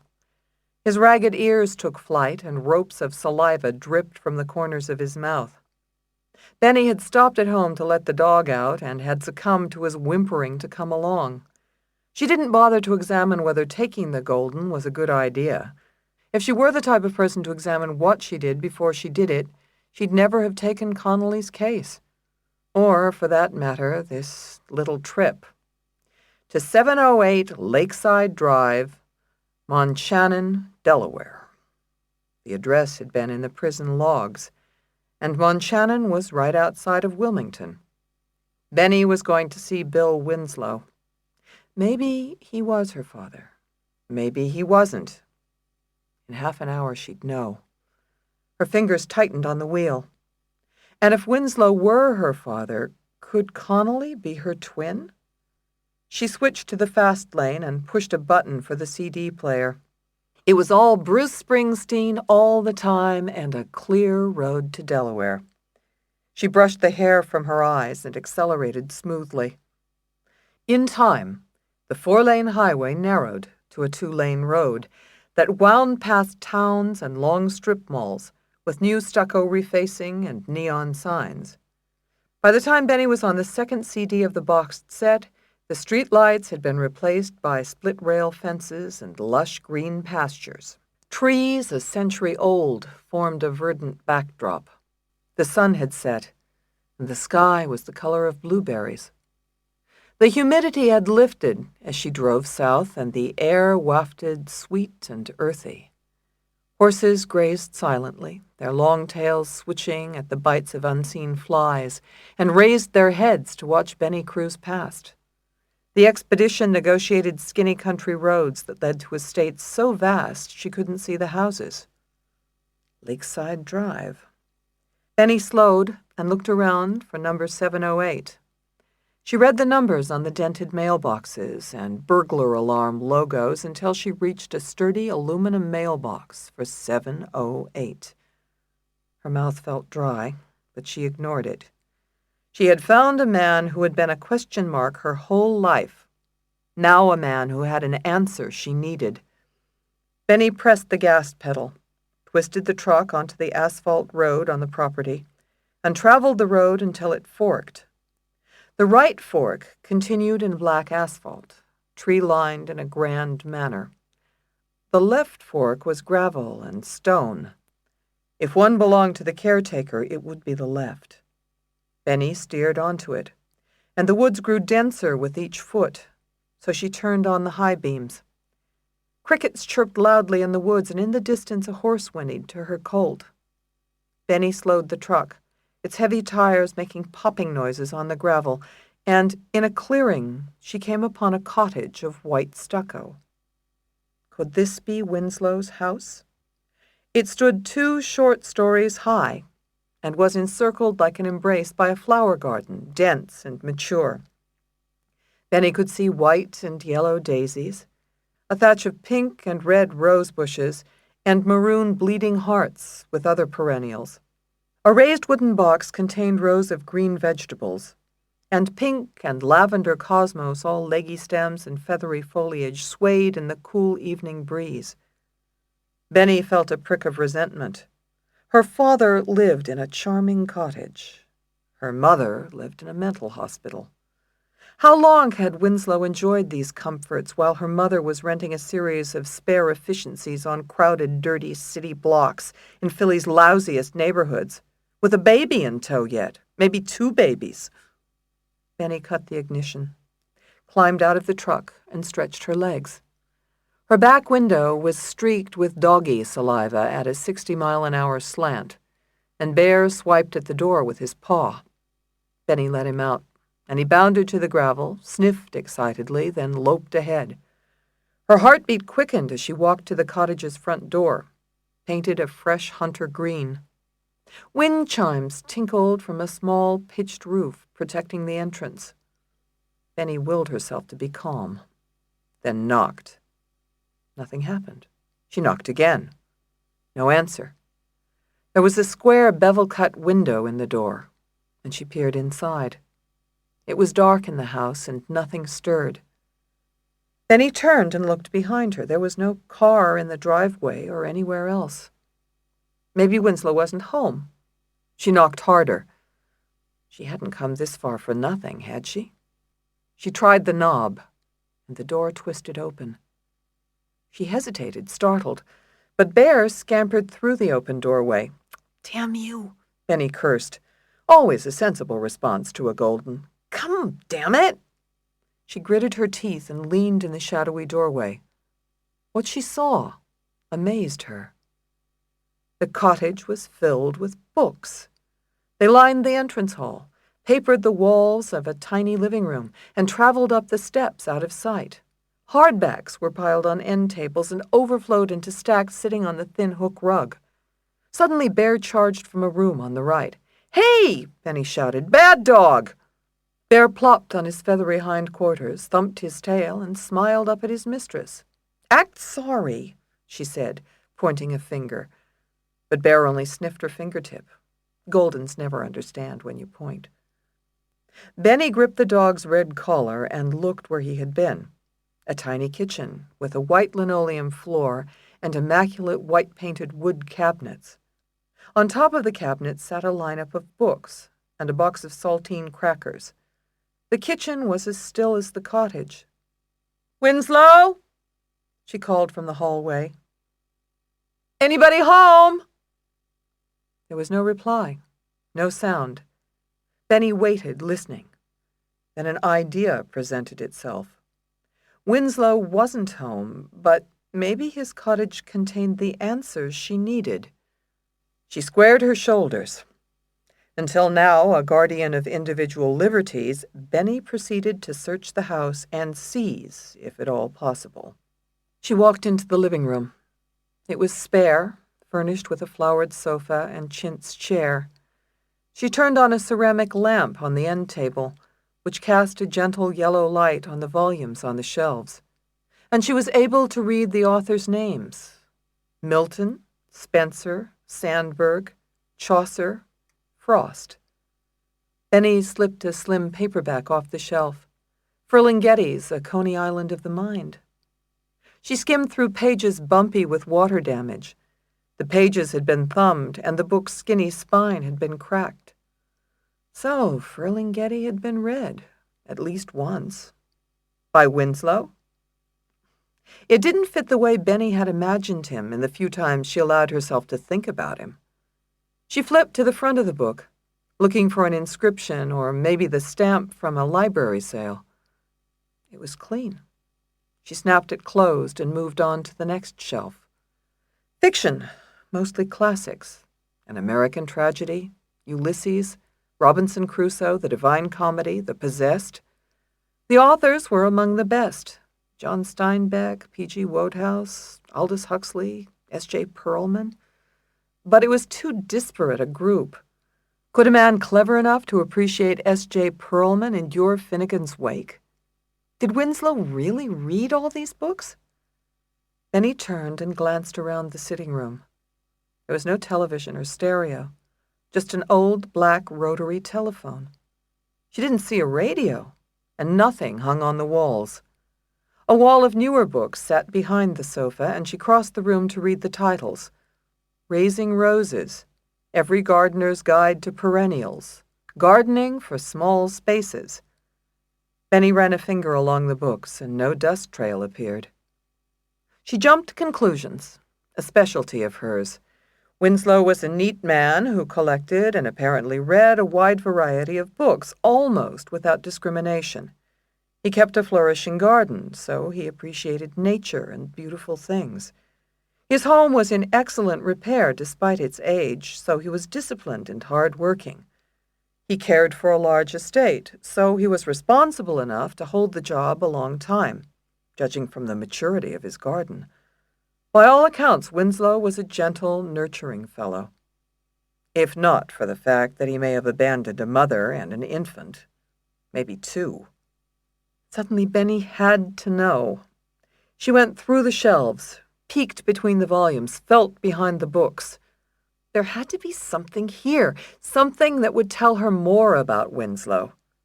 She went to the kitchen and searched through the cabinets, also neat and clean, and even opened the refrigerator, empty except for a bottle of French Merlot. She hurried upstairs, with Bear's toenails clicking up the stairwell at her heels. At the top of the stair, she found herself on a small landing, with a bathroom to her left, a study next to it, then a bedroom. She hurried into the study and found a switch for an overhead light that barely illuminated the room. Filled with books, the study was no different from the rest of the house, except for an undersized wooden desk with an old green blotter on top. Benny hesitated, then opened the desk drawers, expecting to find bills, papers, or receipts. But there was nothing that would tell her anything about Winslow. Odd. The second drawer contained pencils and pens, Scotch tape in a plastic dispenser, glue, scissors, paper clips. She closed it and opened the third drawer. Inside sat a stack of heavyweight black paper. Very odd. Only black paper? Benny picked up a piece and fingered it. It reminded her of the black paper that was left stuck to the back of the photos. It had the same soft texture and weight, like paper used in a photo album or scrapbook. Then Benny remembered something Connolly had said at the prison. He told me he has all your clippings. Clippings? Where? Was Connolly lying to her? Was Winslow lying to Connolly? Benny thought a minute. The clippings could be in a scrapbook of some kind, on a shelf, like the other books. Benny replaced the paper, closed the third drawer, and searched through the bookshelves for a scrapbook. There were books about World War II, Roman civilization, the Civil War, and the British monarchy. She reached behind biographies of Gustave Flaubert and Benjamin Franklin. Still no clippings. She left the study and hustled to the bedroom, dismayed to find Bear lying on the floor chewing a roll of toilet paper into bite-sized bits. "That's helpful, lassie," Benny said, and yanked the soggy roll from the dog's mouth. She bent over and picked up the clumps of toilet paper, which was when she spotted something in the shadows under the bed. A large plastic bin. Benny set the toilet paper down and peeked underneath. Bear peeked too, his hindquarters in the air and tail a wag. She muscled the dog out of the way, reached under the bed, and pulled out a storage bin. It was about 3 feet square, with a blue plastic top that said Rubbermaid. She pulled off the lid. Inside was a stack of small, homemade books, lying side by side, 6 across and several books deep. Benny picked up the top book and saw that its pages were black, like the paper from the drawer in the study, from the back of the photos. She stared at the closed book in her hands. It was only 10 pages thick, and its cover was of thin cardboard, punched through with a 3-hole puncher and fashioned together with common twine. Did she have the right to look inside it? Did she want to? Then he opened the first page. It was a black and white photo of a little boy on a pinto pony that stood incongruously on a suburban street. The boy was outfitted in a neckerchief and cowboy hat. Winslow? Benny wanted to see the back of the photo, but it was glued in the book. If she pulled it off, he'd know someone had tampered with it. She flipped the page. The next photo took her breath away. A snapshot of Winslow with her mother. There was no mistaking it. He had the same masculine grin and wore a T-shirt like the one in the photo Connolly had given her. In fact, the picture looked like it might have been the next shot on the roll, and Benny wondered who had taken it. She looked at the photo again, breathing it in. Her mother looked so young. and had curled her arm through Winslow's. Her lipsticked mouth smiled gaily, and her eyes shone with happiness. Her mother? Her father? Benny tried to dislodge the photo, but couldn't force it. What year was it taken? And what about Connolly? Benny turned the page. It was blank, with the top layer of paper torn away where a photo had been ripped out. She ran a finger over the ragged patch. The threads of paper matched the tufts on the back of the photo Connolly had given her. Had it been taken from this book? Benny turned the next page. Another wartime photo, airmen in groups. She found Winslow quickly in the photo, but it didn't answer any questions about Connolly. She flipped another page, a bomber with the pin-up painted on its riveted nose. Winslow and 2 other pilots posed in front of it. Were there photos of Connolly and Benny together? The last page of the album was blank, its picture torn out too. Was this the page that held the photo of Winslow with the 2 babies? Benny scratched at the heavyweight paper, and its fibers came off under her nail. She squinted at the tangled threads, and Bear leaned over to sniff. She closed the book and reached for the next. Not a homemade photo album, a homemade scrapbook of newspaper articles. The clippings. Benny read the first page, a newspaper listing of law students who had passed the bar. She found her name easily, even in the tiny letters, because it was circled in pencil. Her heart thudded hard against her chest. Winslow had cut out the article and pasted it here decades ago. She turned the page. A clipping from the Inquirer, 5 years later, a brief mention that Benny had successfully defended one Guillermo Diaz on a murder case. Again, her name had been circled in pencil. The page after that was a report of another murder case she had defended with her quote, "This is a case only a fool would bring. Need I say more?" Benny winced. She didn't know if it was the cockiness of the quote or the fact that it was circled in the same careful hand. The rest of the book was full of clippings, as was the book after that and the one after that. The homemade scrapbooks, 15 in all, constituted a chronological account of her career and life. The revelation left her shaking. Winslow had to be her father, and at some level, he had to care. About her, right? Benny stared at the scrapbook, her emotions turbulent. A combustible brew of anger, exhilaration, and confusion. That the feelings couldn't be parsed didn't gainsay their potency. She had always known Winslow's name. Now she knew his face and his way of life. He lived simply. He loved books and tended perennials. As a young man, he had served on a bomber and loved her mother. For one night. Then Benny reprimanded herself. Think like a lawyer, not a daughter. The scrapbooks proved only that Winslow knew her mother and that he had kept track of Benny. It was slender evidence on which to assume that Winslow was her father or that he loved her. And the clippings contained nothing of Connolly, neither proving or disproving their relationship. Right. Benny closed the book and placed it on the top of the stack. She sat motionless for a minute, then replaced the books in the plastic bin in the order in which she had taken them out. The last one to return was the one with the missing photographs. She ran her finger pads over its dark, pebbled cover. It was all she had of a secret history, and she wanted to hold it in her hands another second. Her fingers encircled the back of the book, where she felt something cool, papery, unpebbled. She turned the book over. There was a small pink envelope taped to its back. Benny hadn't seen it the first time around. She turned the book sideways so she could read the envelope. The ballpoint ink was faint and clotted in spots. "To Bill," it said in a woman's hand. Her mother's hand. There could be no mistaking it. Benny had seen her mother's writing 1,000 times on powers of attorney, medical releases, and informed consent forms. What Benny held in her hands now was a letter from her mother to her father, maybe.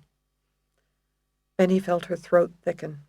She hadn't heard them utter a word to each other, but she could read their most intimate thoughts.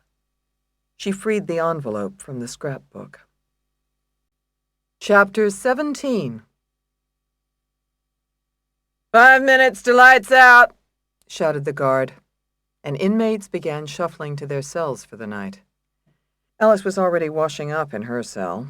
She dried her face and spotted Chitrell's girl, Leonia, glancing at her as she lumbered by. Weird. Leonia's cell was on the lower tier of the unit. Underneath the ground floor, what was she doing on the upper deck so close to lights out? Going to Chitrell's for a quickie? Disgusting. Alice didn't get it. She liked her men with dicks. Anthony had been the exception, and Alice used to call him the only dick without a dick. She wasn't sorry he was gone. She was only sorry she'd ended up in jail for it. Alice stepped close to her cell door and watched Leonia amble down the hall. The big girl's arms hung apart from her sides, the steroid shuffle. Alice flicked out the light and edged away from the door, watching. Leonia looked back over her shoulder in the direction of Alice's cell. Alice stood motionless in the darkness at her door. Leonia turned back and walked past Chitrell's cell without going in, then continued down the hall and took the stairs down to her tier where Alice lost sight of her. "What you doing?" Alice's cellie whined from her bunk. "I was reading." "Shut up," Alice said, wondering.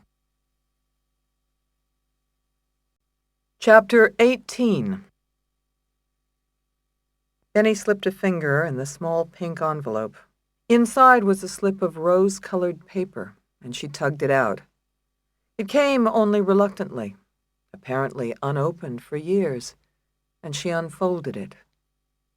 August the 4th. Dear Bill, please try to understand. I have to go. Someday I will explain it all. Until then, please know how much I love you. Yours always, me. Benny stared at the letter, reading it again and again. What? I'm leaving you? She had been told that Winslow had left her mother, not the other way around. She shook her head, astounded. The date of the letter was roughly a month after Benny was born. Had her mother left her father with a newborn? Maybe newborn twins? It didn't make sense. It was incredible. But there it was, on paper. The letter wasn't signed, but it had to be from her mother. It was her handwriting. Still, Benny wished it had been signed with at least a C, just to be sure. The photos, the handwriting, the way it was faithfully kept and even hidden, all of it taken together indicated the note was from her mother. But it struck Benny as a circumstantial case. Or maybe she was thinking like a lawyer, not a daughter. She refolded the note. She felt shaken, her body hollow. She returned the note to the envelope, then held the letter in her palm, feeling the old-fashioned heaviness of the stationery, smelling the vaguely perfumed scent to the paper. Tea roses, her mother's perfume. Or did she imagine that? Still, she couldn't bring herself to put the note back right away. Then Benny paused. Whose note was it, anyway? Whose secret to keep? It was truth, after all, and to keep it secret was to treat it as if it were property, fencing out others like trespassers. But truth wasn't property, to be owned and held exclusively by anyone. Truth was to be shared, commonly and collectively owned. Benny had a right to know the truth, certainly of her own birth, and no one else had an equal right to keep it from her. No, the note belonged to her. She placed it in her jacket pocket, put the scrapbook back in the bin, replaced the lid, and shoved the box under the bed. Benny rose unsteadily. Her history had changed, or at least her view of it. She questioned everything she'd been told and much that she hadn't. Would her mother leave a man with a newborn or twins with no means of support? You'd have to be crazy. But her mother was crazy, stone cold crazy. Benny felt vaguely sick inside. She needed to know the truth about Connolly. She had a piece of the puzzle, but not the whole picture. "Let's roll, Bear," she said, and left Winslow's cottage with the Golden lumbering sleepily after her. From the front step of the cottage, she could see the gabled roof of the main house against the darkened sky. Maybe Winslow was there, or at least they would know where he was. Benny hustled to the expedition and tricked Bear into jumping in without her. She hurried through a pasture with grass barely long enough to tickle her ankles. A green, fresh scent filled the air, and fireflies glowed on and off, oblivious to the mounds of horse dung that Benny avoided like landmines. She reached the main house, a stately mansion covered with the same white stucco as Winslow's cottage, glowing alabaster in the dark. Huge white pillars supported its slate roof and front porch, which soared to 4 airy stories. Green-painted shutters framed rows upon rows of bubbly, mullioned windows. Benny paused at the imposing front door and rang the brass bell under a working gaslight. The door opened almost immediately, and the sweet, aged face of a uniformed maid appeared. "Can I help you?" the woman asked. "I'm an attorney, Benny Rosato. I need to speak to the owner of the estate." "At this hour?" The maid's gray eyebrows made a snow-dusted roof over her eyes. "Why, they've all gone to bed. Is something the matter?" No. I'm trying to find the caretaker, Bill Winslow. I went to his cottage, but he wasn't there. Do you know where he is?" "Mr. Winslow is on vacation this week and the next 2. He takes 3 weeks' vacation every year."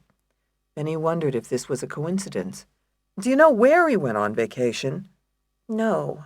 Shall I tell him you called?" "I was wondering, how long has Mr. Winslow worked here?" "Oh, let me see. Mr. Winslow and I came to the family about the same time, almost 39 years ago." Benny hid her reaction. All her life he had been here. "So you must know him well." "Well, no." "In almost 40 years?" The maid's eyelids fluttered. "I have my duties in the house, and Mr. Winslow works the grounds. He does like his privacy." "Does he have any family?" "No, not that I know of." "Any children?" "No, I must say I know nothing about that, and I'm terribly uncomfortable discussing Mr. Winslow's personal business any further. Please call again when Mr. Winslow returns." The maid closed the heavy door with a solid brass click, leaving Benny on the outside with her questions. It was a feeling she was getting used to. By the time Benny got home, her bedroom was dark, and Grady was sound asleep. It was just as well. She didn't want to explain about her trip to Delaware, or her lease of a crime scene. She had never done anything like that, and didn't know a criminal lawyer who had. Benny sensed she was crossing a line, but decided to go with it. Coming so late to Connolly's defense called for pulling out all the stops. She undressed quickly in the darkness, piling her skirt on top of the exercise bike and stepping out of her pumps.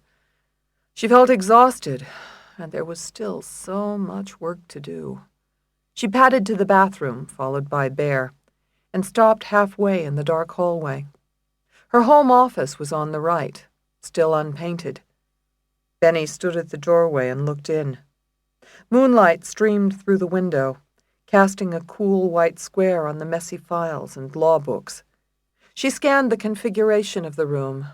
File cabinet with the top drawer left open, overstuffed bookshelves, computer table with right-hand tray slid out, then another bookshelf, as unkempt as the first.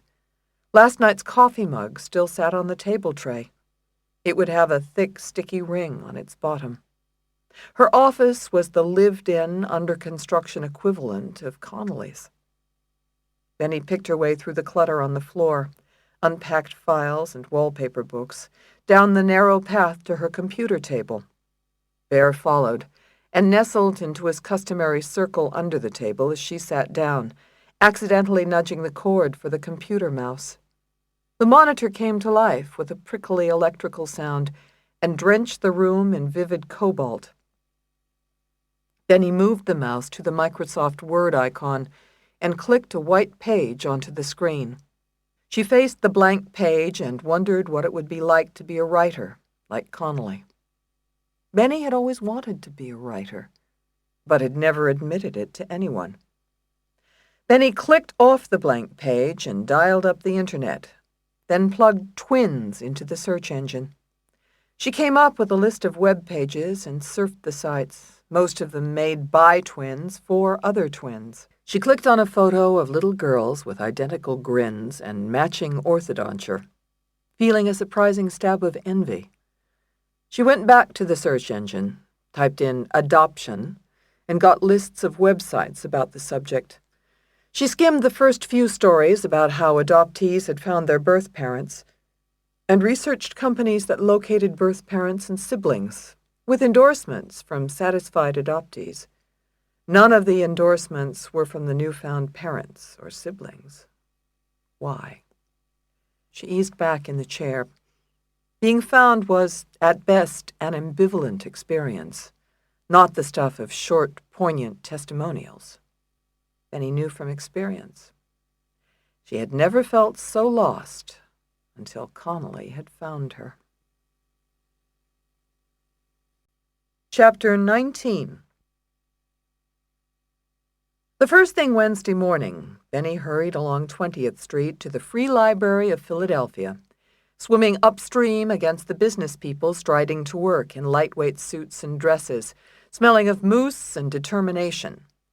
Noisy rush-hour traffic flooded the Benjamin Franklin Parkway for the start of the business day and swirled around Logan Circle, clogging the 4 lanes into the city. The sun burned hot. It felt muggy even at 9 o'clock in the morning, setting horns honking. Benny reached the arched facade of the Free Library, a massive columned edifice of marble, sitting majestic as a lion at the foot of the parkway. She climbed the steps and pushed open the brass door as soon as the blue-shirted security guard unlocked it for business. Benny needed to find a defense witness, someone who remembered the clothes Connolly was wearing the day Della Porta was murdered. She hustled into the entrance hall with its grand staircase, a chamber as hushed and elegant as she remembered from her childhood. Glistening glass display cases lined the huge room. The high ceiling was vaulted, and the marble floor was fawn-colored, inlaid with malachite. Benny dug in her briefcase, retrieved her legal pad, and skimmed her notes. Connolly had said something about the pretty wrought iron in the library. One pretty room with ironwork coming right up. Benny ducked into a large room on the right under a sign for lending library.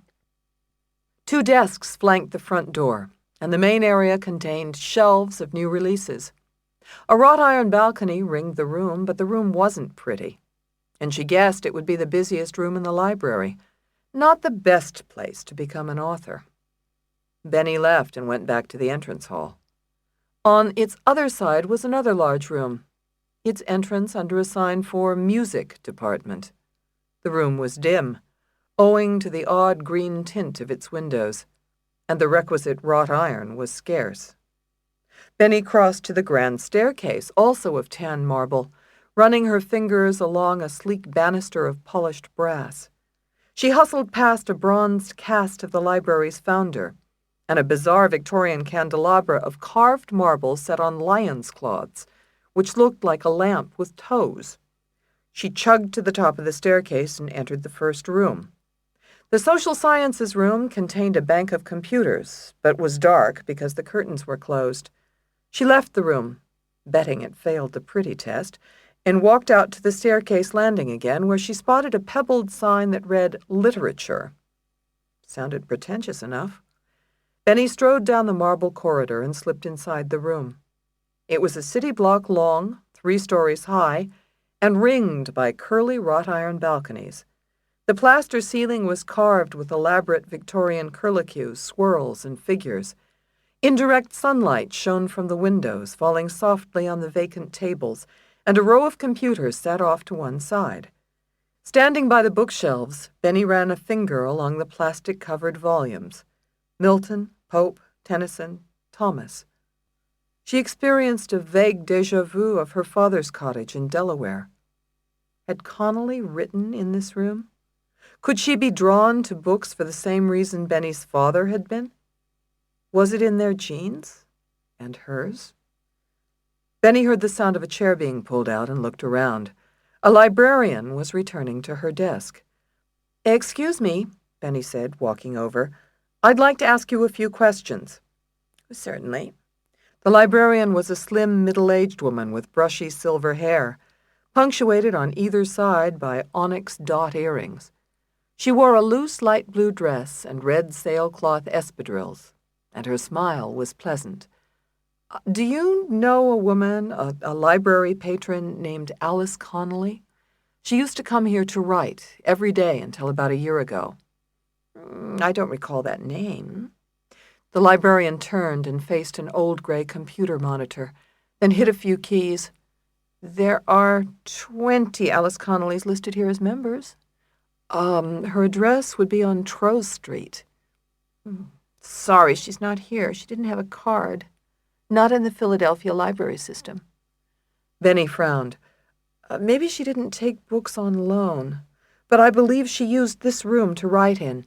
She mentioned that she wrote on the computer. Do you know the people who use these computers, at least by sight?"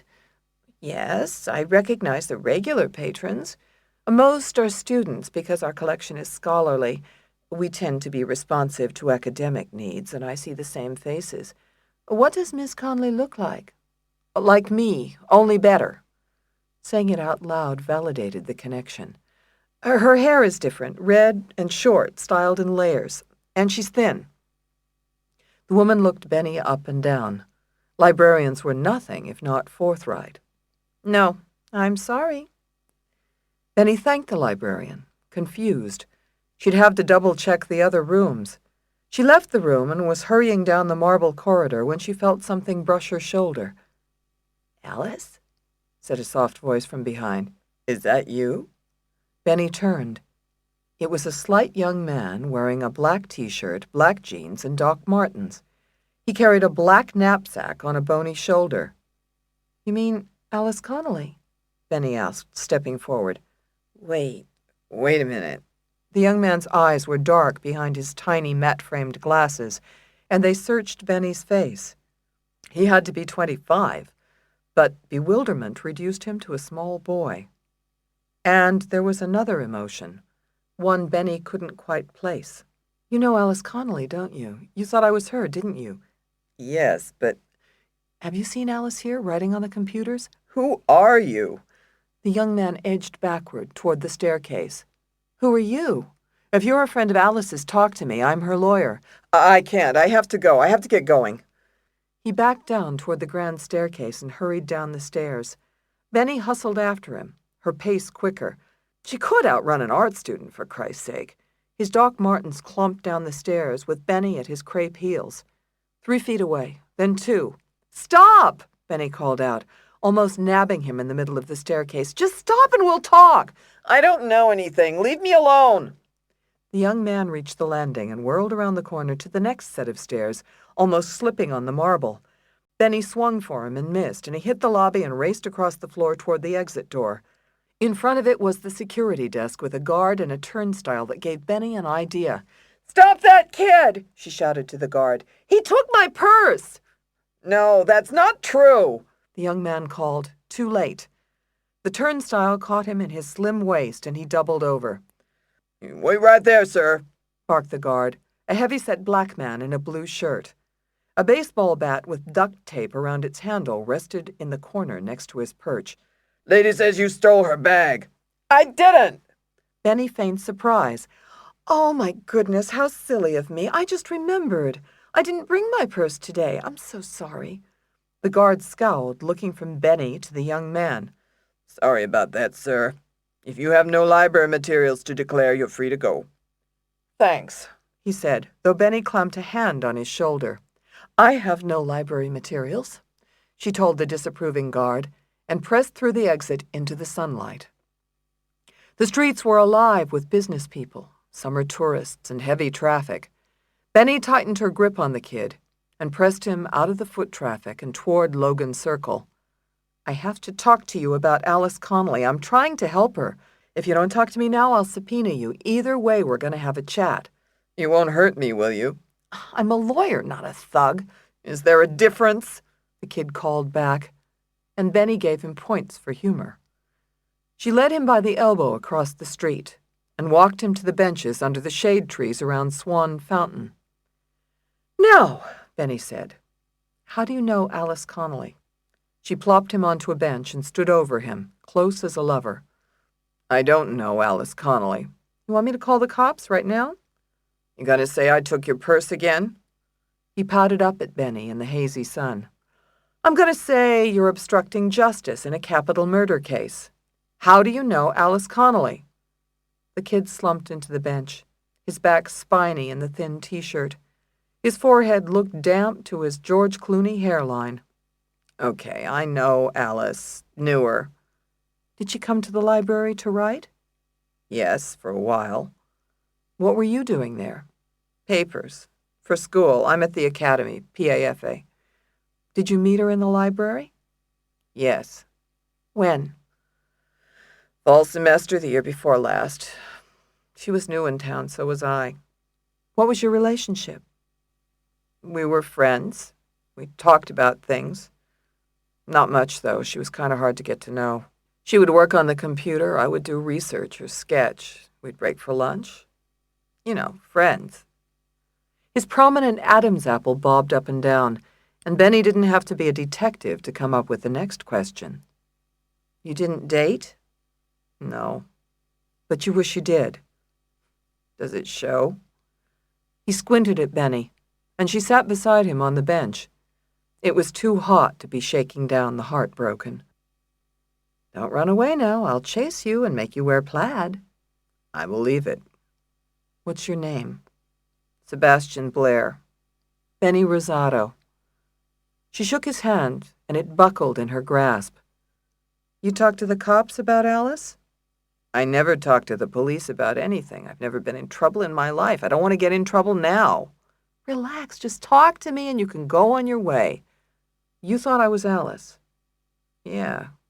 Are you related? Benny wiped her brow. So let's talk. I want to help Alice, and I need to know what you know about her. What was the story between you and Alice? I was in love. She wasn't. We stayed friends. I never even told her. This was when? September. Alice was living with someone at the time, a cop. Did you know that? He nodded regretfully. They weren't solid. No? Her boyfriend was at the gym all the time. I think he worked out or boxed or something. She used to go with him to the gym when she wasn't working on the computer at the library. She told you this? Yeah. Then in October she met someone else, another guy. Then she stopped coming to the library. Where'd she meet this other guy? I don't know. He didn't hang at the library. He looked like a lawyer. Benny frowned. A lawyer? What was his name? I don't know. She never said. You didn't press it? No.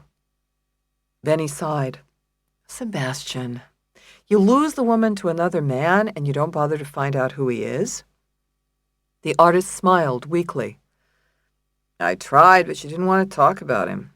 She didn't want to talk much after she met the lawyer. After a while, she stopped coming to the library. She kind of ditched me. Her boyfriend was murdered in May of last year. I need to know her whereabouts that day, when she came and left the library, even what she was wearing. I can't help you there. She stopped coming to the library a long time before that.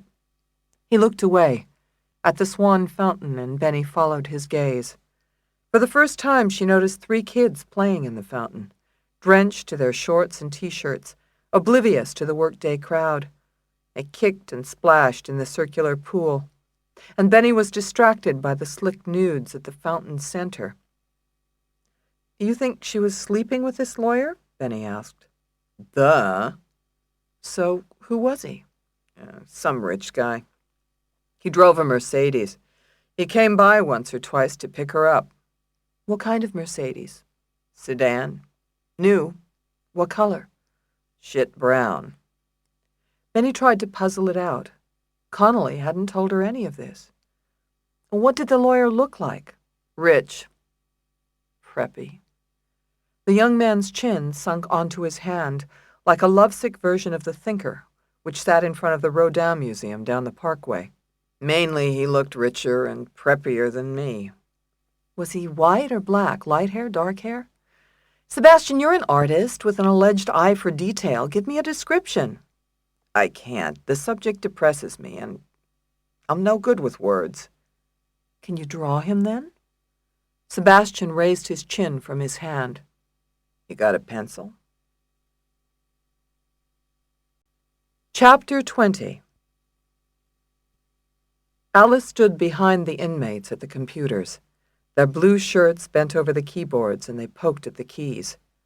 Her cellie hunted and pecked in the middle, and 2 seats from her was Valencia, reeking like a funeral home. Leonia anchored the end of the row, a mountain of muscle next to Chatrell and the rest of her crew. Alice kept her eye on them, wondering about last night. There had to be a contract out on her. It would have come to Chatrell, who was connected inside and out. But why? And from whom? It didn't make sense. But Alice wasn't taking any chances, not with freedom this close. She knew how to deal with it. Leonia, not Chatrell, would do the dirty work. Alice strolled down the row of do-rags and muslins and stopped when she got to Leonia's chair. How's it going, girl? It's all right, Leonia said without turning around. You should save that document. You typed a page already. You don't want to lose it. I did save it. No, you didn't. If you did, it wouldn't say Document 1 at the top, right here. Alice reached over and pointed at the monitor screen. It would have a name. Uh-huh, Leonia said after a moment. So, save it. Leonia sat still in front of the keyboard. Her short hair made a spiky silhouette in front of the bright white monitor. Alice knew Leonia had no idea how to save the fucking thing. She could smell her brain overheat. Leonia, you know how to save it, don't you? Move the cursor to File and click. Then click Save. Leonia moved the mouse, then clicked Save with deliberation. A blue-bordered window popped onto the screen, and she sat still again, stumped. Alice smiled. This bitch was going to take her out? She didn't have the gray matter to double-click. You have to name the document before you can save it, Leonia. Type the name in the blank window. Alice glanced at Leonia's document. Is it your resume? Yeah. So what would you name the file? Remember what I taught you about file names? Name it what it is. So name it resume. Leonia typed Resumay. Perfect. Alice held a critic's finger to her chin. The resume looks very good.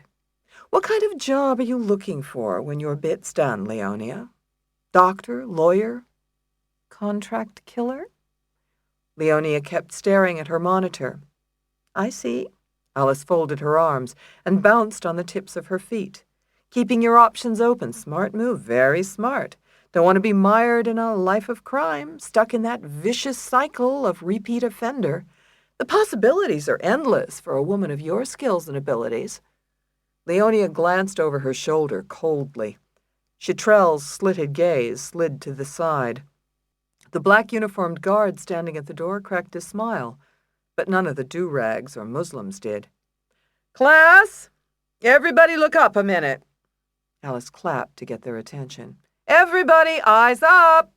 Everybody give me your attention. Heads popped up from the keyboards, 10 of them.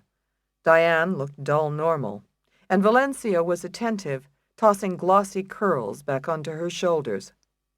We can all take a lesson from this lady, Alice said, slapping a hearty hand on Leonia's shoulder. If you're working on your resume, keep it good and general.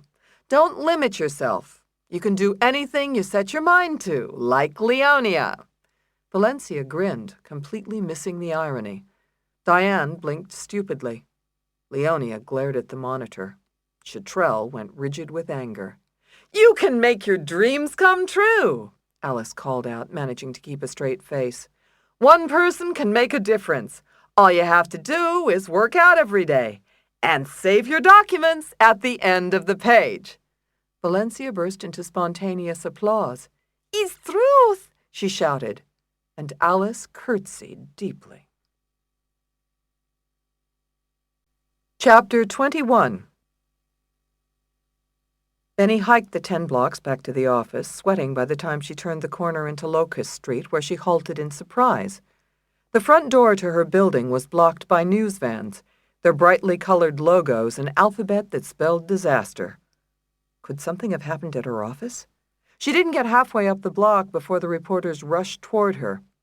"Ms. Rosato, is Alice Connolly your long-lost twin? How does it feel to have your twin sister in jail, Benny? What's it like to represent your own flesh and blood?" "No comment," Benny shot back, shocked. She knew the twin story would break sooner or later, but this was sooner than she'd thought. Cameramen pushed video cams into her face. Reporters coagulated around her, jabbing the air with microphones. Miss Rosato, have you seen the district attorney's statement? Do you have any reaction?" "No comment," Benny answered, thinking furiously ahead. The DA knew and was making statements. That meant the whole city knew. How? She plowed ahead, parting reporters with her briefcase like a prow does icebergs. "I have no comment on the matter." Come on, Rosato, cut us a break." "No comment at all? Is Connolly guilty or innocent?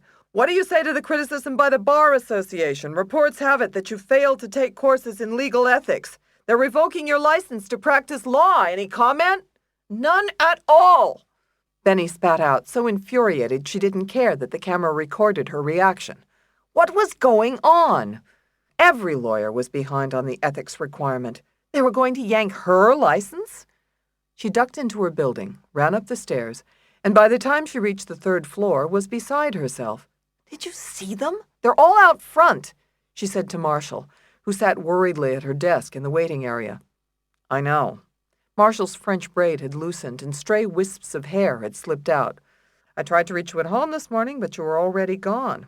I tried your cell phone, too, but it was off. They've been calling all day. The story was on the news by mid-morning. They're screwing with my license. Without a license, I can't represent Connolly. Without a license, I can't represent anybody. They can't put me on inactive. Do I look inactive? I warned you. I know. But this stinks to high heaven. I got on the phone with them as soon as I heard about it. A man named Hutchins. His phone number is in the file." "Where's the file? I'll call that asshole." Hearing herself, Benny realized she was losing it. Her practice was in danger. Her livelihood. Her firm.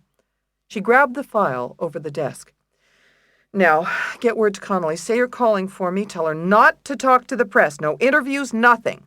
"Will she listen?" Marshall asked. "I mean, the leak had to come from somewhere." "You think Connolly leaked it?" Benny's eyes widened slightly. She hadn't even considered it. She hadn't had time to consider anything, only to react. "I'm not accusing her or anything. I mean, you know her, don't you? She's your—" A quizzical look crossed the receptionist's face, and Benny read it instantly. "You want to know if Connolly's my twin, right? Well, so do I." She raised her arms and turned to face the office. "Everybody, I have an announcement. Everybody, please, can I have your attention?" Secretaries looked up from their computer keyboards. Lawyers popped from their offices like seedlings through topsoil. Mary and Judy in the glass conference room appeared relieved there was a wall between them and their boss. Everybody was looking at Benny like she was crazy. Nobody said a word. "You have a right to know the truth, so here it is," Benny said. "I don't know if Alice Connolly is my twin. I have no earthly idea. She's news to me, too. As soon as I know, I'll let you know. Meanwhile, don't talk to the press. Thank you." The secretaries returned hastily to their typing. Lawyers' heads shot back inside their offices. Mary and Judy got busy with the file. Marshall's lips curved into a tense smile. "If your tantrum is over, take your mail," she said. "Thanks." One look at the packet told Benny it was correspondence, phone messages, and court papers. She wanted to throw it all in the air. The sketch of Connolly's lawyer boyfriend was burning a hole in her pocket. But she had to get her license back. She tucked the mail under her arm, strode to the conference room, and opened the glass door with a free finger. "Hey, gang," she said, and the two associates looked up. "You need help with that stuff?" Judy asked. "No, thanks. You heard the news about Connolly and me." "Yes," Judy answered matter-of-factly. She had a pleadings index pressed against her jean smock, worn with a ribbed yellow T-shirt and matching yellow clogs. Benny was supposed to be a civil libertarian, so she had to pretend she didn't mind when her associates dressed like clowns. "Nice outfit. You heard too, D'Annunzio?" Mary reddened. "Yes. I was going to discuss it with you later, so we may have something in common." "I guess so." "The press is all over this. I'm sure we'll be the big story on Action News tonight, evil twin and all, so don't talk to the press. You both know that. There'll be a gag order on this case for sure, understood?" "Understood," they both said. Benny nodded, calming slightly. "Now, Carrier, did you apply to the court for the activity reports?" "Yes, but Judge Guthrie's clerk hasn't gotten back to me on the argument. I'll keep after him." Benny turned to Mary. "D'Annunzio, did you find the report from the cops, Reston and McShay, in the file?" "I looked, but it's not there." "Call that weasel at Jemison about it." "Miller? I did already. He says he never saw one, and Hilliard isn't returning my calls. Stall City." Benny frowned, wondering if the report had been lost by Jemison or by the DA. She wasn't a conspiracy theorist, but some very peculiar things were happening. The yanking of her license couldn't be an accident. The timing was too good. Who was raining shit on her, and why? "Did you get in touch with either of your classmates at Jemison about Guthrie and Burden?" "Neither of them stayed at Jemison. One went to Cravath in New York, but one is still in town. I don't know where she works. I have 2 calls in at her house." "Good. Follow up. What are you doing now?" "Everything," Judy said. "Preparing a trial checklist, lining up experts, drafting jury instructions." "No, you're not. I have a new assignment for you. Come into my office. D'Annunzio, you too." "Sure," Mary said, and scrambled out from behind the file, finding her pumps under the table with her stockinged feet. She stood up when she found them and smoothed down a lightweight blue suit. She'd been right about Benny and Connolly. The twin thing would be all over the papers. Benny's decision to represent Connolly would be fodder for the editorial page and second-guessed by most of the bar. The associates hurried out the conference room door and walked to Benny's office, where she dumped her mail onto an already cluttered desk, pulled the sketch from her pocket, and showed it to the associates. "Do either of you recognize this man?" Benny asked. "I think he's a lawyer in town." "Nope," Judy answered, studying the drawing. It was of an attractive middle-aged man with longish hair, round, close-set eyes, and a chin like granite. "Looks like Superman." "He drives a brown Mercedes, if that helps." "A lawyer with a Mercedes? How unusual." "D'Annunzio, do you know him?" Mary shook her head. "No." "Why? Who is he?" Judy asked, and Benny waved them into the chairs across from her desk and told them everything she'd learned at the library. She began to get a handle on the situation as she spoke, and its implications crystallized. If Connolly had a lover, then she'd not only lied about the happiness of her relationship with Della Porta, she may have lied about where she was the day of the murder. Worse, she'd given herself a motive to kill Della Porta. If the DA knew about it, he'd have a field day. Benny felt unsettled, her confidence in Connolly shaken. "I don't like surprises. Not this close to trial," Judy said. Her worried features were as readable as a Girl Scout's. "If Connolly didn't tell you about this, she's lying to us." "I've never had an inmate not lie about something," Benny said defensively. "The only question is whether they lie about something important. This is important. Maybe not. Maybe the lawyer is married and she wanted to keep the affair a secret. Or maybe it was irrelevant, so she didn't mention it." Benny heard herself making excuses for Connolly, but she didn't want to start in with Judy again. Not today. "In any event, don't tell me how bad the news is. We're advocates, right? Tell me how we can deal with it if it comes up at trial. Turn it to our client's advantage." Mary fought the impulse to raise her hand. "Maybe we can offer this lawyer as a suspect. Suggest to the jury that he's the killer?" Benny brightened. She should have thought of that herself, but she'd been too preoccupied with Connolly's betrayal, her license to practice, and the evening news. Sure, if Connolly has a boyfriend, she has a motive to kill Della Porta, but so does he. He's a jealous lover. That's lame, Judy scoffed. Connolly and Della Porta weren't even married. Benny checked her impatience. We have to develop it, find out a little more. We don't have to convince the jury that this lawyer did it. We just have to make it colorable, give it some weight, make it plausible enough for reasonable doubt. That's what I meant, Mary nodded. She could always take credit, couldn't she? This was America, and it was her right as an employee. So, you want us to try and identify this lawyer? Benny shook her head. No, I have something important I want you two to do. What do you know about boxing? Boxing is cool, Judy said. I watch it on TV sometimes, Tuesday night fights. Good, Benny relaxed. Carrier could be a tiger if she was working on something that interested her. How about you, D'Annunzio? You a fight fan? Boxing? Mary wrinkled her nose. I think it's disgusting. People trying to give each other concussions. I've never watched a fight past the first round. You're about to become an expert. I want you to go to the gym where Anthony's fighter trains. I want you to see if he's talking to the DA, find out if he's testifying. Benny scribbled an address on a yellow Post-it and handed it across her desk to Mary, who took it reluctantly. But I'm supposed to be interviewing Della Porta's neighbors. There's so much work. Carrier can't go alone. Not to this neighborhood. You're going with her for protection. Protection? Me? Judy grinned.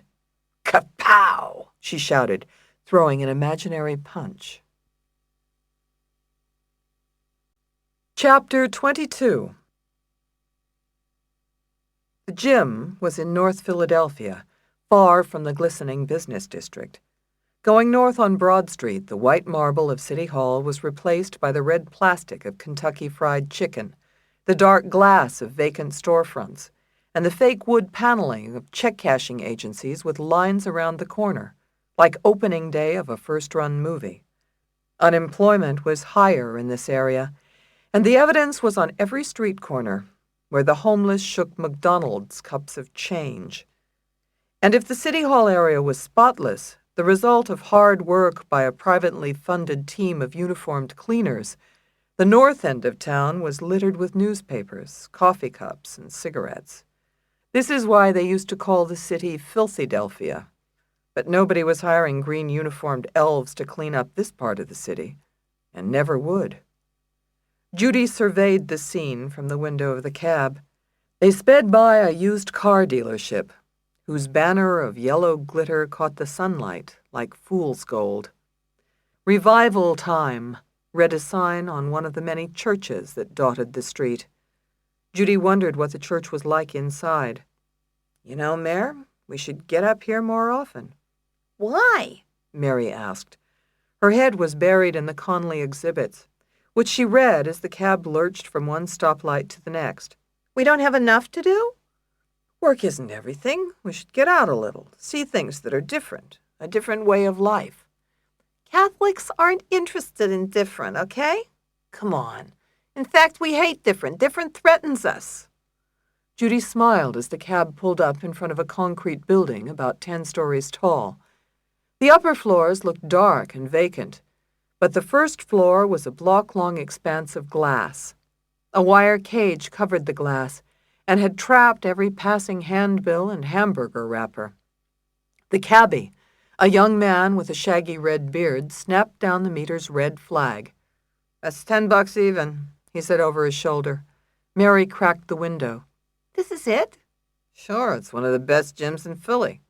There's no sign. They'll need no sign. It's almost as famous as Smokes. Smokes? Smokin' Joe Frazier's. The cabbie glanced at Mary in the rear view. Philly's a great boxing town, you'll see. How long you girls here for? Mary bristled. Take that back. I'm a native Philadelphian. Judy handed the driver the fare. We're tourists up here. Thanks, he said. You want I should come back, pick you up? It's a bitch to get a cab this far up. I knew that, Mary said. I'll get her out now, Judy told the cabbie, who laughed. Two muscular black men were sparring in a ring that was the heart of the gym. Red leather headgear obscured their features, and sweat glistened on their shoulders as they hustled around the blue canvas, behind ropes covered with red and blue velveteen. Centered over the ring hung 4 strips of fluorescent lights, illuminating the dark faces of the men who stood around. They cheered or winced at each punch, alive with the thrill of the match. The harder the punch, the more animated they got. But Mary flinched as she watched. To her, boxing was assault and battery with tickets. She looked away, around the gym. Glossy mirrors covered the walls, and wrinkled boxing posters blanketed any leftover space. Speed bags hung like teardrops of leather from plywood stands, and a brown heavy bag spun slowly on a chain in the far corner. Boxing gloves of gold and silver hung on the far wall. The air smelled of perspiration, stale cigarettes, and filth. Mary hovered behind Judy's broad shoulder. "We don't belong here," she muttered. "We're lawyers. We should be making commercials." "Stop complaining. We're on a secret mission." "We're the only whites and the only women. How secret can it be?" "Follow me." Judy pushed her way to the middle of the crowd to get a better view of the fight. She felt instantly intrigued by the skill of the contest, the movement of the fighters, the whistle of gloves through the air. She couldn't tear her eyes from the ring. Huddling behind her, Mary squinted at the ring, where one boxer slugged the other so hard his head snapped back like a bullwhip. She gave up being adult, much less professional, and covered her eyes. "Did he kill him?" "Not yet." "I hate this. Let's run away." "No." "I'll meet you outside, in the suburbs." "You will not." Judy grabbed Mary's hand and scanned the crowd for Starr. She picked him out quickly, recognizing him from the posters around the gym. Starling Starr Harold was larger in person than his photo, if that were possible. "There he is." "Where?" "The Hulk in the back row," Judy said, and Mary looked. Starr was huge, almost superhuman, even at a distance. He wore a black silk shirt with a black sport jacket that was big in the shoulders even without shoulder pads. He stood apart from the crowd, and there was an aloof air about him, the aura of a star, but a dark one. Mary thought he'd be handsome if he weren't so remote, but emotional distance was probably a job requirement for a man who could kill with his fists. "Can we go now?" "No," Judy said over her shoulder, and felt Mary's hand clutch her dress as she made her way around the ring, through the crowd, ignoring stares both curious and lecherous. It was less noisy in the back row, and Judy wedged boldly next to Starr. "Are you Starr Harold?" she asked. "My name's Judy Carrier." Starr's expression remained unchanged, his concentration riveted on the sparring match in the ring. "My friend and I are lawyers in the murder case involving your manager, Anthony Della Porta. We represent Alice Connolly." Starr didn't even like the sound of the bitch's name. He kept his eyes on the fight. "Anthony Della Porta was your manager, wasn't he?" Starr didn't answer. The kid in the red shorts was throwing his jab, but he couldn't connect. Kid didn't train hard enough. Kid had no discipline, no respect for himself. "Did you know the woman Della Porta lived with? Her name was Alice Connolly." Starr didn't say anything. The kid's trainer should tell him to move his fucking feet, but he didn't know shit. Even Browning, the fat fuck Starr just signed with, knew more than him. Starr folded his arms and his biceps bulged under the custom jacket. "I see you have muscles. Do you have manners?" Starr snapped his head around, and his eyes bored into Judy. He wasn't Tyson, so he didn't tag her, but he thought about it. "I talk if I want to talk." Mary tugged at Judy's dress for a warning. Antagonizing a prize fighter didn't seem like a good idea, but Judy was from California, where they did self-destructive things all the time. "Fine," Judy said. "I'll ask a question, and you answer if you want to answer. Did you know Alice Connolly?" "I know she killed Anthony, that's all I have to know," Starr said matter-of-factly, and Judy hid her alarm at his response. "How do you know that?" "I just know." "Did Della Porta tell you anything that would make you think that?" Starr shook his head. He didn't like the chick calling Anthony by his last name. "What makes you say Connolly did it?" Starr didn't say anything. Bitch was giving him attitude. He watched the kid in the ring stagger back to his corner. Did you tell the cops what you think? Starr shook his head. No. Why not? Didn't ask. Judy thought for sure the cops would have interviewed Starr. His manager had been killed and the police didn't question him about it? The DA didn't ask you to testify? Will you testify? Starr shook his head again. Testify? Go to court? Shit. He had the situation under control. He hadn't got word it had got done yet, but he knew it would be. Without another word, Starr turned his back on the lawyer and walked away, into the throng.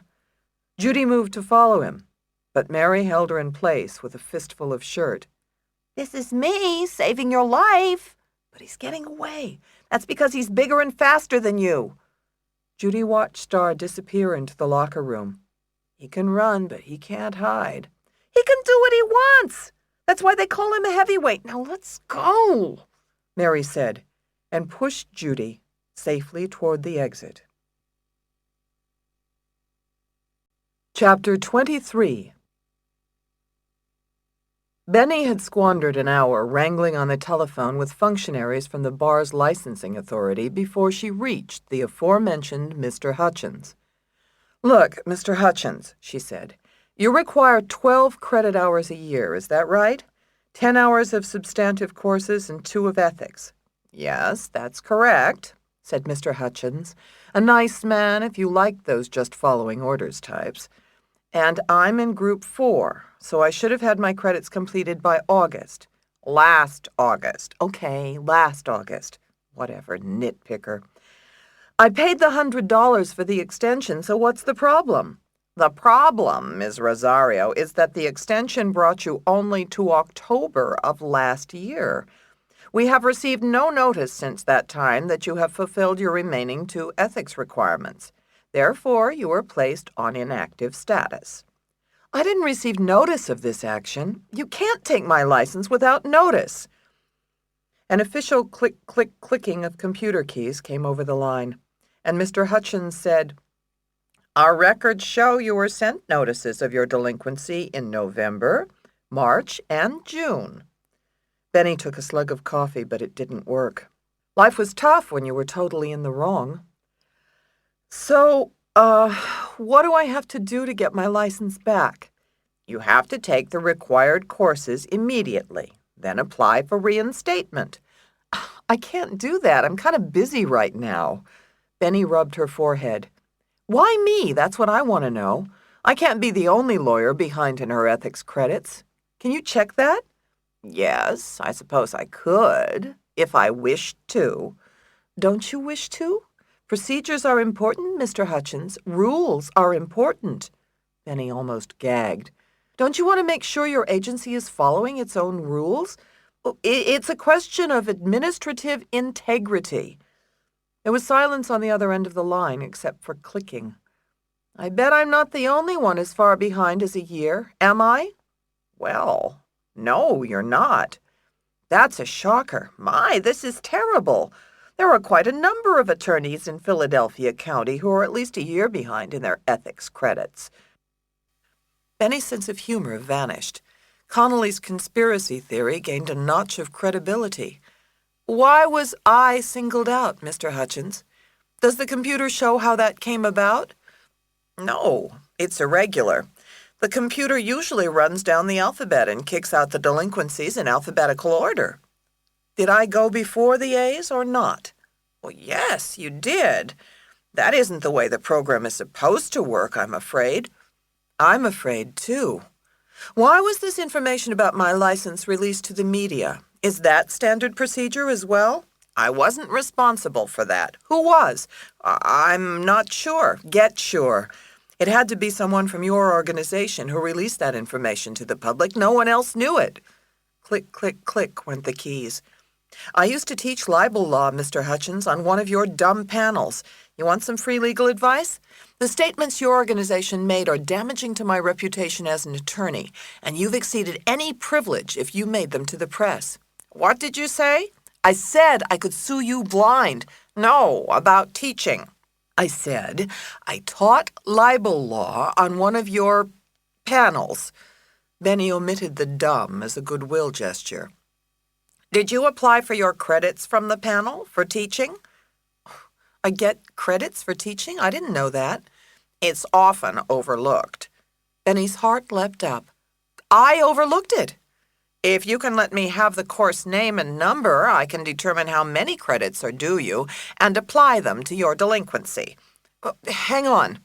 She was already tearing backward through her week at a glance and stopped in February.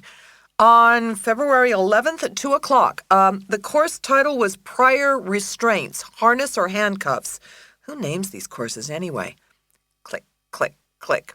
I'm showing that seminar was substantive and also encompassed an ethics session.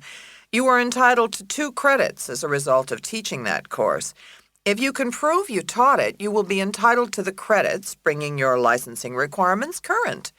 I taught it, I swear, Mr. Hutchins. I'll fax you an affidavit right away. In the meantime, you'll reinstate my license, right? I need that license. Reinstatement should take some time. Not in this case, it shouldn't. Somebody screwed up big time and it stinks. Unless you want me to make a very high-profile inquiry, you'll reinstate me effective immediately. Did you retain your course materials? My course materials. Benny scanned her office bookshelves for the characteristic yellow binders. She couldn't see them anywhere, but they had to be there. Yes, I have them right in front of me. Does it show your name as a speaker? She rustled some papers on her desk. Yes, absolutely. Then Xerox the title page and fax it to this office to my attention. Click, click, click. I'll temporarily reinstate you pending receipt of those materials. Bless you, Benny said, and hung up the phone with relief. Now all she had to do was find the course book. She hit the white intercom button on her phone for salvation, and Marshall picked up. Back in business? Only if I can find some course materials. They're in my office somewhere. Rescue me, would you? 10 minutes later, Marshall was still rooting through the bookshelves for the course materials, tossing onto the Dury rug everything she thought should be thrown away. The shelves were empty, and the rug was full. We should have all these materials centralized, she grumbled. Yeah, we should. In the library, not the lawyers' offices. Oh, I quite agree. At her desk, Benny was ransacking the lawyers' listings in the yellow pages to identify the lawyer in the art student's sketch. She flipped through grainy photographs of lawyers perched on desks and holding fancy pens. Thank God lawyers had started advertising. How else could you find the murderers? You can't find anything in here. This is disgusting. I know. Benny closed the yellow pages, shoved the thick book aside, and reached for her marbleized legal directory. Why don't you clean up? Or at least let me do it. Well, I'm a maverick, a renegade, the kind of gal who colors outside the lines. Benny cracked the legal directory. My clients expect a messy office. Nobody likes a pig. Oh, don't sugarcoat it, Marshall.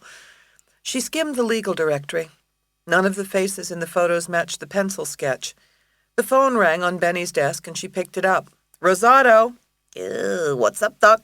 Said a man on the other end, and Benny grinned. Sammy! This was Sammy Freminette, the tax lawyer who was her oldest friend. He had started with her at Grun and Chase and had remained, becoming a partner. You get my fax? Yeah, he's hot. Is he single? Oh, stop fooling around. Do you know him? He's a lawyer somewhere in town. I need to ID him for a murder case. You're back doing murder cases. Why didn't I know that? Suffering succotash. You don't write, you don't call. I'll fill you in when the dust settles. Listen, I sent the fax to everyone I know, and I'm striking out all over. Do you recognize him? Oh, he looks like Elmer Fudd with that chin. Ugh, you're no help. I gotta go. Call you later, Benny said, and hung up. She glanced at her watch. 11:45. Damn. She couldn't spend much more time on this, not with the other things she had to do. Here it is, Marshall said. I found it. She held out a yellow paper-covered book, and Benny scrambled out from behind her desk to look. You sure? Does it show my name? Yes. Their heads bent over the book, and they found Benny's name at the same time. Marshall gestured to the papers covering the rug. I'll fax this to Hutchins if you let me throw that mess out. No, I need that mess. It's trash. It's essential. Then forget it. Marshall stuck the course materials under her arm, and a brochure sailed to the floor. She bent over to pick it up, and her smooth brow furrowed. Who gives these legal education courses? Professors? No, practitioners, other lawyers. Well, isn't this the lawyer you're looking for? What? Benny took the slick brochure from Marshall's outstretched hand. Accounting for Attorneys was its title, and under the course description was a thumbnail photo of the instructor. The eyes, the face, and the cleft chin were the same as the pencil sketch. Lyman J. Bullock, Esquire, read the caption. And next to it, Bullock and Sabard, attorneys at law. Benny reached for the telephone. Chapter 24. Alice was waiting in line to use the telephone. In the house, she waited in line for breakfast, lunch, and dinner. She waited in line to drop off her dirty uniform. She waited in line to pick it up clean. She waited in line to leave the unit and to enter it again. It made her want to kill somebody, like that bitch in line in front of her using the phone. Alice didn't recognize her. She must be from Unit B. "I have to talk to him," the inmate said, her voice high with anxiety. She picked at her scalp with long fingernails. Her limp brown hair had grown thin from the habit. "I need to discuss something important with him. I'm his wife." Alice felt a drumming in her head. She ignored it and checked the clock on the wall. Oh, fuck. Only 5 minutes left before she had to get back to the unit. She'd have thrown the wacko off the phone, but the guard was watching, his eyes shifting back and forth. "Oh, just tell him. Tell him it's me, Janine, Nini. No, I have the right number. I know this is his number." The phone was on the wall in the hallway, next to the line for the commissary window. The inmates put in special orders, and once a week the commissary packed transparent trash bags full of Doritos, potato chips, and Fritos. The dummies gobbled the shit like it was manna from heaven. No, she's not his wife. I'm his wife. I'm telling you, I made him what he is today. He owes it all to me. He still loves me. Put him on, right now." There was a line on the right, too, at the drug window. Inmates were lined up to pick up the legal drugs that got them off the illegal drugs, and suburban candy like Prozac and Ativan. The other inmates used the rock that traded freely in the house. The talk about instituting random drug testing never came to anything. Alice had had her stint with powder, then turned her experience into money. She was almost out of here, back in business on her own the way she always wanted. But right now, all she wanted was the goddamn phone. "Say goodbye, Nini," she said, reaching over and hanging up the phone as soon as the guard looked away. The inmate turned. "How dare you? Don't you know who I am?" "Shut up, or I'll punch your face in," Alice muttered. She picked up the phone and pounded in the number, checking her watch while the phone rang on the other end. Only 2 minutes left. The drug and commissary lines were almost finished. "Let me speak to him now," she said when Bullock's secretary picked up. "Yes," he said, on the line after a split second. Alice fake coughed into the receiver. I think I caught a cold," she said. She didn't say any more in case Bullock's lines were tapped. She didn't need to. Bullock would understand. They'd worked out a code for the business, and for times like this. Alice had given Bullock a name to call if she got into trouble on the inside. They'd try to stop the contract from the outside. It wasn't exactly Bullock's element of society, but he'd do it for her, because he had no choice. "A cough?" Bullock said. "Sorry to hear that. Gotta go." Alice hung up, satisfied for the time being. Bullock was reliable, if nothing else. It was good to have an accountant and a lawyer in one shot. Bullock was one of the suits from the Chamber of Commerce who'd wanted to invest in Star. Then Alice found a surer way for him to make a buck. Only tax-free. Alice's eyes swept the last of the lines, and Leonia wasn't anywhere in sight. Bullock would get to work on the outside, but on the inside she'd have to watch her back. She slipped into the housing unit and headed for her cell. Chapter 25. Benny reached the ground floor of her building with a problem. The press thronged in front of the building, and she had to get to Lyman Bullock's office. She lurked at the elevator bank, unsure how to leave. She couldn't lead the press to Bullock. If he were Connolly's lover, she'd be giving away a part of her defense. If he wasn't, they'd plague him without cause. The lobby, paneled in glossy gray marble, was empty, except for an older guard at the security desk. It was Lou Jacobs, a recently retired cop who liked Benny as much as most cops. Not at all.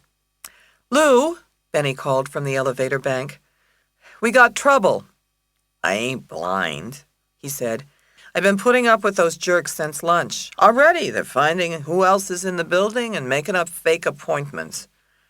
He scowled at the reporters, his crow's feet wrinkling deeply and skin thickened with tan from weekends on his motorboat. He wore his silvery hair slicked back, and his nose was strong as a seagull's beak. A compact man, Lou wore his navy blue uniform with a certain pride, which Benny liked. "I have to get out of here, Lou. Can I take the freight elevator?" "No way. You don't have freight." "Pretend I'm holding a fax machine." "Forget it." "Oh, come on, Lou. You want to throw me to the dogs?" "If I can watch." Benny gritted her teeth. "Either I take the freight, or I stand in the lobby and hold a press conference. Your lobby fills up with reporters, and your tenants can't get in or out. You like that better?" Lou shook his head. "You can't use the freight. It's against the rules." "Oh, Christ, Lou, don't give me the rules. You want rules or you want reporters? Your choice, bucko." Lyman Bullock leapt to his wingtips behind his mahogany desk, his light eyes wide and his small mouth partly open, emphasizing his cleft chin. His pale skin reddened and his neck bulged over a stiff white collar fastened by a collar pin that threatened asphyxiation. The lawyer's demeanor told the truth, though he never would. "I don't know anyone named Alice Connolly," Bullock said firmly. "You obviously do. You're not even a good liar. Didn't you go to law school?" "I thought you said you wanted to speak to me about a case." "I do. Alice Connolly's case." Benny hadn't told Bullock the purpose of her visit when she'd telephoned. She just said she was a lawyer in need of ethics advice, with a possible case referral. "We need to talk, Lyman. By the way, is anything short for Lyman?" "No." "Listen, Lyman, I'm not here to disrupt your life or to pry. May I sit down?" "Absolutely not." "Thank you." Benny slipped into a Windsor chair across from Bullock's desk. His office was large and sunny, with English antiques arranged conventionally on a blue-patterned Chiroc. The ethics business had evidently been good to Lyman Bullock. Lucky for him. Lawyers were getting less ethical every day. "We need to talk about Alice Connolly. The man she lived with was murdered, and she was charged with the crime. Her trial is next week. I'm her lawyer." "I don't know what you're talking about." Bullock remained standing, his back stiff as a Chippendale chair. Behind his desk, twin diplomas hung on the wall, evidencing law and accounting degrees, and framed photographs of his family rested on a cherrywood credenza.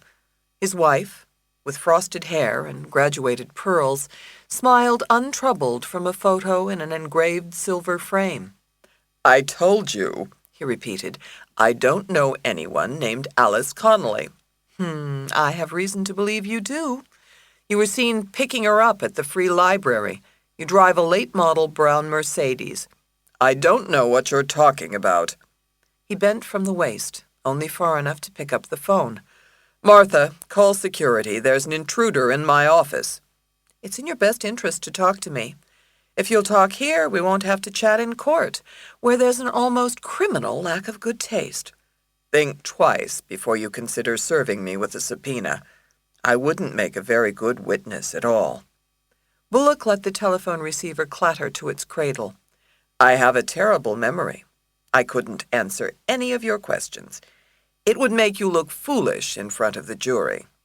"You and Alice were having an affair." "I don't know any Alice, and I'm offended by such an accusation. I'm a married man."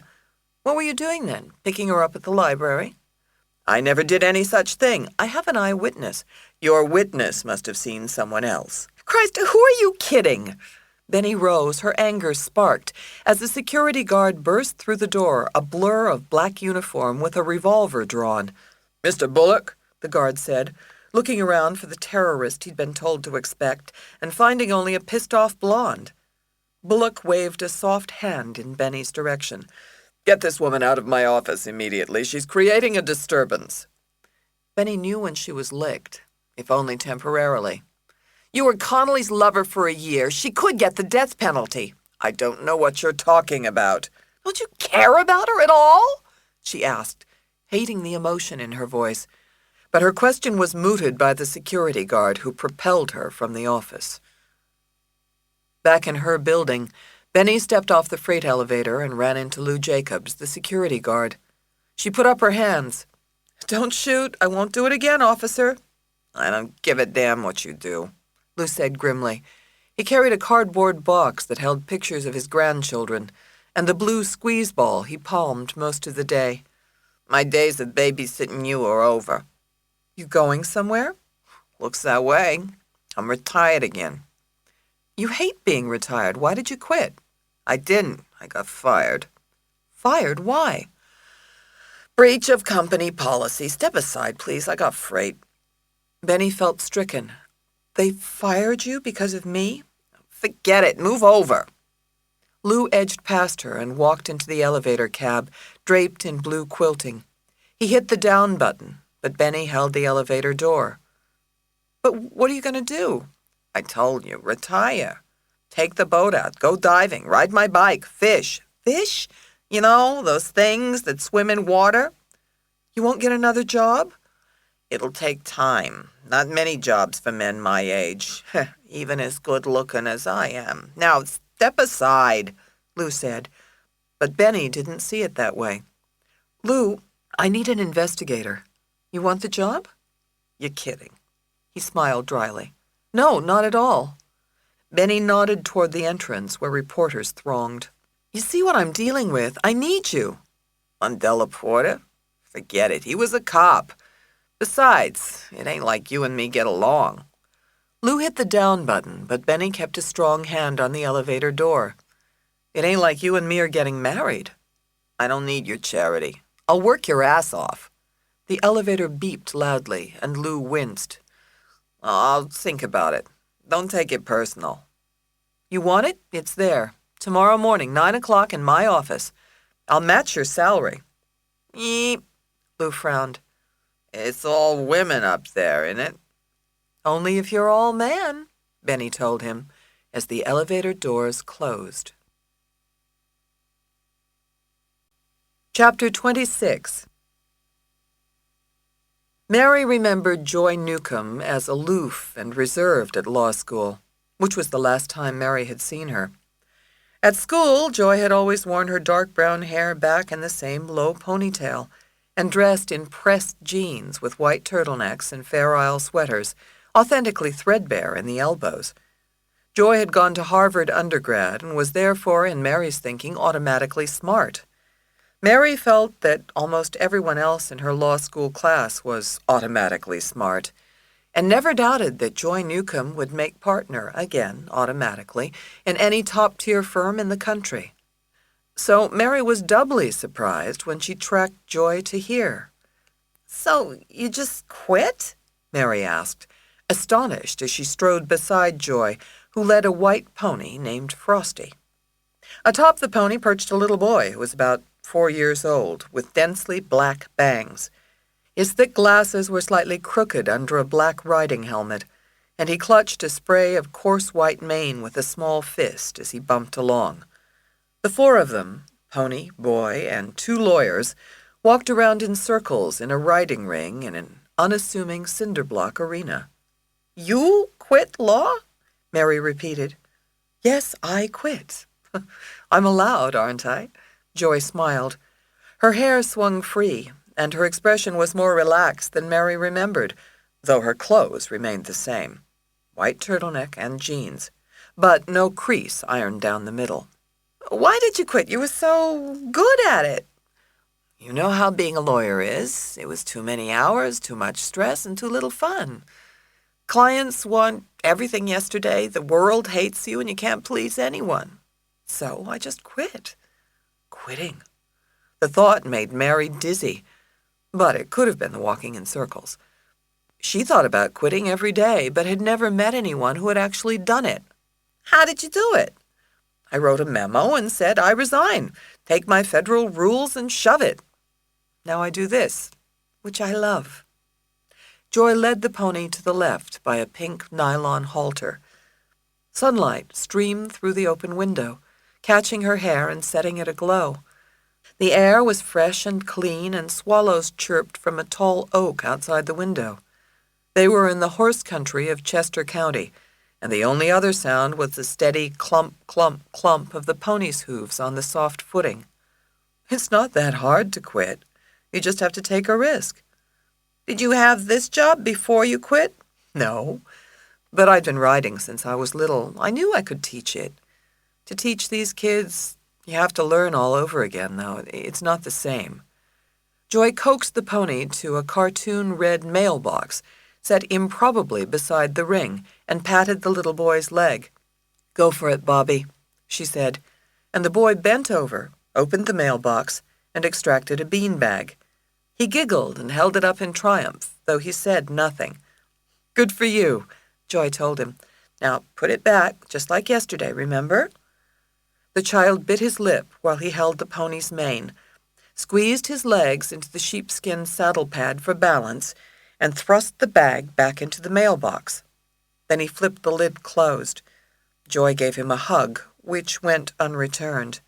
You're the best, you know that? She said, though the boy didn't answer. When Joy turned around, her face was flushed with happiness. Yesterday he couldn't do that. Today he can. Congratulations. Bobby did it, not me. Joy clucked to the pony, and they began walking again. Why don't you congratulate him?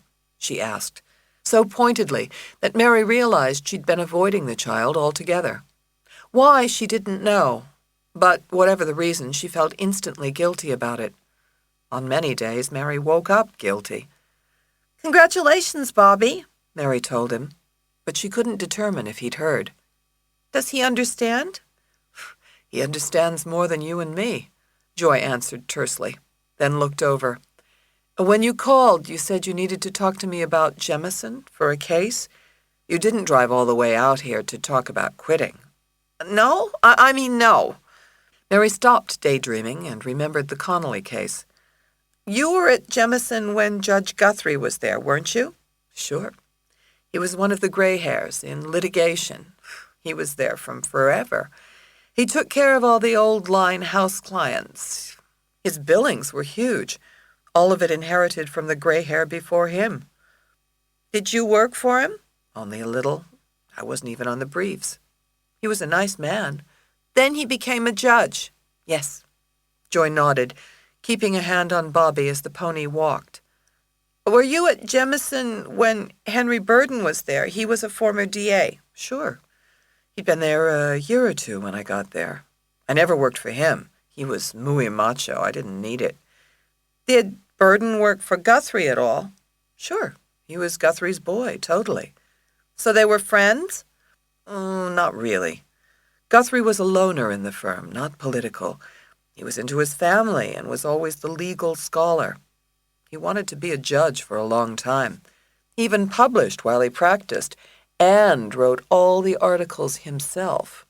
How incredible is that? Mary put her head down, mulling it over. Dust covered her pumps as they marched next to the pony's hooves. The clump, clump, clump was helping her think. So, at some point, Burden comes over from the DA's office. Burden is very connected in city politics, but has no client base. Guthrie has a client base, but isn't connected in city politics. Guthrie wants to be a judge, but you can't be a judge without connections, not in Philadelphia. Joy smiled at Bobby. Sit up, buddy. Try to sit up straight as a board, So they formed an alliance, Mary said, thinking aloud. Burden got Guthrie a judgeship, and Guthrie turned over his clients. As a result, they owe each other, And they also owe a lot of powerful people in the city. Isn't that interesting? Nope, not at all. This is interesting. Ho, Frosty! The pony halted next to a toy hoop, mounted low on the cinder block wall. Joy handed a lightweight basketball to Bobby, who squinted over his glasses and pitched the ball at the hoop.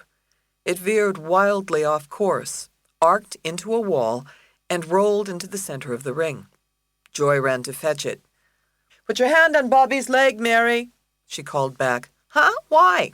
"So he doesn't fall off." "What?" Mary clamped a panicky hand on the boy's leg. "Stay on, okay, Bobby? If you fall off, the guilt will kill me." Joy came back with the ball, panting. "You know, Mary, you could quit too. If you don't like your job, just quit. Just do it." "I can't. I'd fall off the edge of the earth. Now take this child. Put a hand on him. Save him from me." Joy handed Bobby the basketball and placed a confident grip on his leg. "You'll find another job, you'll see. In this economy, there's tons of jobs. We have 2 openings. You want to work here?" "Here?" Mary's throat caught, and Bobby looked down at her, basketball between his hands as if waiting for an answer. His eyes were brown, magnified by his dense lenses, and his gaze didn't waver. Though his expression remained remote, Mary could see that he accorded her the same trust he did Joy, merely because she was an adult. She felt distinctly unworthy. "I don't think I can," she answered simply, and the boy turned away. Chapter 27. It was a business day at the prison, and the interview rooms were full. 3-piece suits sat on the left side of the counter and orange jumpsuits on the right. Public defenders huddled with their clients next to tall stacks of accordion files. For their visits, the prison guards became air traffic controllers, lining up the inmates like jets, waiting to land. "This is a surprise," Connolly said. She stood up when Benny banged into the interview room and let the door slam locked behind her. "I didn't expect you today." "Expect me every day." Benny tossed her briefcase onto the Formica counter, where it landed with a loud thud, and she dropped into the chair behind it. "We got trouble. How did the press find out you might be my twin?" "I don't know. By the way we look." "You didn't tell them?" "No, of course not." Connolly sat down. "They've been calling here, but your secretary got me a message that said not to talk to the press. Not that they'd let me take those calls anyway." Benny thought about it. It was true. Calls in and out of the facility were limited. "Did you tell any friends in here who could have blabbed it?" "I don't have any friends."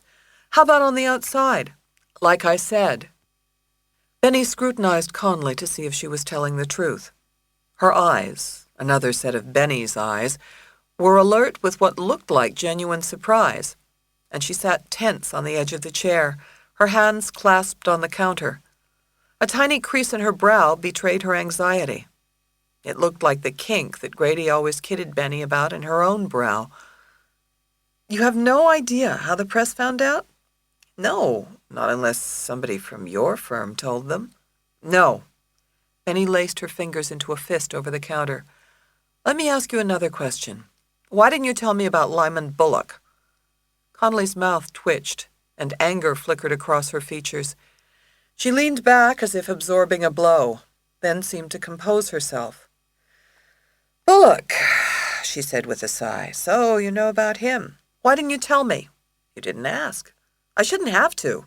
You're supposed to tell me everything, and I decide what's important for the case. You don't make that decision. I do. I'm your lawyer."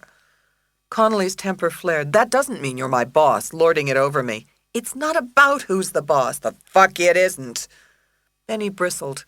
The similarity between her and Connolly's reaction to authority no longer struck her as a complete surprise. Still, she had a defense to stage. "Look, you called me to represent you. I'm trying to represent you. Knocking myself out to represent you, in fact, and so are my 2 best associates. Cooperate or die, okay? That incentive enough for you?" Connolly sulked. "What do you want to know?" "Everything." "Except who you really are." Benny straightened in her chair. "I know who I am." "No, you don't. Because you don't know who I am. I change who you are, and you don't like that one bit. About the case? If Connolly was playing a mind game with Benny, she wouldn't win. We're talking about the case. You don't like your cage rattled, huh? We'll deal with it. Connolly stood up, and her chair squeaked noisily on the gritty floor. That you're on that side of the table with your suit and your briefcase so full of yourself. You think you can come up here and tear me a new asshole, then get back in your car and go home. You don't want to believe that you're my twin, huh? That you could have had the lousy luck? That you could have been here? You could have been me. Lyman Bullock, Benny said evenly. Sit down and discuss Lyman Bullock, or I leave. When did you start seeing him? Connolly's lip twisted. October, that year, she answered after a minute, and fell defiantly into her chair. Where did you meet him? On the street. A hot dog stand. A preppy lawyer at a hot dog stand? Try again. The truth. Connolly didn't bat an eye. We met at the hot dog stand in front of the library. He pulled up in the car to grab a dog. We got to talking. Then what? We had an affair, okay? Surprised I got a man like that? Benny retrieved a legal pad and ballpoint from her briefcase. Where did you go with him during the day? An apartment he kept on the side. I wasn't the first. You have a key? No. I met him there. How many times a week? In the beginning, once or twice a week, when he could. Benny made a note. You had sex? No, we played Nintendo. Connolly didn't laugh, and neither did Benny. I'd hang in the apartment, work on my book. It was nicer than the library. The place was loaded, big screen TV, nice CD player, fast computer, a screamer. Benny set down her pen. So, you were cheating on Della Porta? Yeah. Why? Connolly shrugged, her expression impassive. I thought you were a woman in love. You thought wrong. She laughed abruptly. You got the degree, but I got the brains. Benny didn't react. Explain Bullock so I can make it credible to a jury if it comes out. I lived with Della Porta, but I didn't love him. I told you I didn't like being alone. I didn't love Bullock either. They were just men. I cared about them, but it wasn't like love. In love songs and all. Benny thought she sounded adolescent. If songs were the standard, we all were screwed. When did it end between you and Bullock? About a month before Anthony was murdered. Did you end it or did he? We both did. He was traveling all the time on business for a big case out in Arkansas. He just stopped calling. You didn't call him? No, I wasn't that interested. And then Anthony got killed. Benny felt sick and hollow. For Connolly's life, so empty, and for her defense, in deeper trouble than before. She couldn't prove that Connolly and Della Porta were lovebirds now, and hoped the DA didn't know that. Maybe she could try another tack. Bullock knew about Della Porta, right? Wasn't he jealous of Della Porta? No. Bullock wanted to buy a share of Star, wanted me to fix it with Anthony. Of course, I couldn't exactly do that. Buy a share? What do you mean? Fighters need backers. Anthony was the manager, and he got a group of businessmen to put up money for Star. If Star made money, they made money. Could there be a connection between Bullock and Star? No way. Bullock didn't need the coin, believe me. But Benny was thinking. There was a problem here, and it wasn't that the Bullock theory wouldn't fly. It was that Connolly wouldn't fly. Any jury, given half a chance, will find for a defendant they like. But they weren't going to like Connolly, even if she never said a word in court. The DA would be savvy enough to get Connolly's life, morals, and attitude into evidence. And it could kill her, even if she were innocent of the murder. Benny's stomach tensed. She had to find some way to sell Connolly to the jury. She looked at Connolly, and the inmate looked back at her with those matching eyes outlined with eyeliner. It gave her an idea. A gamble, but it was Connolly's only chance. Chapter 28. The black plastic hand on the kitchen clock hovered at 5:30, and Mary sat with satisfaction over a plate of steaming spaghetti and bumpy meatballs, with a salad of iceberg lettuce and vinegar and oil dressing. The D'Annunzio family ate dinner at the same time every night and served pasta 4 nights a week, except for fish on Fridays still. Mary felt reassured when things stayed the same, and her parents' home, which she visited every Wednesday for dinner, was the church of things that stayed the same. She had brought Judy home for dinner because Mary's parents adored her, treating her like the tall child they never had. Judy returned the affection, marveling at each visit that Italians really acted Italian. Mary had no defense for it. Some stereotypes rang true for a reason. The D'Annunzio's brick row house in South Philly was laid out in a straight line, from living room to dining room to kitchen, the rooms strung one after the other like slippery beads on a favored rosary. The sofa in the living room sagged in the center, its shiny green quilting protected by doilies her mother had crocheted decades ago. The room's maroon carpet had been worn in a strip down the middle, a missal's ribbon made by years of walking through the dining room, which was used only on Christmas and Easter. Even as a child, Mary knew something really good had to happen to Jesus Christ for the D'Annunzios to eat in the dining room. The heart of the house was the kitchen, tiny and shaped like a mass card. A formica table with rickety wire legs took up most of the room, and the 5 of them, Mary's mother and father, Mary and her twin Angie, and Judy, had to huddle to fit around it for dinner. Refaced wood cabinets ringed the room, and formica counters cracked at the corners, so near to the kitchen table that Mary's father could stay in his chair and turn up the Lasco fan in the window, which he did. The plastic blades whirred faster, but the air remained stifling. "Madonna, it's hot," said Mary's father, Mariano D'Annunzio. A long time ago, his crew of tile setters had christened him Matty, and it stuck. He was a bold, stocky man, with large eyes, a bulbous nose, and an affable smile.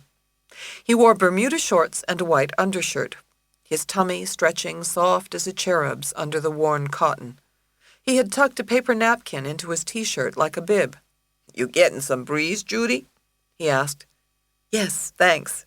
Judy was struggling to twirl her spaghetti. "Good. You're the guest. We want you to be nice and comfortable." "I am," Judy said. A steaming strand slipped through her fork for the second time. She tried it again, her tongue to the side in concentration. "You want help with that?" Angie asked. Her dark blonde hair was combed into a short ponytail that curved like a comma. She wore an ivory shirt with short sleeves and khaki shorts. Angie looked like a casual dress version of her twin, though her manner was far from casual.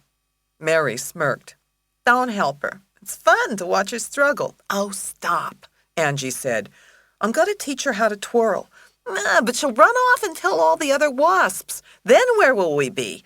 Fresh out of state secrets." Judy fumbled with the spoon as spaghetti slithered off her fork. "I don't get the spoon part." "You don't need to use the spoon," Angie said, but Mary waved her off. "Don't believe her, Jude. She's lying. Spoons are key to expert twirling. They don't let you in the Sons of Italy unless you use a spoon."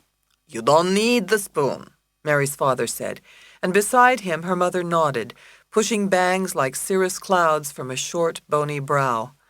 Vita D'Annunzio was losing her hair from years of teasing, which only made her get it teased more often at the beauty parlor at the corner. "But spoons are cool," Mary insisted. "Real Dagos use spoons." "Why do you use that term?" Angie snapped. And Mary reflected that her twin had left her sense of humor at the convent, with no hope of recovery since she'd taken a job as a paralegal. Nothing about being a paralegal was funny. "You know, Ange, you used to be a lot of fun." "Like you?" "Exactly like me," Mary said, and her meaning wasn't lost on Angie, who averted her eyes. "Girls, girls," her mother said, her tone a warning. Mary bit her tongue. Her chest felt tight.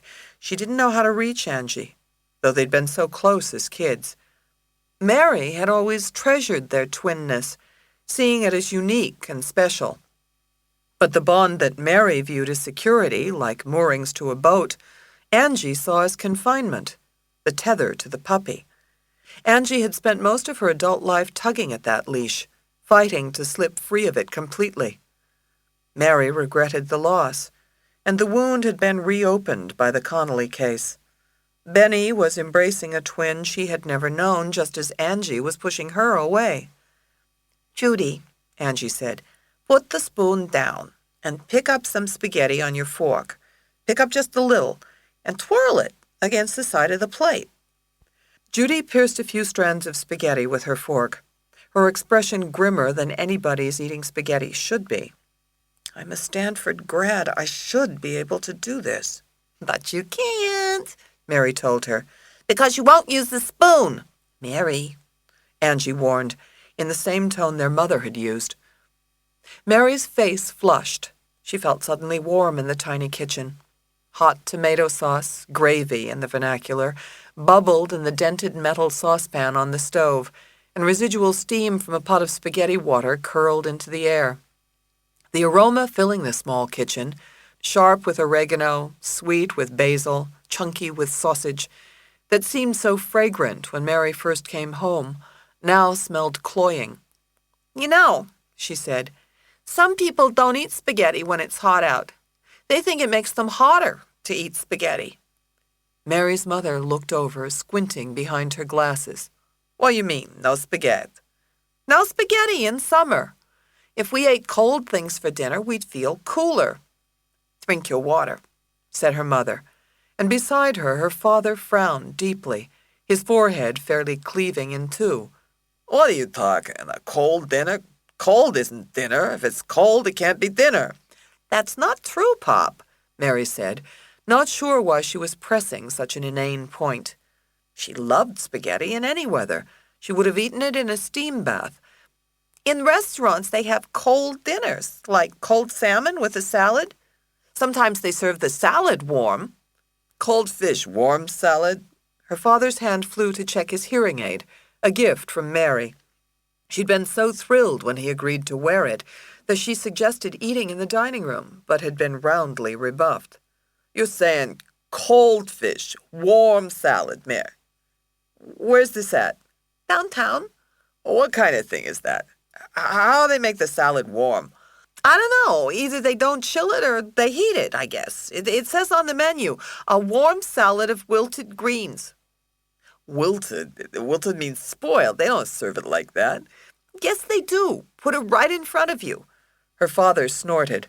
"Well, they should be ashamed of themselves. Cook's cold fish, warm salad. That's ass backwards." "Watch your language, Mattie," said Mary's mother, but her father pretended not to hear with alarming accuracy. "People pay good money for that? That's cockamamie." Mary caught her twin's eye across the tight circle of the table, and, to her surprise, Angie was smiling over her water glass.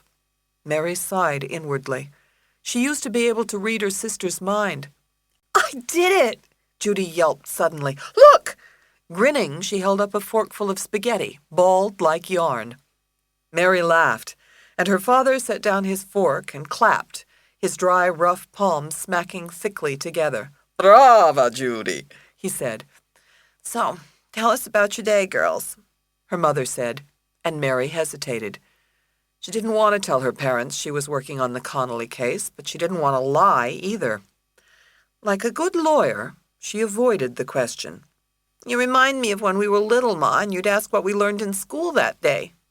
"I'll tell you what we learned," Judy chirped up, finishing her forkful of pasta.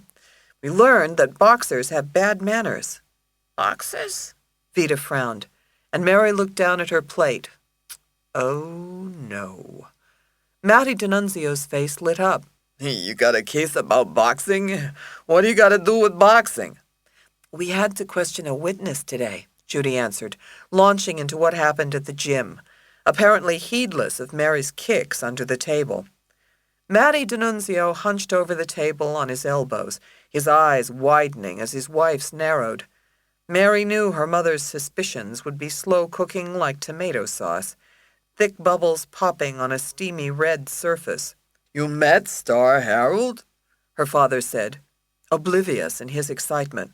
Oh, he's a heavyweight. I seen him box a couple of months ago. He was on cable. Madonna, what a jab. Mary leapt to shift the subject. You watch boxing, Pop? I thought you were a baseball fan. I like the fights. I boxed when I was young, way back when. Oh, tell us about it, Mary asked.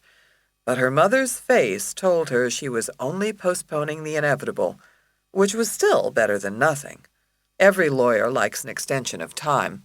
Not much to tell. Not like Golden Gloves and nothing. A lot of us fought from the neighborhood. Cooch, Johnny, Freddie. You met them guys, Mare. I could hit hard, take a punch, too. But I wasn't quick enough. My feet. Maria, her mother interrupted. She touched her husband's forearm, which was Italian code for shut up now. What kind of case she got you working on? Mary didn't have to ask her mother who she was. Benny Rosato had become the Antichrist in the D'Annunzio household last year. Just a case, a normal case. What do you mean, normal? I just have to do some research is all. Talk to witnesses, work in the library. Today I met with one of my old classmates. She's teaching handicapped children. Witnesses? What kind of witnesses? Mary sipped some water. The kitchen was sweltering. Nobody could cross-examine like a mother.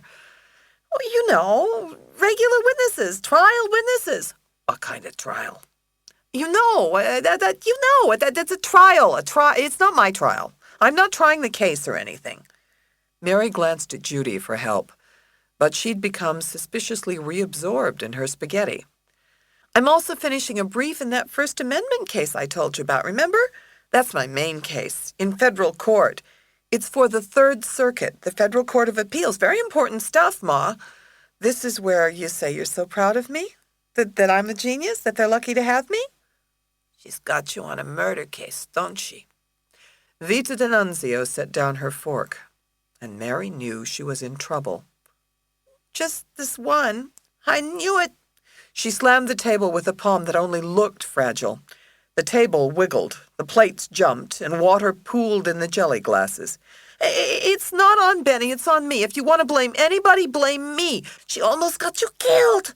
Her mother shouted, her voice quivering with age and emotion. I'm fine, Ma. Everything's fine. Across the table, Angie looked grave. Relax, Ma. Mary will be very careful. She'll take care of herself. She won't do anything risky. Will you, Mare?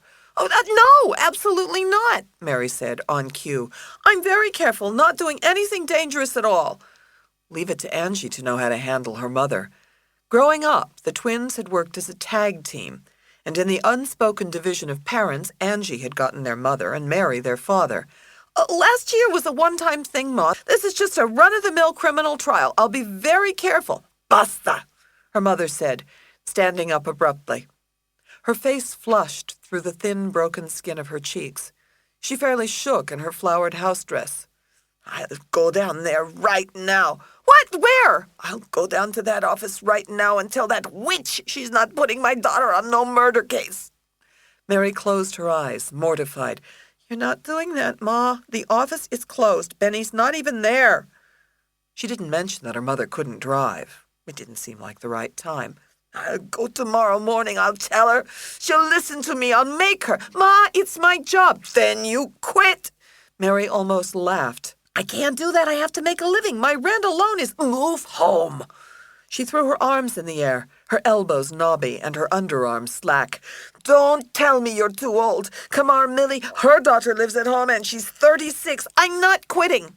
I'm a lawyer. I like my job, Mary said, not believing the words even as they fell from her mouth. Who could sell a happy lawyer? Maddie, talk to her, her mother barked, nudging her husband. And Mary realized for the first time that her parents played a tag team of their own. She looked at her father, and pain twisted his features as he tugged the napkin bib from the neck of his T-shirt. He didn't say a word, and still a knife of guilt went through her. Pop, it's my job, Mary said. I have to do my job. We thought you wasn't doing no more murder cases, baby, he said softly. I can't pick and choose, Pop. You know that. You worked. Could you have one of your crew picking his own work? Suddenly her mother pushed her chair under the table, her eyes edged with tears, and hurried from the kitchen. "Ma, wait!" Angie called out, and bolted from the table after her. Judy looked astonished, and Mary tensed in the stifling kitchen. Her father reached across the table and touched her hand, his palm warm. "Mare, I'm not going to tell you your business. All I'm going to tell you is boxing is a mean business, a dirty business. Lots of people get hurt. Make sure you're not one of them." "Don't worry, Pop," Mary said, the words hard in coming. Watching the scene, Judy felt dumbstruck. Her mother didn't cry. Her father didn't call her baby. Her family preferred their melodrama on a television movie of the week, behind a curve of expensive glass, or on a stage at a distance. Yet, as moved as Judy was by the emotion of Mary's parents, she was struck by their words.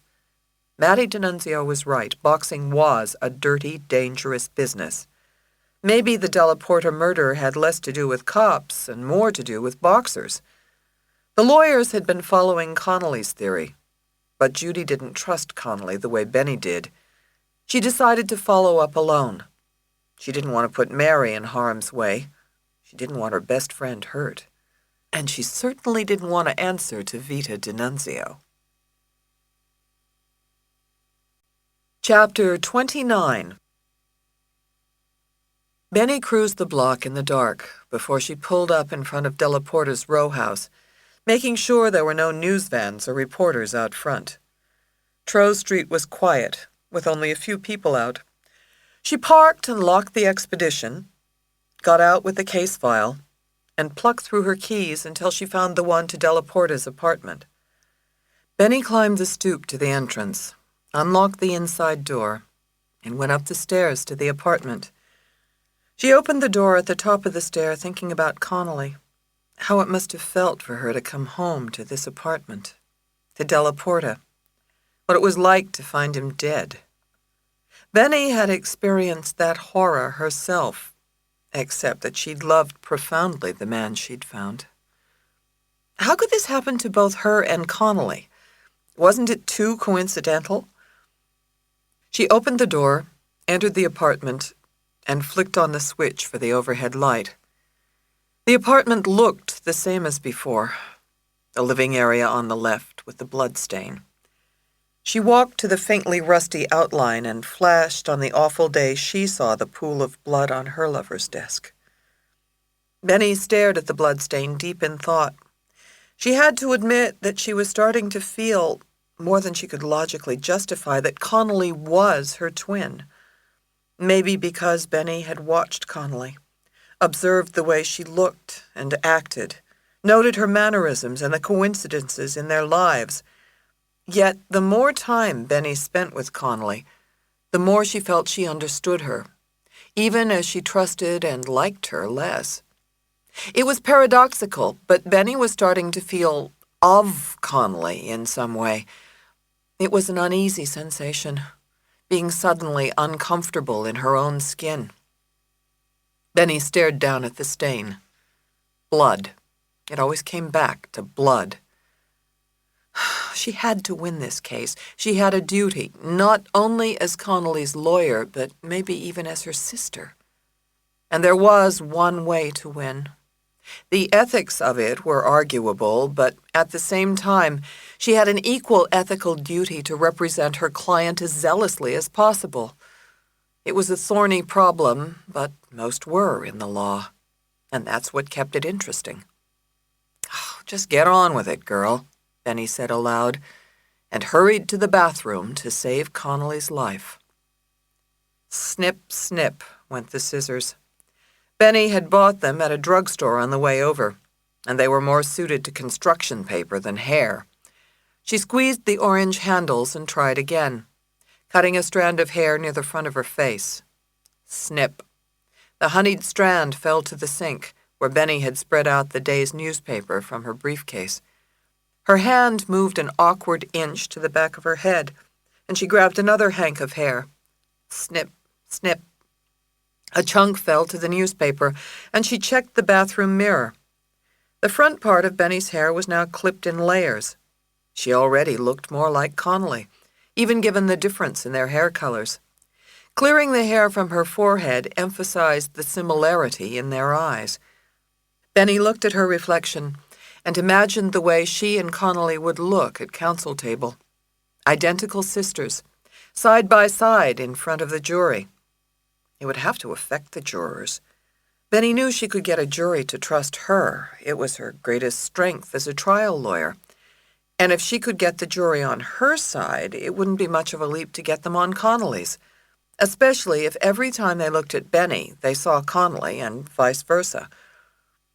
Benny chopped away, preoccupied. Her first approach to the case, hiding the fact that she and Connolly were or might be twins, was wrong and untenable now that the news was live at 5. If the media was flogging the story that they were twins, why not go with it?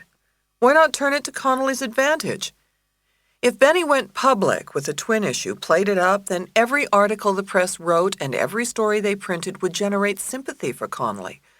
The buzz had to reach the potential jurors with the trial only a week away. Suddenly the tight time frame became an advantage too. Benny smiled grimly as she hacked away. It was a great plan, and there was no way the DA could counter it. Even if Judge Guthrie issued a gag order, the press would be off and spinning. Every no comment would tantalize. Snip, snip, snip. Benny had disguised herself in the past to look less like herself. This time she was disguising herself to look more like herself.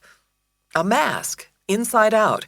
If Connolly was her twin, the mask was Benny's true identity. She made a final cut and set the scissors on the edge of the sink. Snippets of blonde hair covered the newspaper and filled the basin.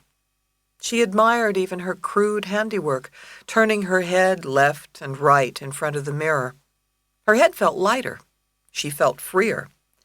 She dived into her purse for her other new purchases, grabbed a tube of lipstick and twirled it open, revealing a rosy missile.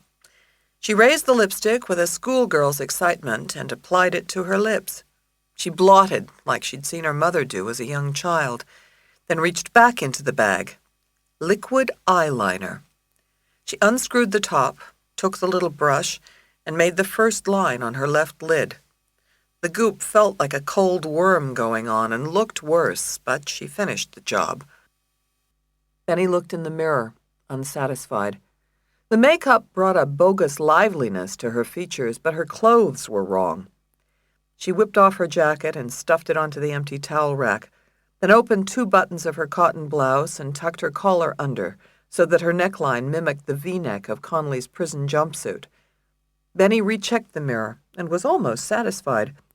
The clothes underscored the effect of the haircut. At trial, she'd dress her client and herself to match. Not identically, that would be too obvious, but in the same colors and styles.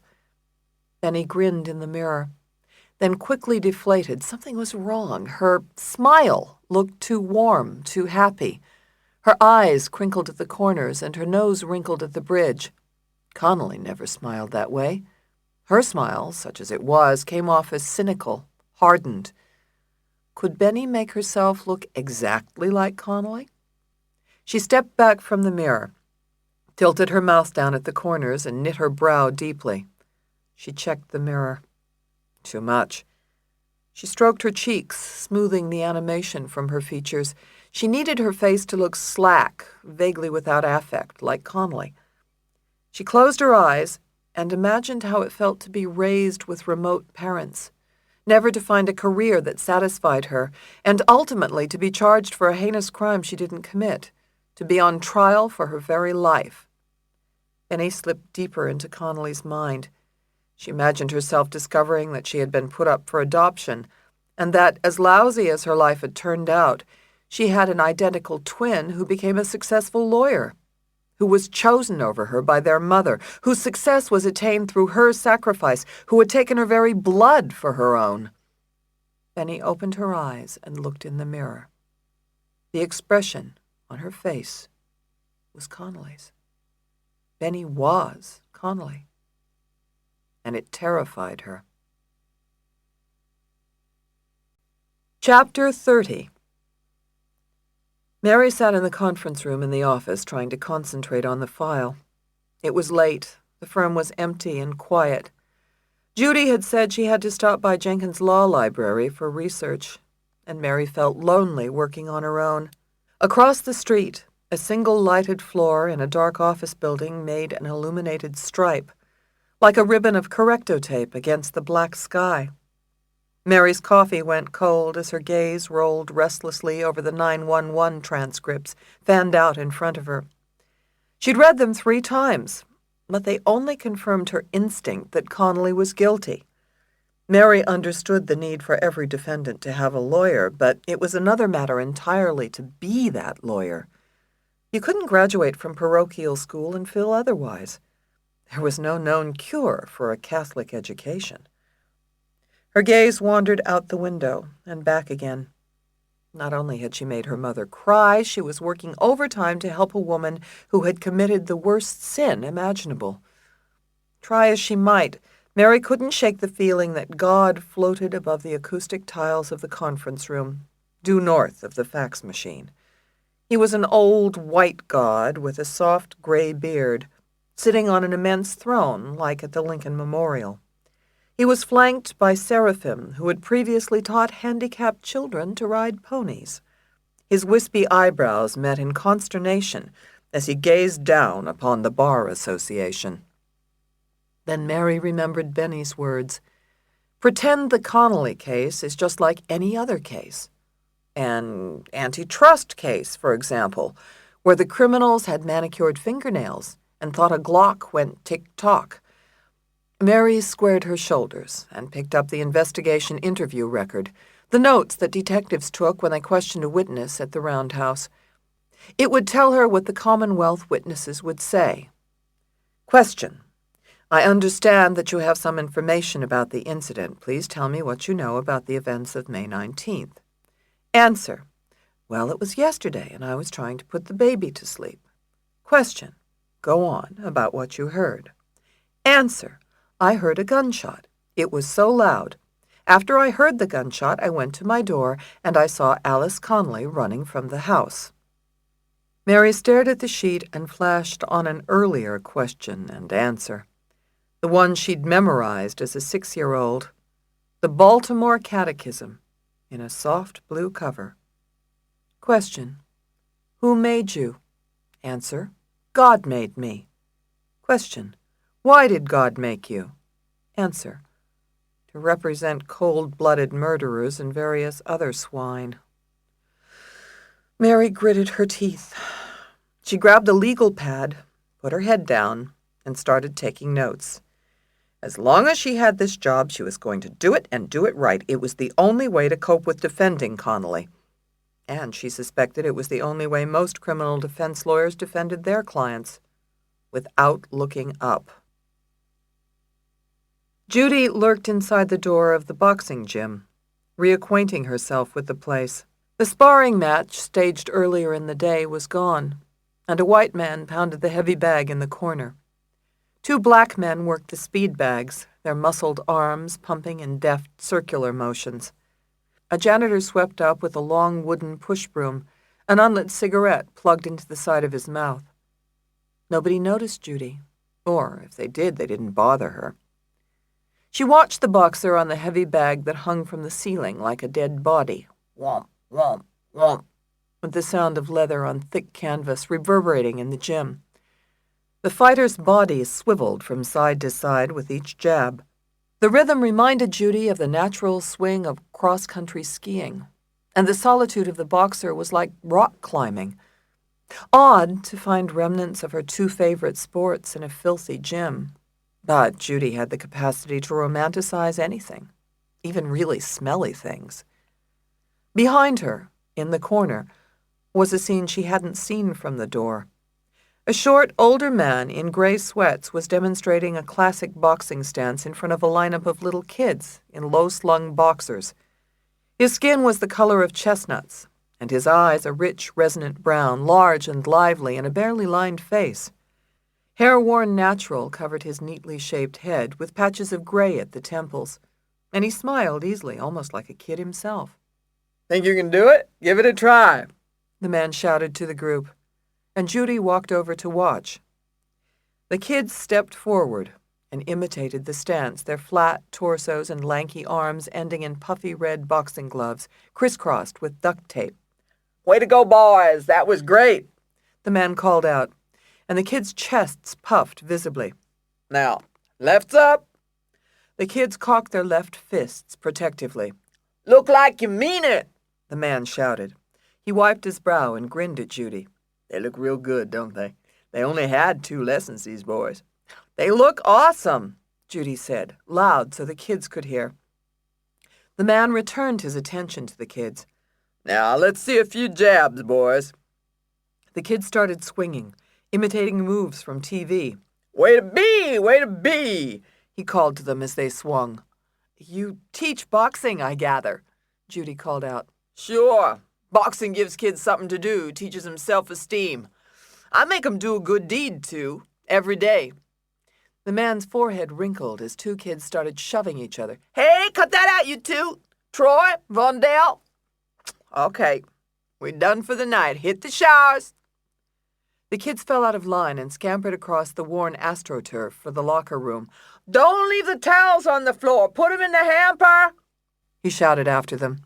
"I don't think they heard you," Judy said, smiling. "They heard, but they don't listen." The man wiped his brow on the sleeve of his sweats and extended a large hand. "I'm Roy Gaines. Everybody call me Mr. Gaines. Don't ask why. Not that I won't tell you, just I don't remember. Just started that way, and there's no stopping it. So now Mr. Gaines it is." "Happy to meet you, Mr. Gaines. I'm Judy 40, Judy said, shaking his hand. It was a false name, but she was undercover. People didn't line up to help lawyers, and she wanted to keep her connection to the Della Porta case under wraps. If she could avoid seeing Star for the next few days, she could pull it off. "You give lessons to adults, too?" "Ha! I train half the fighters out of this gym." "So you must know a lot about boxing." "Been boxing since I was a kid. Started out wrestling in the schoolyard down in Georgia. Didn't have the height nor the reach to be no professional, though. Been giving lessons for a long time. Ask the manager of this place, Davon Allen. He here in the daytime. Asked him. Asked anybody. Everybody know Mr. Gaines." Judy nodded. It sounded perfect. "I'd like to take boxing lessons from you." "Boxing lessons? Sure." Mr. Gaines looked Judy up and down, appraising her. "You could do it, girl. Got the build for it. Tall, strong, long arms. Lots of women boxing now." "Really?" "Christy Martin, the coal miner's daughter. White girl, wears pink shorts, built like a truck. On a card with De La Hoya one time. Hell of a boxer. Holds her own, Christy does. And there's that Dutch girl, real pretty one. What's her name?" Mr. Gaines frowned in thought, then snapped his fingers, an unexpectedly loud sound. "Lucia Riker. You see her?" "No." "Well, you should." Mr. Gaines frowned. "You interested in boxing, you ought to watch it. Watch it all you can. Watch your men, watch your women. You can always learn something. It's like anything else. You got to study it, practice, train, work. Can't be traipsing in here looking for no diet program." "How much are lessons?" $25 a half hour. Got to sign me a form if you're serious." "I am." Judy felt dismayed. A half hour? She couldn't learn much about the gym in half an hour. "Can I take an hour lesson?" "Oh, half an hour would be more than enough." Mr. Gaines chuckled, revealing a cracked front tooth that looked like a piece of white bread with a bite taken out of it. "Believe me, plenty. You got time on your hands. You train. In between lessons, you train. You hear me? Train, run, lift, heavy bag, reflex bag. I give you a schedule. All my students got a schedule." "How about 3 lessons a week?" "Hoo-wee, you fast. Most people, they do 1 a week. What a hurry." Judy paused. "Well, I already know the basics. My dad boxed. He was a cop." "A cop, huh?" Mr. Gaines repeated, and Judy nodded, though she was making it up as she went along. Her father was a Stanford professor who would have abhorred boxing if he'd ever deigned to form an opinion about it. "I think there's something about cops and boxing, don't you?" Judy asked, digging for information. "Well, they seem attracted to it. Isn't there a detective who manages a boxer here?" Sure, Star Herald, great boxer, about to turn pro. You ought to see that fight at the Blue. Too late to get tickets. Going to be on USA Channel and all. Do you know him, this detective? He's dead now. Mr. Gaines chuckled. Good manager. Knew the sport. He got shot. Murdered. Shot? Well, that's awful. Did they catch who did it? Sure did. His girl. She's went to jail for it, I think. His girl? Judy echoed, as if she hadn't known. Did you know her? Nah, not much. You were mean, you know. Never said nothing to me. Hung with the wives and the girlfriends. Figured she was the one who done it when I heard about it. Why? What made you think that? Some people, they just bad. Mr. Gaines shook his head. Wrong numbers, my mama used to call them. Now that girl, she was just a wrong number. Judy worried. Everywhere she turned was a completely credible witness who thought Connolly was guilty, and Benny wouldn't hear any of it. Rather, as Mr. Gaines would say, Benny heard, but she didn't listen. Now, Miss Judy, you want to talk lessons or not? You signed me the form, we can start next week. How about tomorrow morning? She asked, and Mr. Gaines laughed. Chapter 31. Benny worked in a fever, hauling box after box upstairs from the storage area in the basement of Delaporta's row house. She'd convinced the superintendent that as Connolly's lawyer, she had a right to her personal belongings, and he was reliably drunk enough to buy it. Benny was hoping that reconstructing the apartment would help her to understand the way Connolly and Delaporta lived. Their relationship was the crux of the murder case, and its subtleties could lead Benny to useful evidence or a new angle.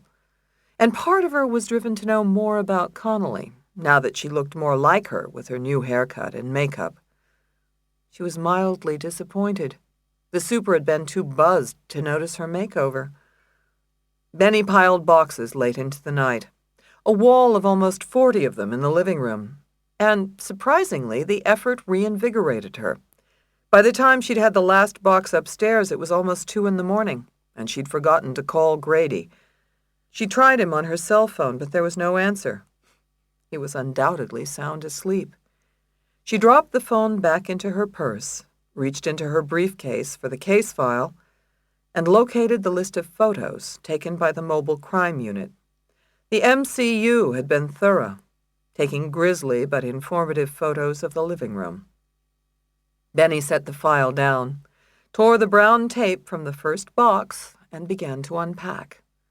It took almost until dawn and left her lower back aching, but by the time she was finished, the apartment was completely reassembled. She walked from room to room, ending up in the doorway to the kitchen, which turned out to be well stocked. Delaporta had evidently been a cook. 20 cookbooks bearing his name inside sat atop the counter next to a cuisine art. Heavy Calphalon cookwares stocked the cabinets. An omelet pan, a middle and large-size frying pan, even a tiny pan for melting butter. Eyeing the set, Benny felt a twinge for his loss. Who could have killed Delaporta, and why? She left the kitchen for the living room. Completely fitted out, it revealed sophisticated taste. The paintings on the front walls were original oils of city scenes by a fine artist named Solmsen. Gas stations, storefronts, and a street in Manayunk that had the starkness of Edward Hopper.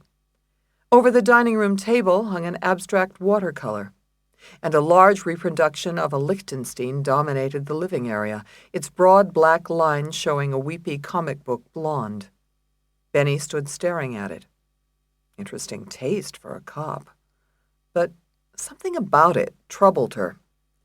She walked into the bedroom, which would have been equally classy if she had bothered to rebuild the heavy bed.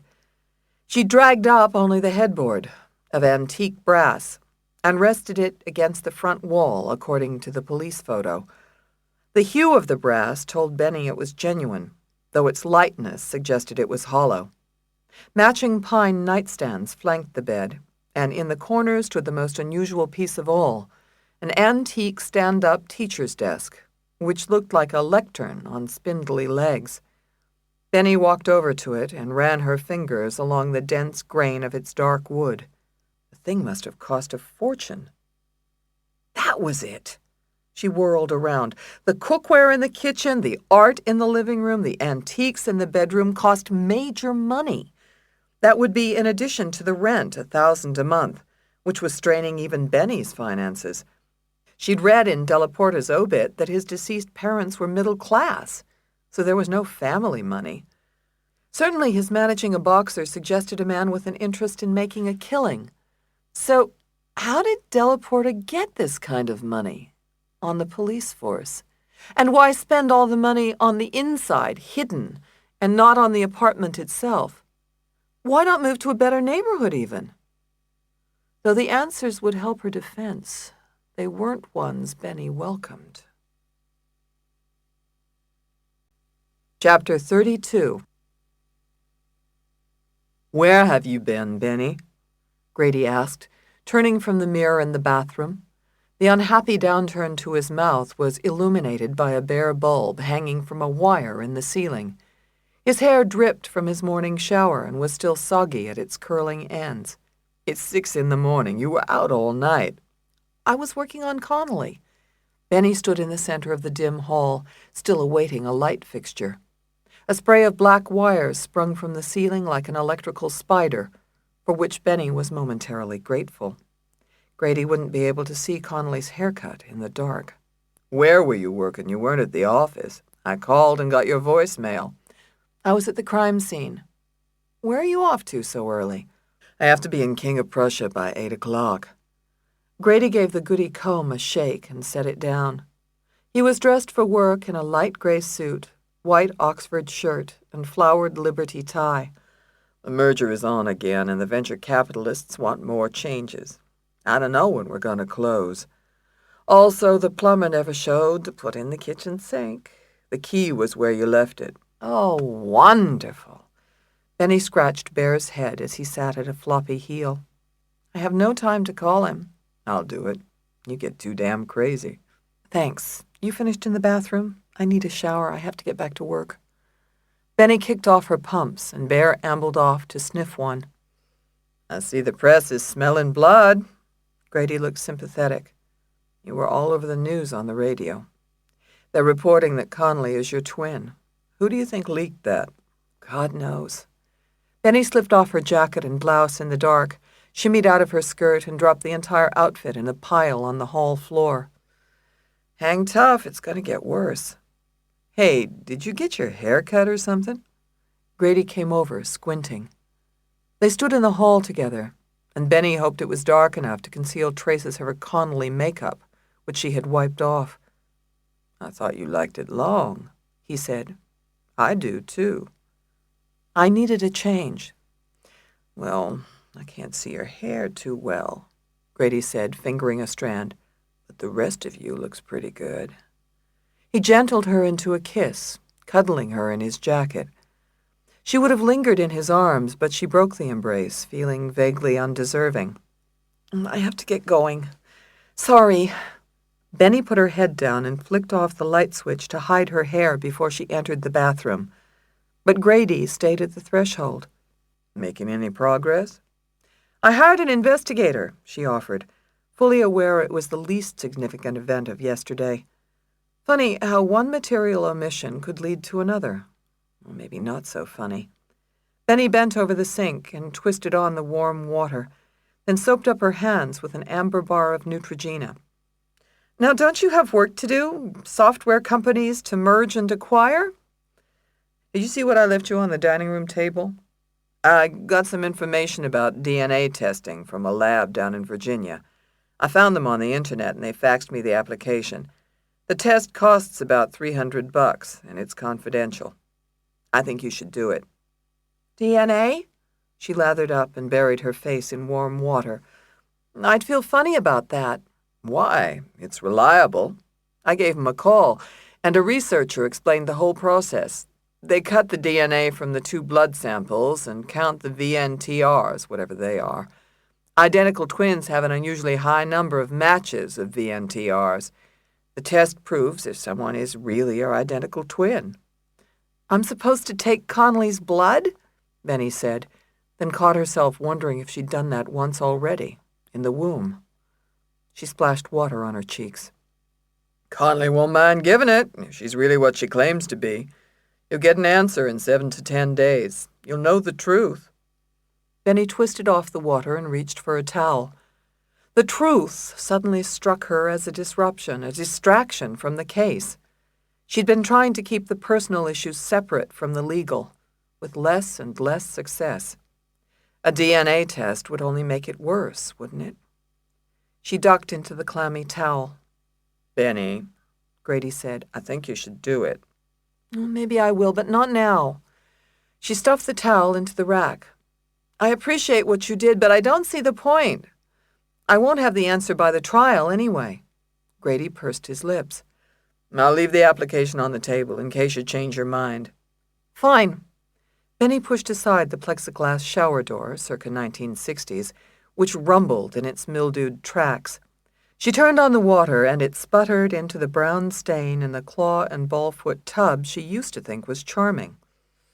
Christ, sometimes I'm sorry we bought this house. Wait a minute. The light went on in the bathroom, and Grady gasped. Benny? He said, disbelief in his voice. She turned to slip into the shower, but Grady caught her arm. Benny felt her nakedness fully as he pulled her close, staring at her hair and face. A ribbon of water dribbled forgotten into the tub.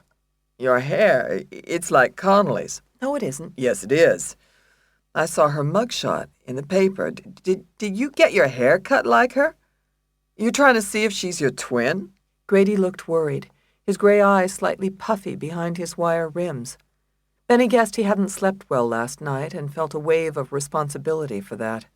He deserved a straight answer. I'm dressing like Connolly to help her defense. The press has a story that we're twins, and I'm going to exploit the situation to her advantage. That's it.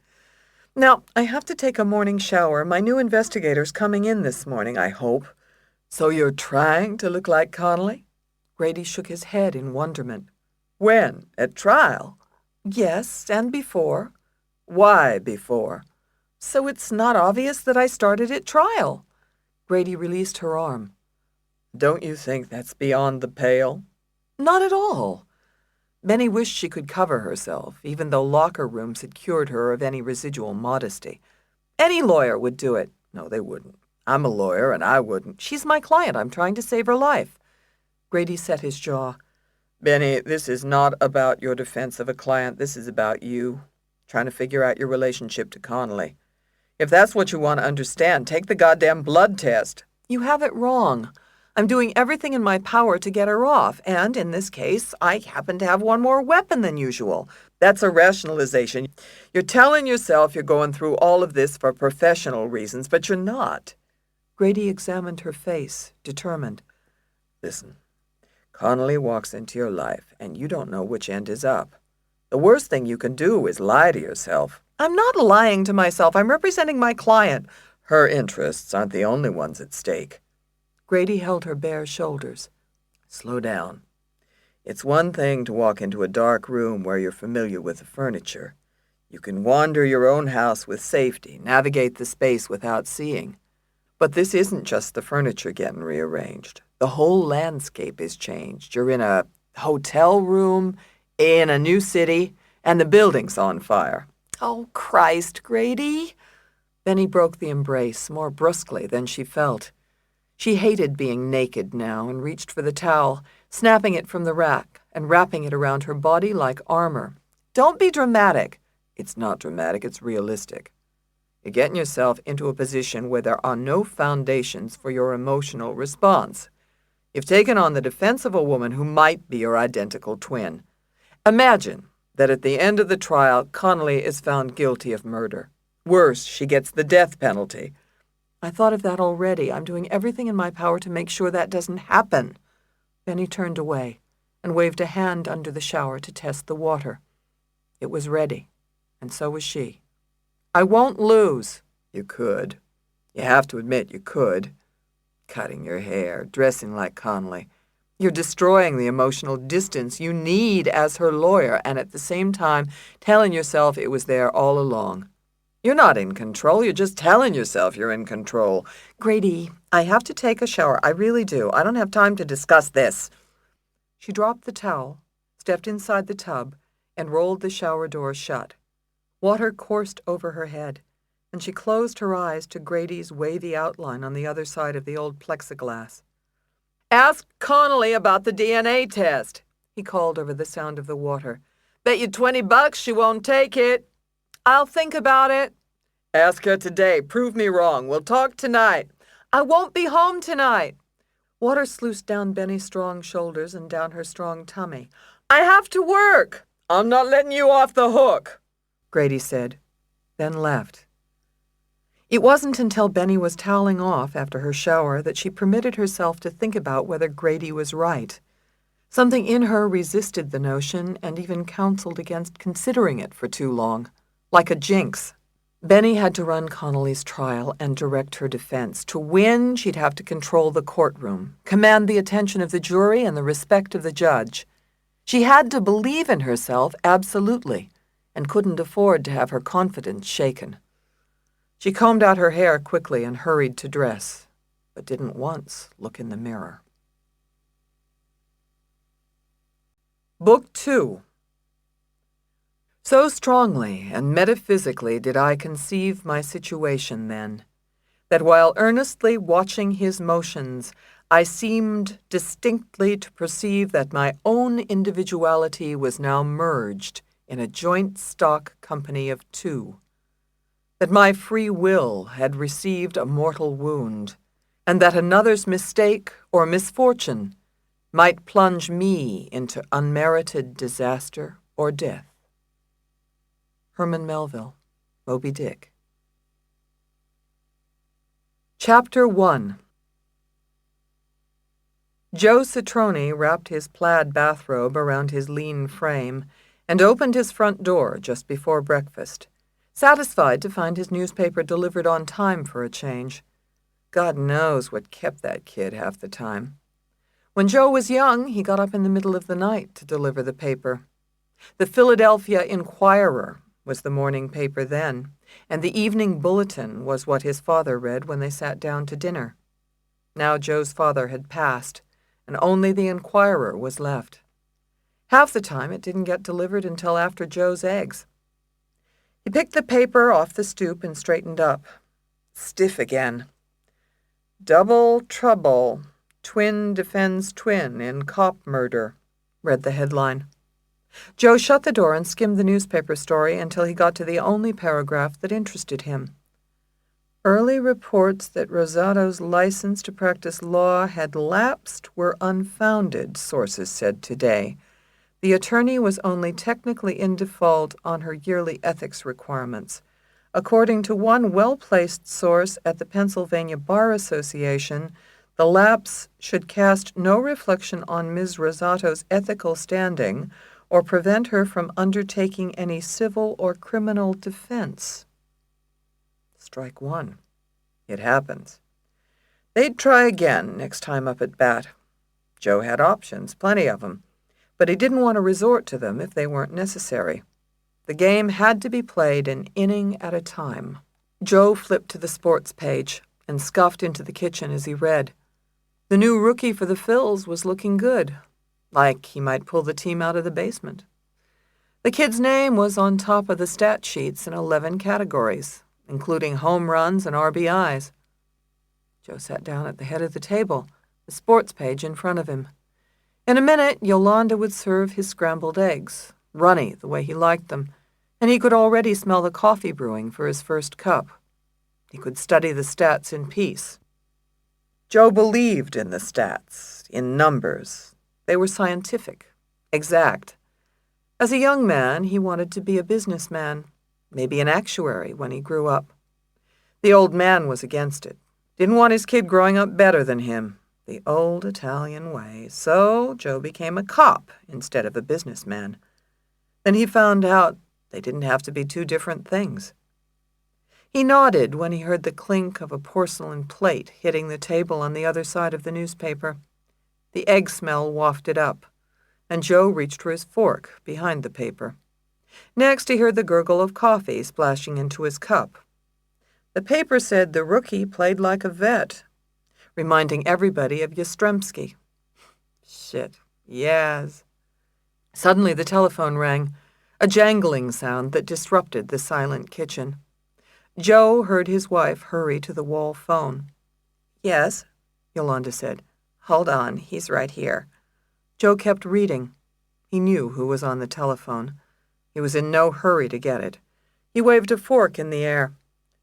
"Can he call you back?" Yolanda asked into the receiver. The phone call would be from Lenehan. He'd be all worked up about Rosado still being on the Della Porta case. Lenehan was too emotional. He would never play like a vet. "He's in the middle of breakfast, sir," Yolanda said. "It'll be only 10 or 15 minutes. Joe shook his head. "Maybe half an hour," Yolanda added, translating. Joe frowned at the grainy photo of the rookie making an airborne catch. Kid had legs like a colt, and he was tall. Statistically, taller men made better athletes. You name it, any sport. Also, tall men were more successful. It was true. Joe was tall. "Okay, sorry, thanks. Yes? Yes, I'll make sure he calls." Yolanda hung up the phone. "That was Surf," she said needlessly and went back to the sink. Joe nodded. Surf had nothing to worry about because, in the end, the stats held true. Joe always came out on top. He was a vet. He held the sports page to one side and scooped a forkful of buttery eggs into his mouth, where they melted. Across town in an apartment, Surf Lenehan slammed the phone into its cradle on the nightstand. "Fucker!" he said, so loudly that his girlfriend stirred in her sleep and dragged a pillow over her head. She'd slept like the dead last night, but Surf hadn't caught a wink. He'd watched Howard Stern on the E! Channel both times, because the Score's strippers were on, and then he caught a war movie before the early local news. It had the story about Rosado getting her license reinstated on the Connolly case. They had tape of her going in and out of her office. Fuck. Surf climbed out of bed and pulled on the navy blue pants of his summer uniform. He knew he shouldn't have left it to Citrone. The old man had gone about it all wrong. Got her license taken away, leaked the twin story to the press. Like publicity would scare off a lawyer. Surf slipped his shirt on and buttoned it up hastily. He couldn't let Citrone and the others fuck this up. He couldn't wait around for them to get it straight. He grabbed his gun holster off the doorknob, looped it around his shoulder, and buckled it on as he headed for the apartment door. Chapter 2. Lou Jacobs had done his share of scuba diving, so he figured he knew something about being dropped in the middle of a completely different world. He'd swum with stingrays off the Keys, hung with barracuda during a wreck dive, and once eyeballed a green and black octopus fluttering on the sea floor. But he had never entered a world as foreign as this one. It was all women. There wasn't another man in the joint, not even a messenger. Lou gave his name to a receptionist with her hair in a tight braid, wondering if women could be as good lawyers as men. Sol Lubar from the 37th had a woman lawyer for his divorce, and she was a bitch on wheels. Lou should have gotten a lawyer that good when it came his turn. He'd lost the house, half his pension, and the friggin' cat. And it was Lori who cheated on him. Lou shook his head, still pissed off 16 years later. "Is there a problem, Mr. Jacobs?" the receptionist asked, unsmiling. Lou thought she needed to loosen up. A joke, maybe. "Hey," he said, "you know why divorce is so expensive?" "Why?" "Because it's worth it." The receptionist didn't smile, but Lou didn't give up easy. "Okay, you don't like that one. Here's another. What's the difference between a lawyer and a prostitute?" The receptionist blinked at him. "A prostitute stops screwing you when you're dead." The receptionist blanched. "That's disgusting." It was his best joke. Lou thought it was funny as hell, but he decided to clam up and let the fish have the whole goddamn ocean. Later, when the receptionist told him Rosato was ready for him, he followed his nose to Rosato's office, leaned in the doorway, and tried again. "Rosato, stop me if you heard this one. What's the difference between a lawyer and a prostitute?" "A tax bracket?" Benny said, looking up. "No, but that's good." "How about nothing?" "Better," Lou laughed gruffly. "That was a test. I guess I'm reporting for duty." "Wonderful." Benny eyed him in his crisp navy blue blazer, dark pants, and white business shirt. The only dissonant note was a brown tie of shiny artificial fibers. "What is it with cops and ties?" "What is it with women and hair?" "What?" Lou made a circle with his finger. "You changed your hair." "Why do women do that?" "To confuse cops." Lou's eyes went flinty. "I'm here to take the job, Rosato, so don't start with me. Bad enough you got a bunch of hands up here." "They didn't bite, did they?" "No, but they didn't laugh either." "It's a great joke. Admit it." "I admit it," Benny smiled. "Now, let's get started. Why don't you sit down?" "I like to stand." Lou folded his arms. "Suit yourself. I'll begin at the beginning." Benny gulped some coffee and briefed Lou on the case, holding back her suspicion that Della Porta may have been crooked. She wanted to follow up that lead herself and didn't know Lou well enough to trust him. In her experience, a cop's sense of loyalty was even worse than an Italian's. "You were a uniformed cop, right, Lou?" "For 40 years until last year." "That's quite a career. You just retired?" "Yep, and hating every minute of it. That's why I got the security job." "What was your district?" "The 4th. "That's South Philly. So you've canvassed neighbors before?" Lou smiled. "In my sleep." "Good." Benny sipped her coffee, which never seemed hot enough. "That's your first assignment. I want you to meet Della Porta's neighbors. Find out what they saw Conley do that night. Get the details, too, like what Conley was wearing. I want to know what they'll say on the stand." "I know the drill." "Also, find out if any of them saw Connolly throw something in the dumpster in the alley. That's the DA's story, and not all of it jibes. For one thing, no gun turned up. If she was getting rid of evidence, why not dump the gun?" "Nobody said bad guys were smart. They make stupid mistakes all the time." "Well, see what you can find out. I'll give you a copy of the file. Read it before you go." "When do you want this neighborhood survey done?" "Right now. You got a bus to catch?" Lou shrugged. "No."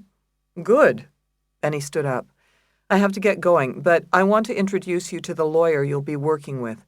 She's only done one survey, but she's one of my best young lawyers." Benny pressed the intercom button on her telephone. "D'Annunzio?" she said into the receiver. "You busy?" Chapter 3. "Jesus," Connolly said. She rose in astonishment on the other side of the Formica counter when Rosato banged into the interview room. "Look at you." "Tell me about it." "You look exactly like me. Your haircut is the same, and that eye makeup?" "I did it myself." "No shit." Connolly burst into laughter. "I'll get better." Benny did a model spin turn and came up smiling. With her new makeover, she felt giddily like an actress playing a role. That the role may actually have been the truth added a thrill Benny couldn't quite ignore. She shut the door behind her, locking the imposter in with the original, and not being absolutely sure which was which. "How'd you do that overnight?" "I got a new haircut and a bad attitude." Benny swung her briefcase onto the counter. She didn't need Conley's verification to tell her the transformation had been successful. The prison guards had stared when they patted her down, undoubtedly primed by the newspaper coverage. "It's all part of the master plan, which is, we play twins at trial," she began, and briefed Connolly on the rationale. Connolly sat down, leaning forward over the counter as Benny spoke, the story sounding better and better. "It's amazing," Connolly said when Benny had finished. "It's risky, though. You have to follow my rules or it'll blow up in our faces. I control all communication about the trial and about us. At no time do you speak to the press about anything. Don't even say no comment. I don't want your voice heard. Got it?" "Yeah." "Don't talk to anybody here about this conversation. Understood? This is confidential trial strategy. If word gets out it's intentional, it'll kill us. You mean me, Connolly said, her expression suddenly grave enough to reassure Benny. Good. Now, we have to talk about Della Porta. I went back to the apartment last night and got it in order the way you two had it. You what? My place? Geez, you're full of surprises. So was the apartment. Tell me why everything in it is so expensive. What do you mean? The art, the kitchen stuff? Anthony made about $50,000 a year as a detective, right? Right. Did he have any source of income other than that? Family, stocks, or from boxing? No way. Anthony's family is long gone, and Starr was a money drain.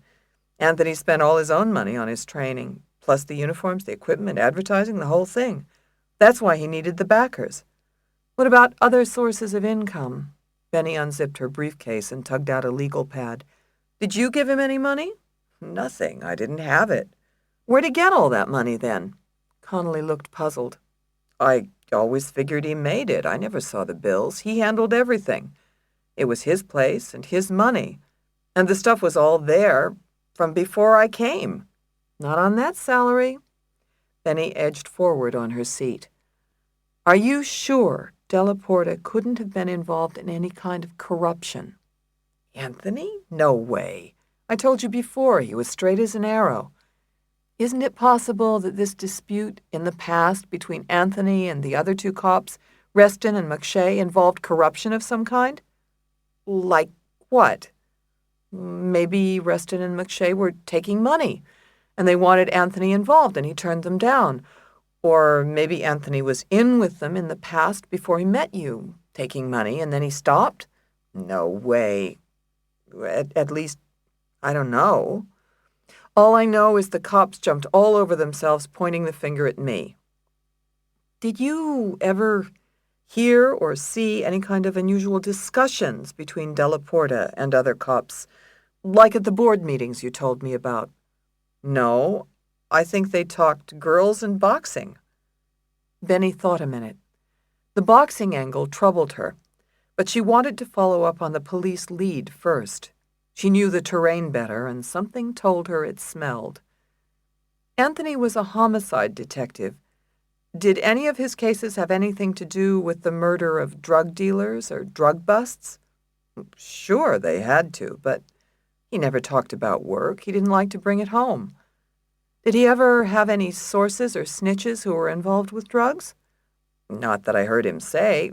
I don't know anything about this business. When he was a uniformed officer, did he bust a lot of drug dealers?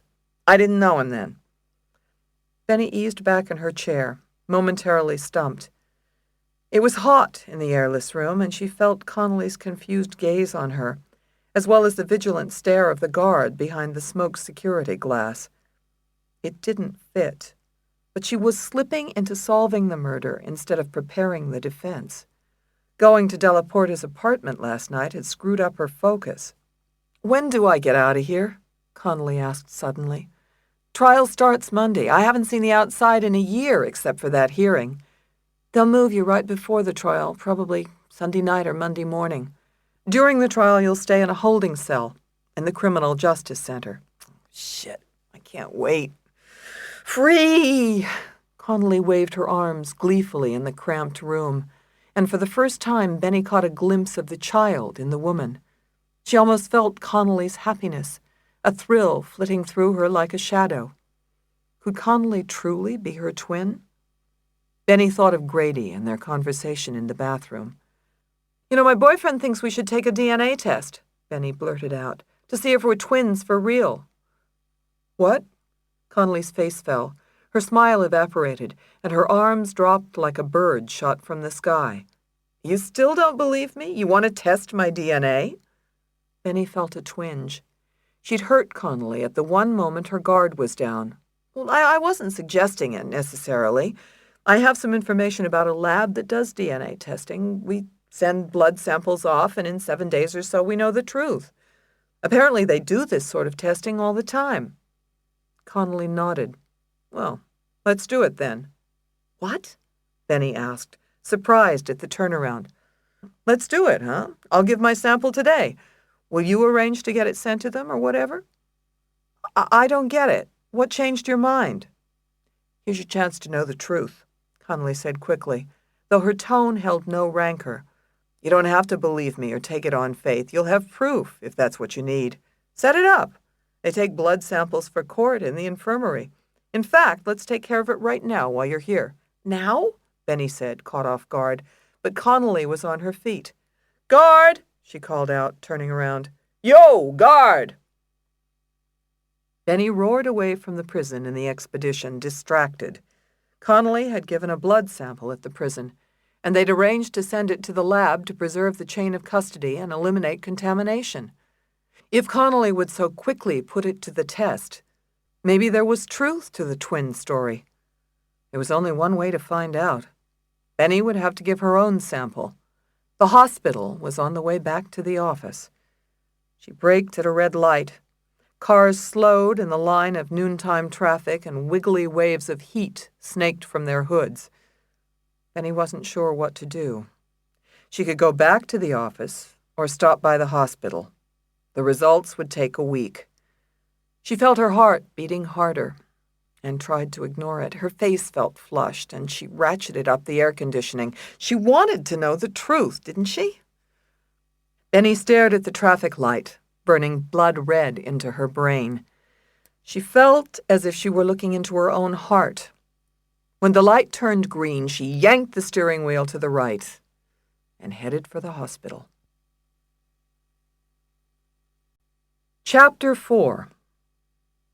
The boxing gym was light, with bright sun pouring through its large storefront, though it served only to illuminate every speck of dust and dirt.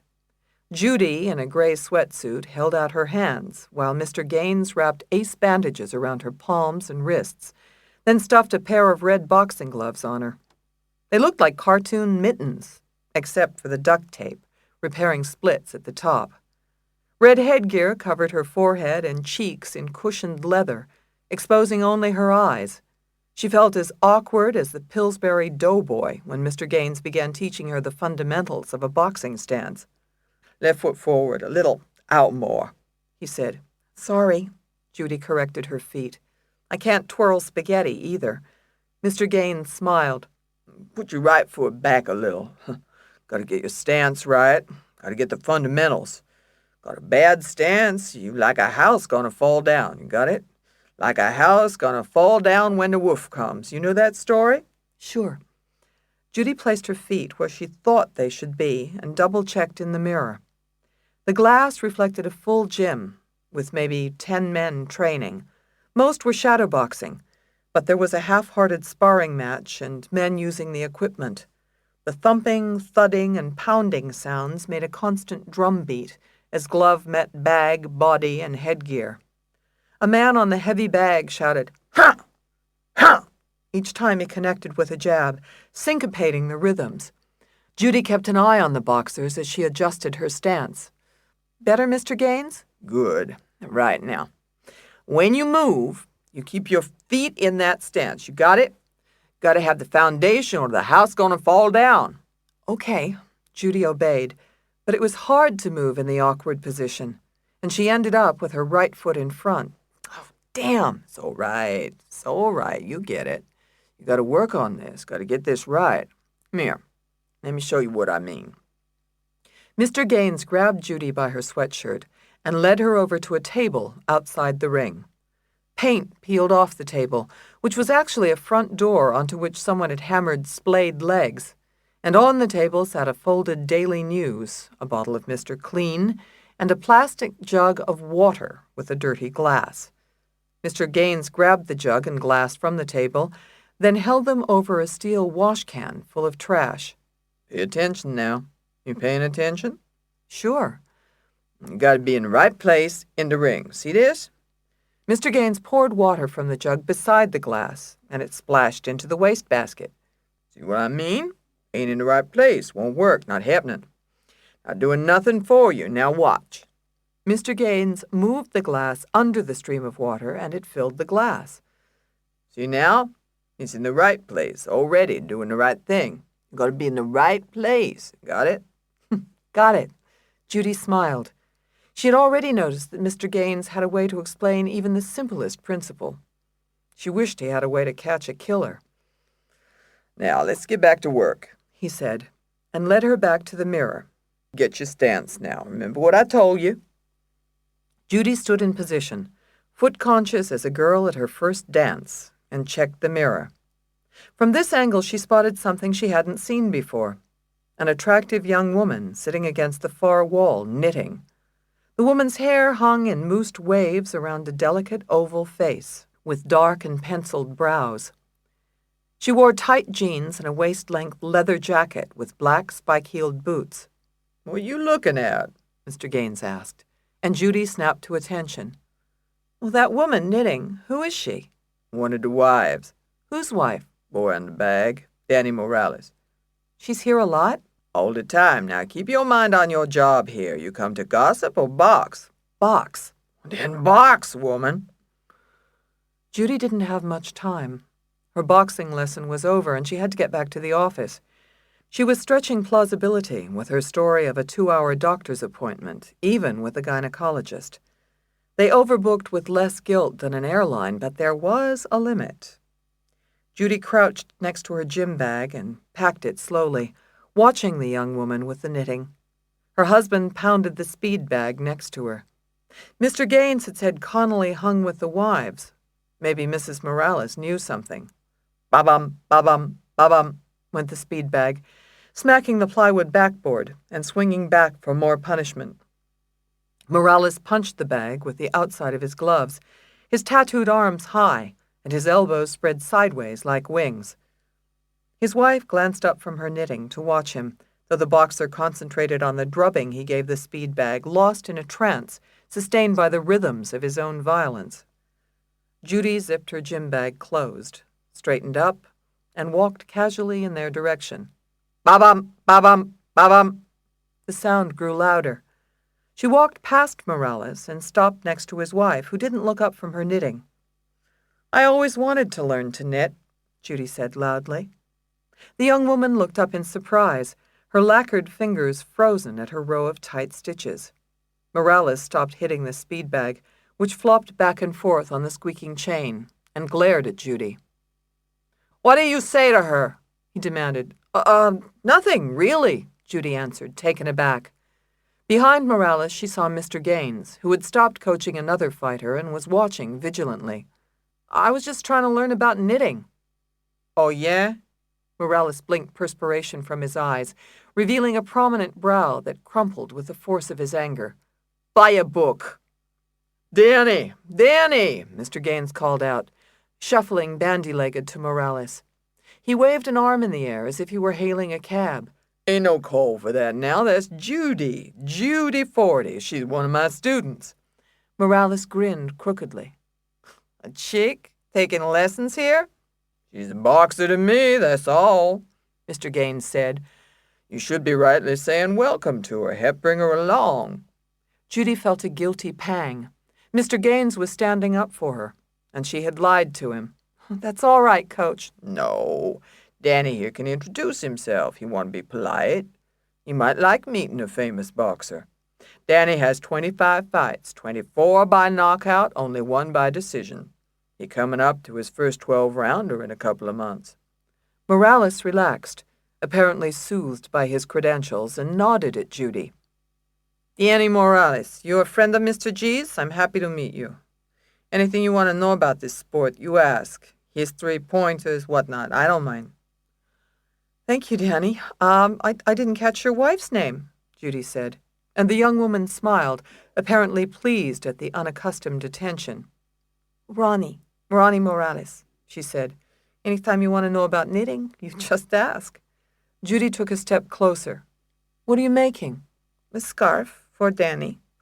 She put a slim finger to her lips. "But don't tell him. It's supposed to be a surprise."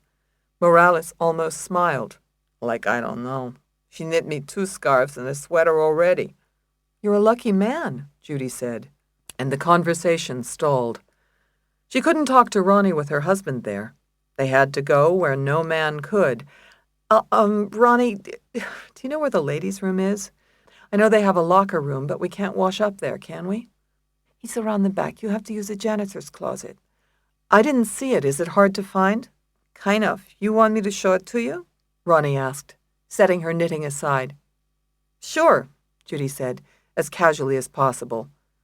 Lead on. Chapter 5. Benny hustled into her office with a freshly poured mug of coffee and pushed aside her phone messages, correspondence, and other case notes. Connolly had become the only priority. It was Thursday, for God's sake. Benny slipped out of her jacket and caught sight of the Band-Aid in the crook of her elbow, then fingered the bumpy red blot in the middle. Her blood.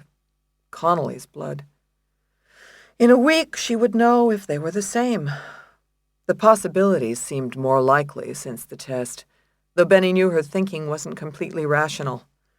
She sat down in her padded desk chair, and the sun streamed through the window behind her, reminding her like a tap on the shoulder that the day was almost over. She went through her papers to find the police chronology.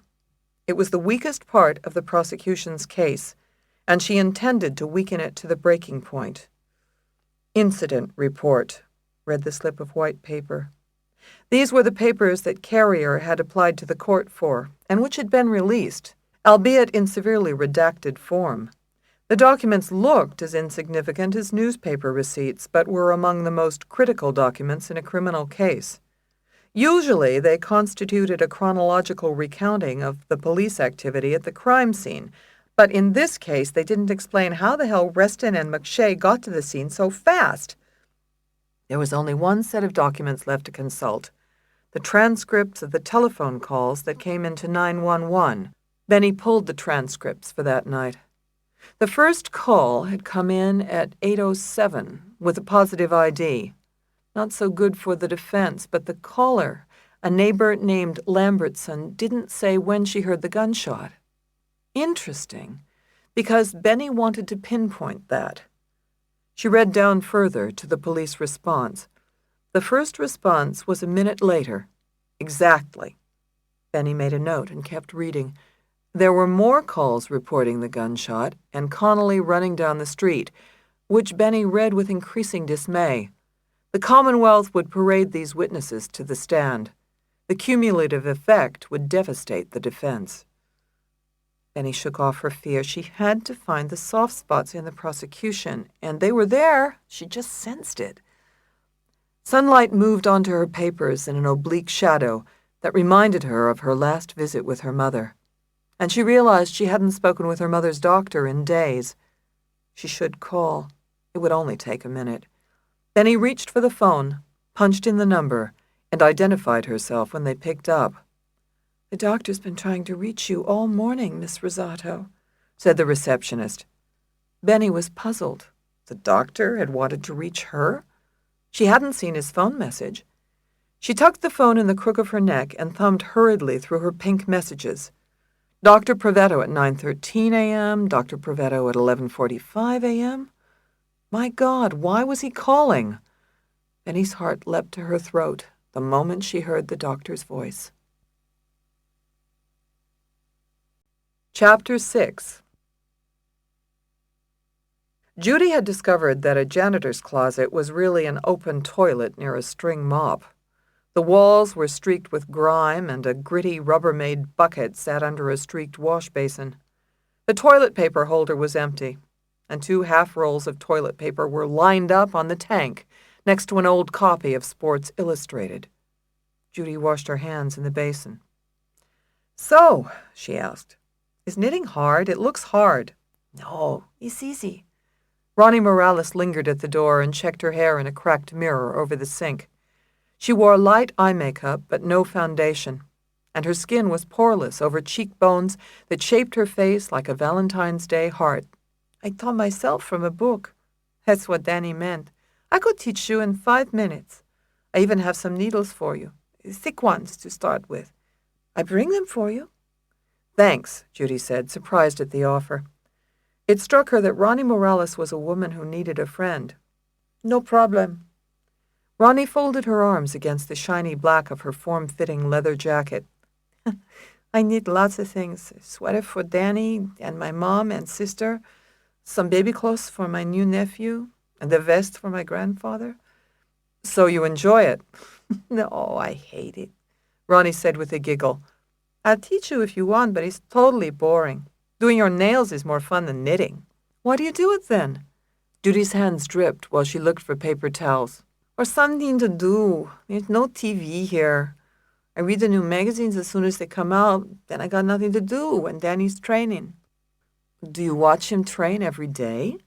Judy gave up her search and wiped her hands on her sweatpants. I have to. Ronnie squinted in the mirror. Danny says I'm his good luck charm. He needs luck with a speed bag? Ronnie smiled, then stopped like it was against the rules. He's a real good fighter. His manager thinks he'd be famous. Be one of the great ones. Don't you get bored, though? I mean, even if I loved someone, I might get bored watching him all day. Sure I get bored. That's why I knit. Her mouth pursed slightly, wrinkling an upper lip like a cupid's bow. Danny is the jealous type. Then why does he bring you to the gym? There's nothing but men here. He likes to know where I am. Not that I ever cheated on him or nothing. Not ever. I never would. I mean, never. Ronnie watched herself in the mirror as she tossed her head. You taking lessons with Mr. Gaines? Yeah, Judy said, catching up with the abrupt change of subject. Not many women in the gym. That's why we don't have no ladies' room. Only women here usually are the other wives. Even then they don't come in much anymore. Too bad. I'm new in town. It'd be nice to meet them, make friends. You ain't missing nothing. They're like a group, you know. They think they're all that. There's one's wife, Maria, and Mickey, he's a heavyweight, and his wife, Celia. Celia is a bitch, I tell you. The only nice one was Valencia, Miguel's girlfriend, but she's gone. Ronnie's smooth forehead wrinkled. She went to prison. Geez, prison? What for? They said she was selling coke. Selling cocaine? Judy hid her surprise. It was amazing how much you could learn from another woman in a ladies' room, even a crummy ladies' room. I don't think Valencia did that, though. She was friendly with the wives. She was friendly with everybody, you know. I always wondered, you know, what's up with them? They might have been doing business, you know. From them I could believe it, but Valencia would never do anything like that. She was a wonderful mother. You don't think she sold coke? Oh, I can't say for sure, you know. I only went out with them once, 'cause of Danny. He don't like it. Ronnie's voice trailed off. Not Valencia, though. Valencia was a good person, you know. Now this white girl, she acted like she owned Valencia. She was with the man who managed Star. You know Star. Star? Judy said, playing dumb, which wasn't easy for a law review editor. Star. Harold. He's turning pro next. He's almost as good as Danny. It was his manager, his girlfriend. I forget her name. This girl, she wasn't even a wife, and she acted like she owned everybody, the whole gym. Ronnie's voice grew dishy. A redhead, dressed like a whore, too. She's in jail now because she killed him. She killed her boyfriend? How do you know? Ronnie moved a curl from her eyes. Shit, everybody knows that. Chapter 7. Benny's world lurched to a stop after she hung up the telephone. Her fingers gripped the walnut edge of her desk, and she stiffened in her chair. She knew she was breathing, but it was soundless, as if she were afraid to draw breath, or felt she wasn't entitled to, now. Sunlight from her office window fell on her back, but she couldn't feel its warmth. Motes of dust floated through a sunbeam, but she couldn't focus on them. The shadow cast across the Connolly file was her own, but it looked like the cardboard cutout of a human being, like a silhouette used for target practice, with a hole blown through its heart. Benny fought to keep her breathing even, her head clear, her eyes dry. Square buttons lit up on her phone, silently blinking on and off, and beyond her closed door she could hear the secretaries joking with each other. Everything was the same, yet nothing would be the same from now on. The news confounded her. It seemed astounding that the only inevitable fact should be profoundly inconceivable when it happened. Bewildering that an event Benny had thought about, even planned for, should take her completely by surprise, especially given her mother's illness. Her depression had been a lethal tug-of-war in which every day of life was a victory, and her mother had finally won. Her mother had won freedom from a life of torment, of whispers in the night, of fears. Hers was an empty life, a hollow one. That was inconceivable, too. Life was supposed to be full of productive work and of simple pleasures. The laughter of children, the crunch of a fresh apple, the warmth of a soft blanket, sharp pencils and good, thick books. Life wasn't supposed to be dark with nightmares, brief interludes of clarity in a world of confusion, made blacker because its origins were so unjustified and unjustifiable. Benny felt her throat constrict. It was unfair, unjust. It occurred to her for the first time that that's what her own life had been about, a fight for justice where there wasn't any. The urge to set things right when they had gone terribly wrong. Not in courtrooms, though that's what Benny had always thought until this very minute. Her life was about justice where it mattered. In life. In her mother's life. She sat still for one more minute, then got up, grabbed her handbag, and walked silently out of her office and through her law firm. She said not a word to anyone, just avoided their curious eyes, even Marshall's, who had taken the doctor's messages and probably guessed what had happened. Benny got into the elevator and traveled to the basement garage, then found her car keys in the bottom of her purse and chirped the Ford unlocked. She climbed into the truck, twisted on the ignition, and reversed out of the parking space. A red word lit up on the dashboard. Brake. And she yanked up the emergency brake.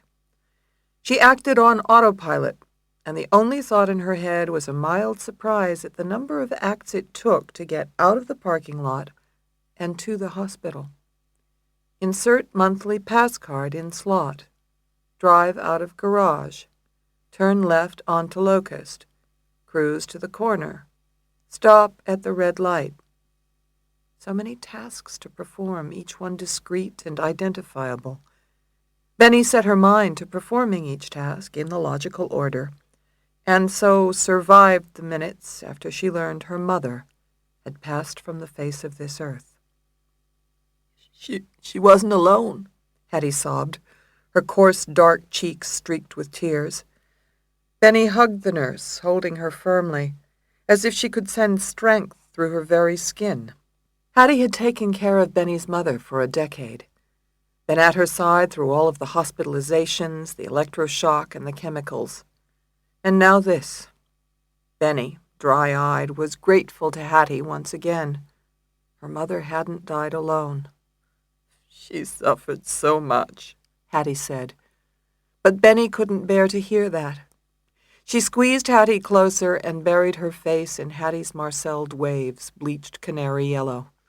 Her hair was stiff and perfumed from processing, but Benny took comfort in it just the same. My poor baby, Hattie murmured, and Benny didn't know that Hattie had thought of her mother that way.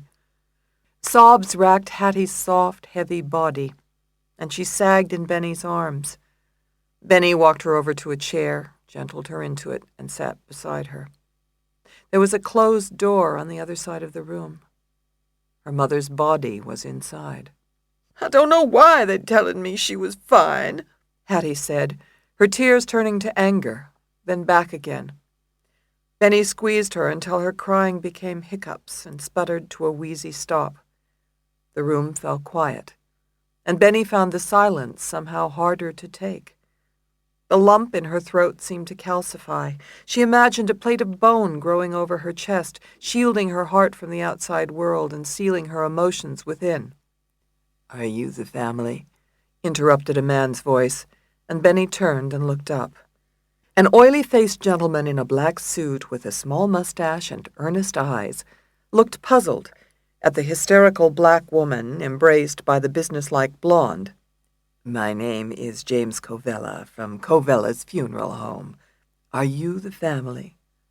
Yes, Benny answered, her voice thick. I'm sorry for your terrible loss. We've come for Mrs. Rosato, he said. Discreetly behind him waited a collapsible metal gurney. The sight of it caught Benny by the throat. Not yet, she said firmly. Not just yet. She halted the man with a large trembling hand, disentangled herself from Hattie, and rose to her feet to say goodbye. Only after she had slipped inside her mother's room did she permit herself the luxury of breaking down. Chapter 8. Alice didn't know what came over her, but she felt rammy all of a sudden. She couldn't take it anymore. She had to get out. She had to be free. There was only one skinny window on the unit, and she looked out as she stood, her feet shifting back and forth in the lunch line. Move up, she said to the inmate in front of her, who obeyed. Alice felt crazy. It must be the fucking house. It was getting to her today. She couldn't figure out why. She inched forward in the line, trying to keep a lid on it. What the fuck was going on? She should have been feeling good. She was that morning when she met with Rosato, but sometime around lunch she got funky. Got a hinky feeling like something bad was going down. Alice laughed at herself. Fuck. Of course she was antsy. Something bad was going down. That thing was Chitrell. Somebody was trying to whack her. Alice looked around for the 80th time that morning. Chitrell and Leonia had already gotten their food. They were ahead of her where she could see them. They wouldn't try anything at lunch anyway, in the open. Alice should have felt safe, but she didn't.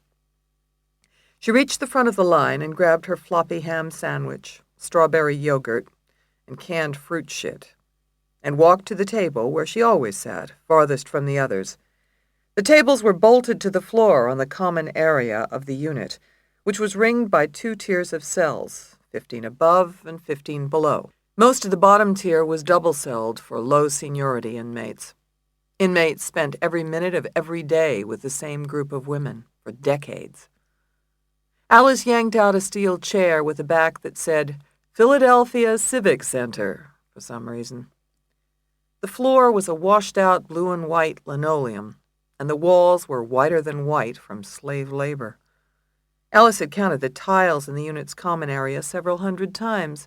She'd come up with 87 tiles each time. She knew her cage by heart. She could close her eyes and point to where the TV was mounted, high so it couldn't be destroyed. She could see in her sleep the handmade drawings the inmates taped up on the unit walls. Discipline, trust, respect, read the magic marker captions. Stick figures held hands under hearts and flowers. Christ, Alice wanted to rip them off the wall. Instead, she sipped her coffee, feeling the stiff Band-Aid in the crook of her arm where her blood had been taken. So she'd had her bluff called. It was the only way to keep Rosato cool. The results wouldn't be back until the trial was over. Alice would be long gone. She took a bite of sandwich and hunched over her tray the way she always did, facing the window. She kept her back to the other tables, and so didn't see what was happening between Chitrell and Leonia. Chitrell sat at the lunch table before her tray, her gaze on Leonia, who sat down in the only empty seat, on the other side of Tenise. Shit. Leonia was supposed to sit right next to Chitrell. What a fuck-up. Tenise had taken Leonia's seat. Bitch shouldn't have sat in a way like that. Should have known better. Who told you could sit there? Chitrell snapped at Tenise. Tenise looked over. What'd I do? Leonia always sit there. You're not supposed to be sitting there. I don't have to ask your permission where I sit. Hey, shouted the guard, and Chitrell shut up. It was Dexter Raveway, Dexter the Pecker. He was a good-looking brother, but he knew it, standing behind the guard desk at the front of the room, scratching his Johnson half the time. She figured he had something going with Tenise, and that was why Tenise picked lunchtime to fuck with her. Chitrell, that's enough, Dexter shouted. Don't be bossing everybody around now. Chitrell slunk low in her chair. She couldn't get another write-up. She'd end up in the hole. Denise said, like a church lady, and Chitrell glanced at Leonia, who nodded. Chitrell had to think of something. Her eyes rested on her tray. Then she spotted something move on the floor under the table between everybody's sneakers. A cockroach, a big, fat, brown mother, strutting. She watched the roach hustle along the linoleum and stop at the table leg, trying to decide what to do, whether to come up or not. Come on, baby, Chitrell was thinking. Come to Mama. She snagged a piece of bread from her tray and let her hand drop to her side, easy, so it didn't look like nothing was going on. Maybe the roach would get the smell. Come on, sugar, Mama gonna take care of you. Chitrell watched the roach try to make up its little roach mind. He stopped like a married man right at the edge. Couldn't go no further. Come on, baby. The roach didn't even have to think twice.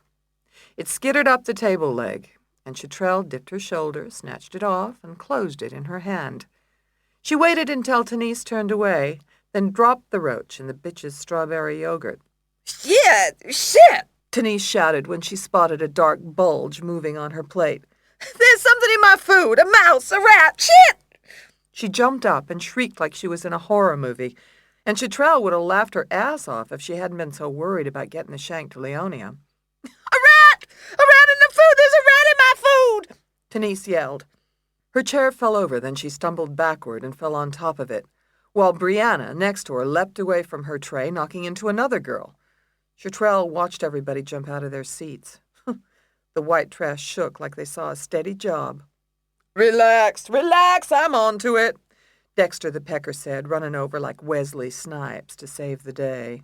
Denise was doing the freak. It's a rat. I saw it. It's a rat. It's in my motherfucking yogurt, she said, grabbing Dexter's arm. I was eating that shit.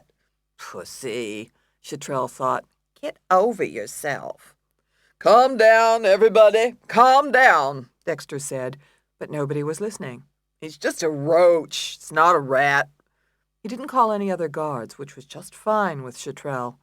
She edged away from the crowd, pretending to be afraid, and saw Leonia backing up too, meeting her from the other direction. Now was her chance. Chitrell bumped her way backward, slipped her hand into the elastic of her pants, and slid the shank out.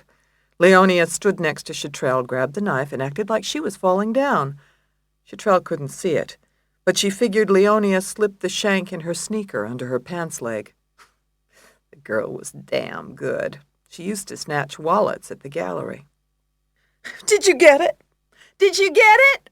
Chitrell yelled, like she was calling to Dexter about the roach. Out of the corner of her eye, she saw Leonia laughing and knew she got it all right. It's just a roach. It's all taken care of, Dexter said, holding Denise's tray high over the heads of the women, who were just starting to calm down. You better get me another lunch. I ain't eating that shit, Denise shouted. I'm gonna sue this motherfucking place. Alice turned in her seat to see what the commotion was all about, barely interested. A mouse in Denise's food. What a lovely hotel. She'd be gone in days. But it didn't leave her much time to take care of Valencia.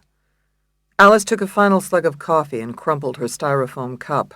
She gathered her tray, the food unfinished, and walked through the tables to where Valencia was chattering with the other Chiquitas.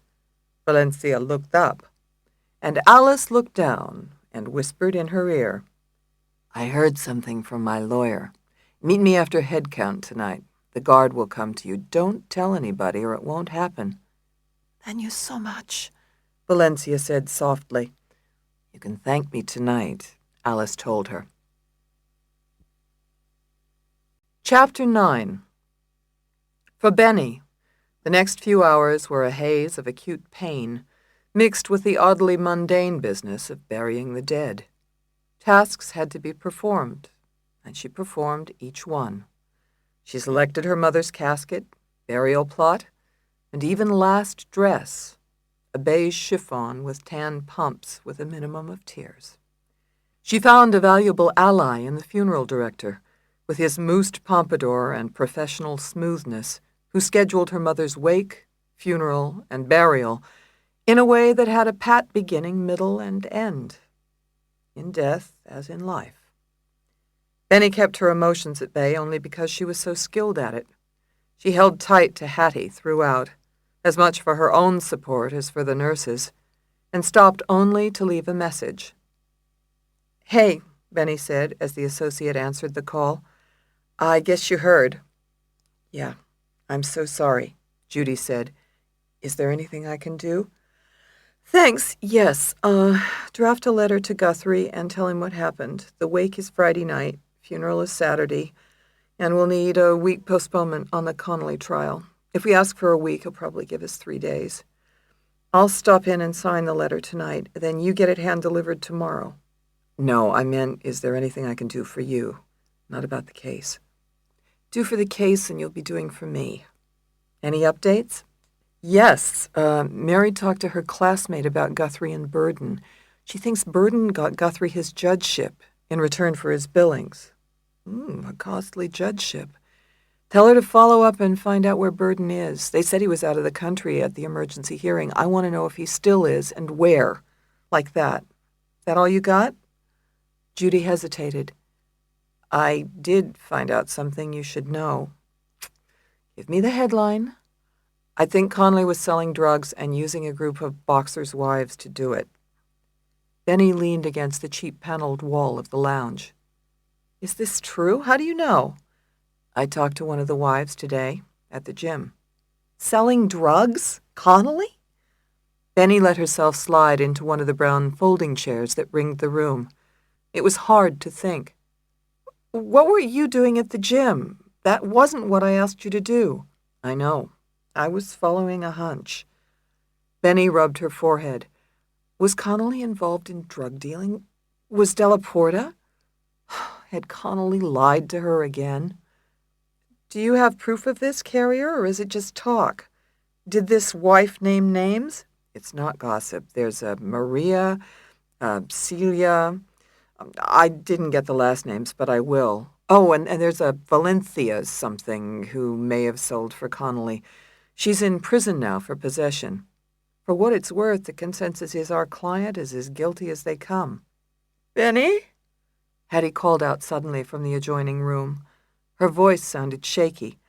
"I have to go, Carrier. Find out where this Valencia is." Benny took a breath. "Start at county prison with Connolly." Judy hung up the phone, her young face falling into grave lines.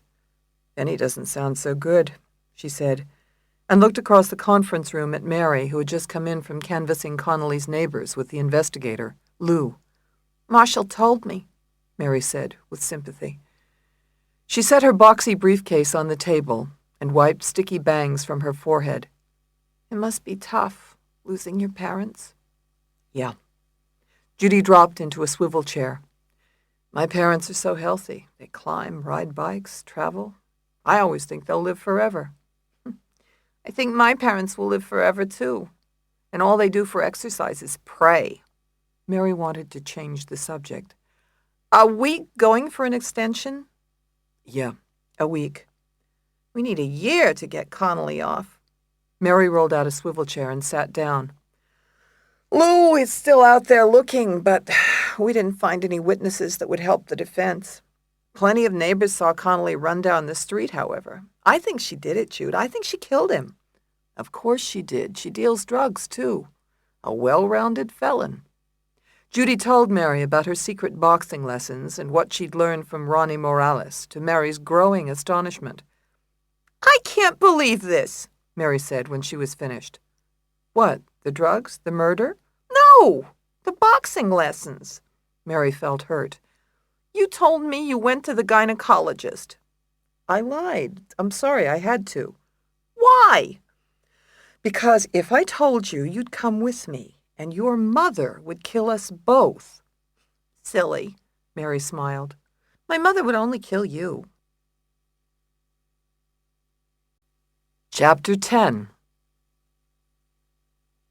Because it was after the prison's business hours, Benny had to wait in the interview room for Connolly. She couldn't remember feeling so drained.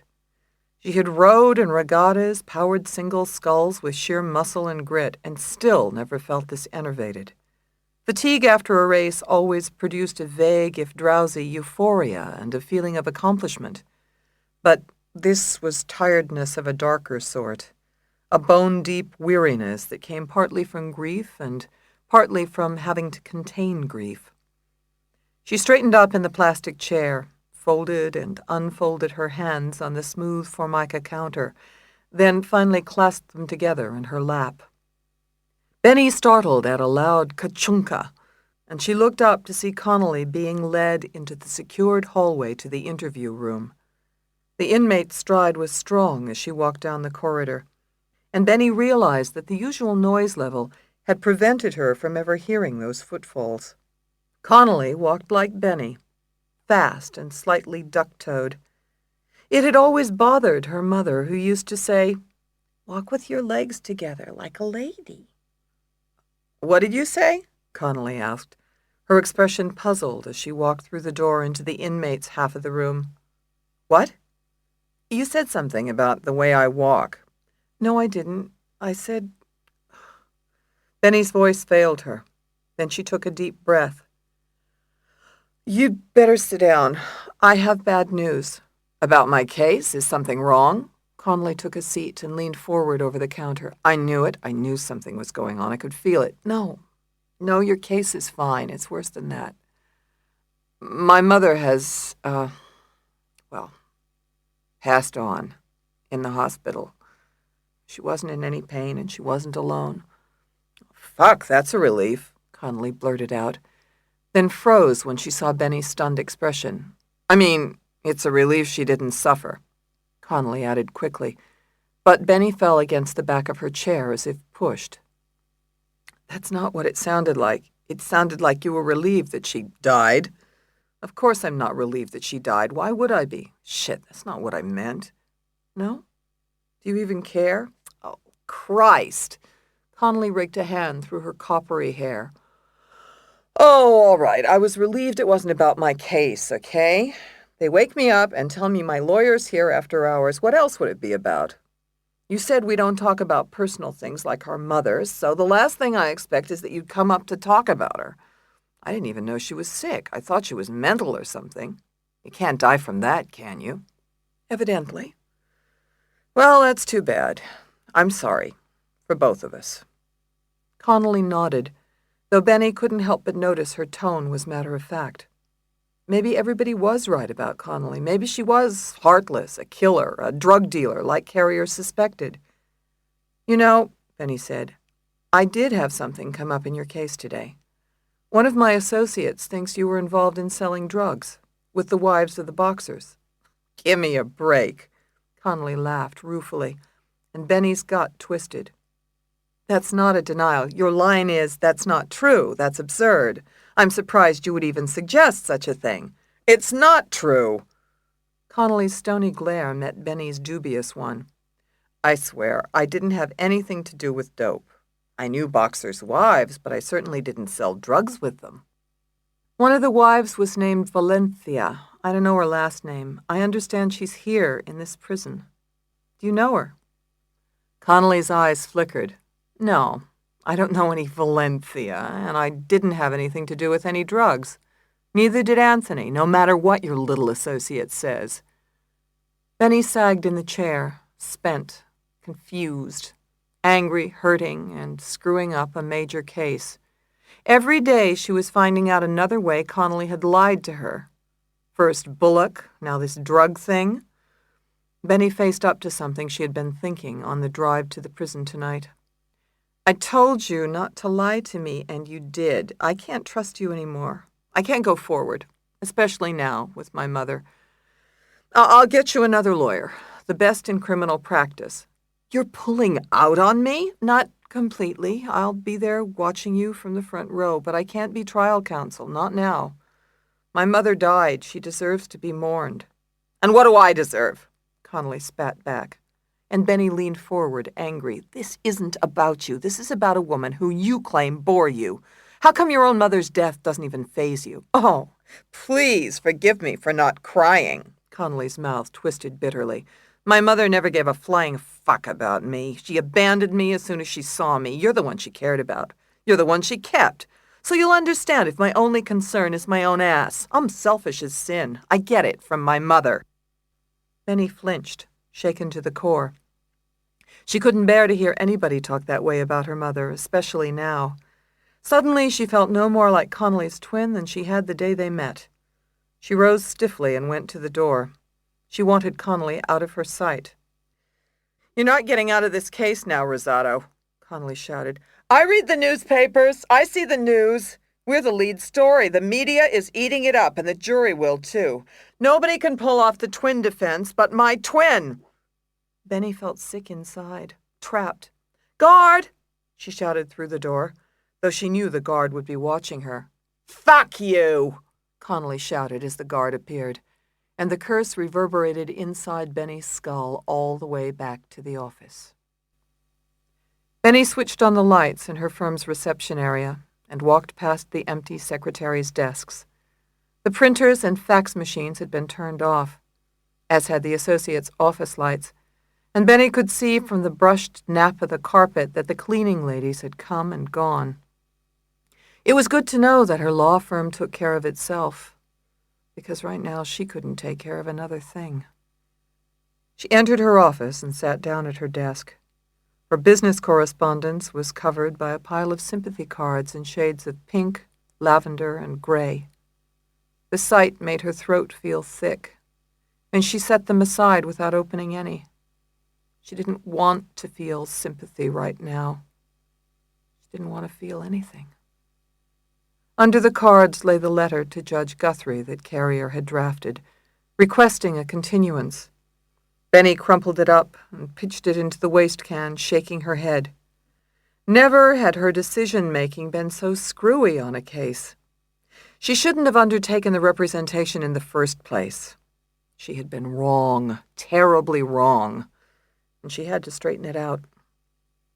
Benny punched a key on her computer and started drafting a motion, requesting that she be permitted to withdraw from the representation, and also argued an alternative, as most lawyers did, for a postponement of a week because of a death in her family. She'd leave it with directions for Carrier to file ASAP, and explain to the associates later why the boss had flip-flopped.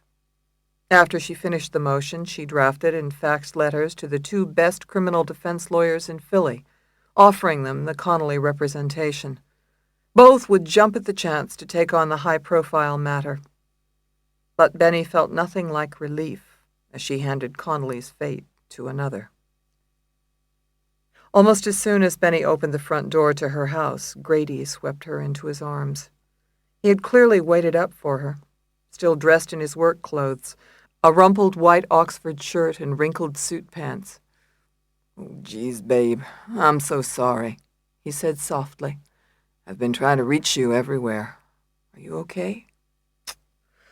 "I guess," she said, though the words sounded hoarse even to her.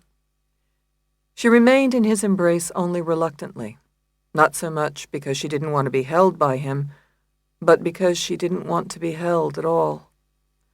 "I think things are pretty much under control now." "I should have been there. I'm so sorry." Grady squeezed her tighter, and she could hear him groan. "Oh, I was in a meeting over this stupid merger.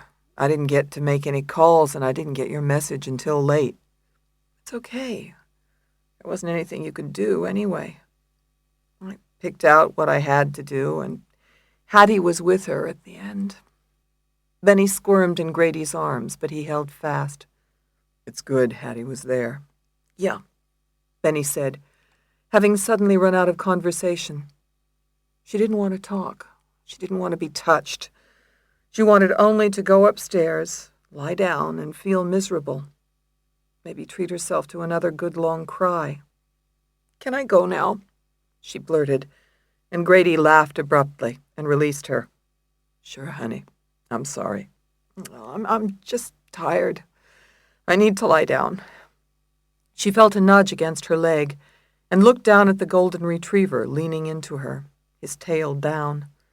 Bear's body warmed her thigh, and she scratched the flyaway hair behind his ear.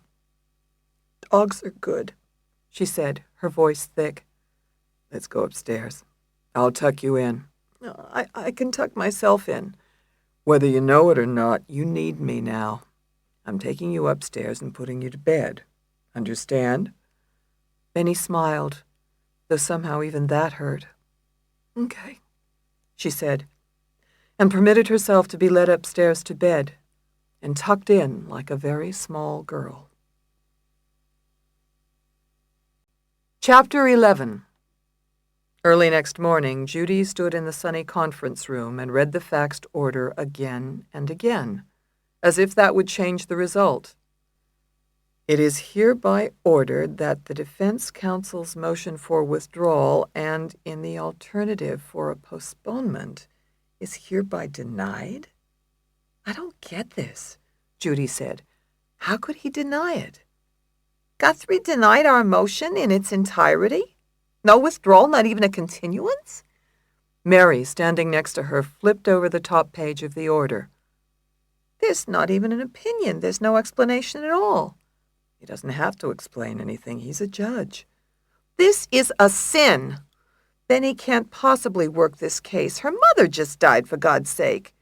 He can't give her a week off, even 3 days?" Judy shook her head.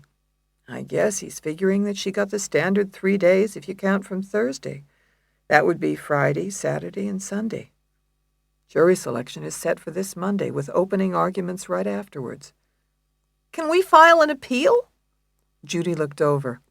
"No, whiz. This is an interlocutory order, not appealable until the case is over." "I knew that. It was a trick question." Judy smiled, thinking, "I suppose we could file some kind of emergency order or maybe a petition for misconduct, but that wouldn't help. The Superior Court wouldn't intervene on an emergency basis for something within a judge's discretion. Even if we file a misconduct petition, the only remedy is a reprimand." "I knew that, too." "What did you know?" "What you said." Judy smiled, then it faded quickly. "I hate to bother Benny with this. Do I have to call her at home?" "Of course, we have no choice. She can work at home if we feed her the information we have." Mary gestured at the papers on the conference table. "I found out Burden's still out of the country. I can write her a memo.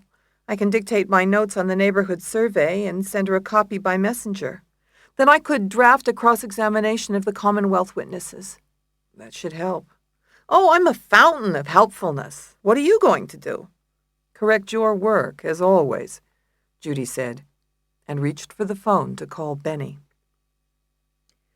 At home, Benny sat on the edge of the bed in her white terry-cloth bathrobe, holding the phone after the associate briefed her fully and hung up. Benny couldn't think of a single judge who would have denied that request, at least for the postponement, and it was out of character for the well-bred Harrison Guthrie. Stunned, she held the phone receiver in midair, and Grady plucked it from her hand and placed it on the cradle. "Why did he deny it?" Grady asked. He was dressed in jeans and a gray T-shirt, and he'd gotten up early, brewed fresh coffee, and made French toast that Benny hadn't touched. "We don't know. There was no opinion, just the order." "He denied the postponement, too? What could he be thinking?" "Oh, God knows." Benny shook her head. Her temples throbbed and her eyes felt dry and sticky. She sagged with exhaustion after a sleepless night. Bear trotted over, setting his large head on her thigh, and she scratched it idly.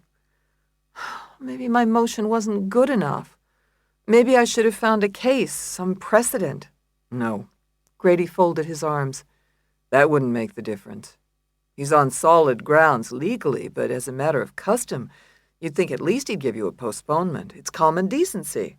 "Maybe it was the press coverage. Maybe he wants it over with." "That can't be it. This decision will cause more criticism, won't it? When it gets out that your mother has passed and he wouldn't even grant a week's extension? Hell, everybody's got a mother. Guthrie's got to run for re-election someday." "Well, he's getting on. Maybe he's not worried about re-election," Benny said. But even as she spoke, she knew it didn't make sense. All judges worried about re-election, if not their reputation. It's like he's hell-bent on screwing me. That's possible. You're not the most popular lawyer in town, except with me. No, wait a minute, Benny said, her brain waking up suddenly. Maybe it was personal, but maybe it wasn't directed at her. What had Conley said that first day they met? I think the judge is in on it, too. Maybe Judge Guthrie is in on it. In on what? A conspiracy against Conley. A what? Oh, think about it, Grady. Who gets hurt most by this decision? Conley. Benny's thoughts cleared like fog. It all fell into place. I'm sitting here all wrapped up in myself, but it's Conley's life on the line. With this ruling, she gets stuck with a lawyer who doesn't have the time or the energy to prepare for trial. What does that do to her chance of winning? But a conspiracy involving Guthrie? It's not impossible. Somebody's taking aim, and I'm not the target, she is. Think back. First, somebody leaks to the press that Conley's my twin. Second, somebody at the Bar Association starts screwing with my license. Third, I don't get the extension the first time I apply, even though it was reasonable. Now I don't get an extension even after my mother passes. It stinks, Grady, and it goes all the way up to Judge Guthrie. Benny. Grady grabbed a chair and yanked it across the plywood subfloor toward the bed and sat down. Listen to yourself. You're saying that a common pleas court judge is plotting against a criminal defendant? How likely is that? It's possible, Benny said, alert for the first time in what seemed like years. Guthrie got his judgeship because of Henry Burden. Burden was the DA and knows everybody in law enforcement. Connolly says the cops framed her for this, and the police response to the scene, the timing, is suspicious. Even if Conley was selling drugs. Conley was selling drugs? Grady interrupted, and Benny realized she hadn't told him that. Grady, assume the cops killed Delaporta and framed Conley for it. Why can't a judge be involved, too? You never heard of judicial corruption? On the common pleas court bench? Please. Years ago, the roofers were paying cash for cases, Grady. Cash! Conley is a liar. She's lying about being framed, and she's lying about being your twin. Now you're telling me she's a drug dealer? She's manipulating. We don't know she lied about any of that, Grady. She agreed to the DNA test. Did I tell you that? We both gave blood yesterday, or the day before that. Benny rubbed her eyes. Her mother's death had chased every other thought from her head. No, you didn't tell me, but don't infer so much from the fact she agreed. Why not? You'd infer an awful lot if she refused, so would I. Grady cocked his head. She could have agreed to string you along. Or maybe she believes she's your twin, who knows? Benny sighed, exasperated and confused. She couldn't put her finger on it, but something was definitely fishy about Judge Guthrie's order. She sprang up from the bed, jolting the golden retriever from her lap. I have to get dressed. What? Why? Grady asked, startled. You going to work? Not exactly, she answered, and hurried to shower. Chapter 12. My goodness, Miss Rosato, you, don't have an appointment, do you? The judge's aged receptionist looked startled behind her bifocals and double-checked the appointment book lying open on her desk. Her slim hand bore an Irish wedding band, and Benny could smell her lemony hand lotion from across the desk. This is an impromptu visit. Judge Guthrie wasn't in his courtroom, so I assume he's in chambers. Why, yes, but one can't simply visit Judge Guthrie. Oh, he'll be thrilled to see me. Benny winked, and the secretary rose to her feet, waving a hand. Oh, please, no, you can't go in there. The judge is working. So am I, Benny said. She strode to the office door, knocked briefly, and opened it. The judge's chambers were decorated in Shaker style, and antique cherry furniture circled an elegant silk oriental in front of a large mahogany desk. Certificates blanketed the paneled walls, and ginger lamps lent an understated glow to casebooks and legal treatises that filled cherry bookcases. Judge Guthrie stood across the carpet, reading a chubby United States Reporter, its stiff ivory pages open in a fan. He peered over his tortoiseshell reading glasses at the intrusion. Miss Rosato, he said, turning from the bank of cream-colored volumes. The judge made a frail, stooped figure without his judicial robes. "Please accept my condolences in the death of your mother." "I got them this morning. It is hereby ordered," I think it said. "Ah, quite. I thought you might be disappointed." "That, too. Puzzled is more apt, Your Honor." "Ms. Rosato, please call me Judge. Lawyers who barge into my office always call me Judge." Benny couldn't find her smile. "I need to know why you didn't grant my motion, Judge. I should have been able to withdraw, especially in these circumstances. I can't represent the defendant anymore. I'm too close to her, too emotionally involved. And with my mother—" "I can understand your predicament," Judge Guthrie said, his voice calm even as the door behind Benny opened and his secretary peeked in worriedly, with the male law clerk cowering behind her. "Judge," the secretary interrupted in a tremulous voice, I telephoned the sheriffs and they're on their way." She glanced at Benny, who thought she read a twinge of regret behind her bifocals, but the judge only laughed. "Call off the dogs, Millie. Get back to work, Ronald. I can handle Miss Rosato on my own. She's not the first lawyer unhappy with one of my rulings, and she's not quite so terrifying as she thinks." "Yes, Judge." The secretary nodded, withdrawing and closing the door after her. Judge Guthrie cleared his throat. I anticipated your displeasure with my order. It wasn't an easy decision, given my sympathy for your recent loss, and we do have history, you and I, don't we?" "Yes, we do." "I'm fond of you, Miss Rosato, I tell you that directly. However, I had to deny your motion to withdraw. Recall that I granted your earlier motion to step in as defendant's counsel. Less than a week later, you moved to step out. I can't sanction that sort of conduct. It would create havoc, not only with my calendar, but with the rights of criminal defendants." "But, Judge, you read the papers. Surely you've seen that there are extenuating circumstances in this case. I admit it. I was wrong. I shouldn't have gotten involved in the first place." "You mean the twin murder case? I would prefer to avoid tabloid journalism, though it's impossible these days." Judge Guthrie shook his head, his wispy white hair bright in the light of chambers. "No, it was imprudent of you to become involved in the Connolly matter. But you did, and that's where we find ourselves. I don't recall your asserting in your brief that the defendant wishes you to withdraw, do I?" "No, she wants me to remain her counsel." "I assumed as much."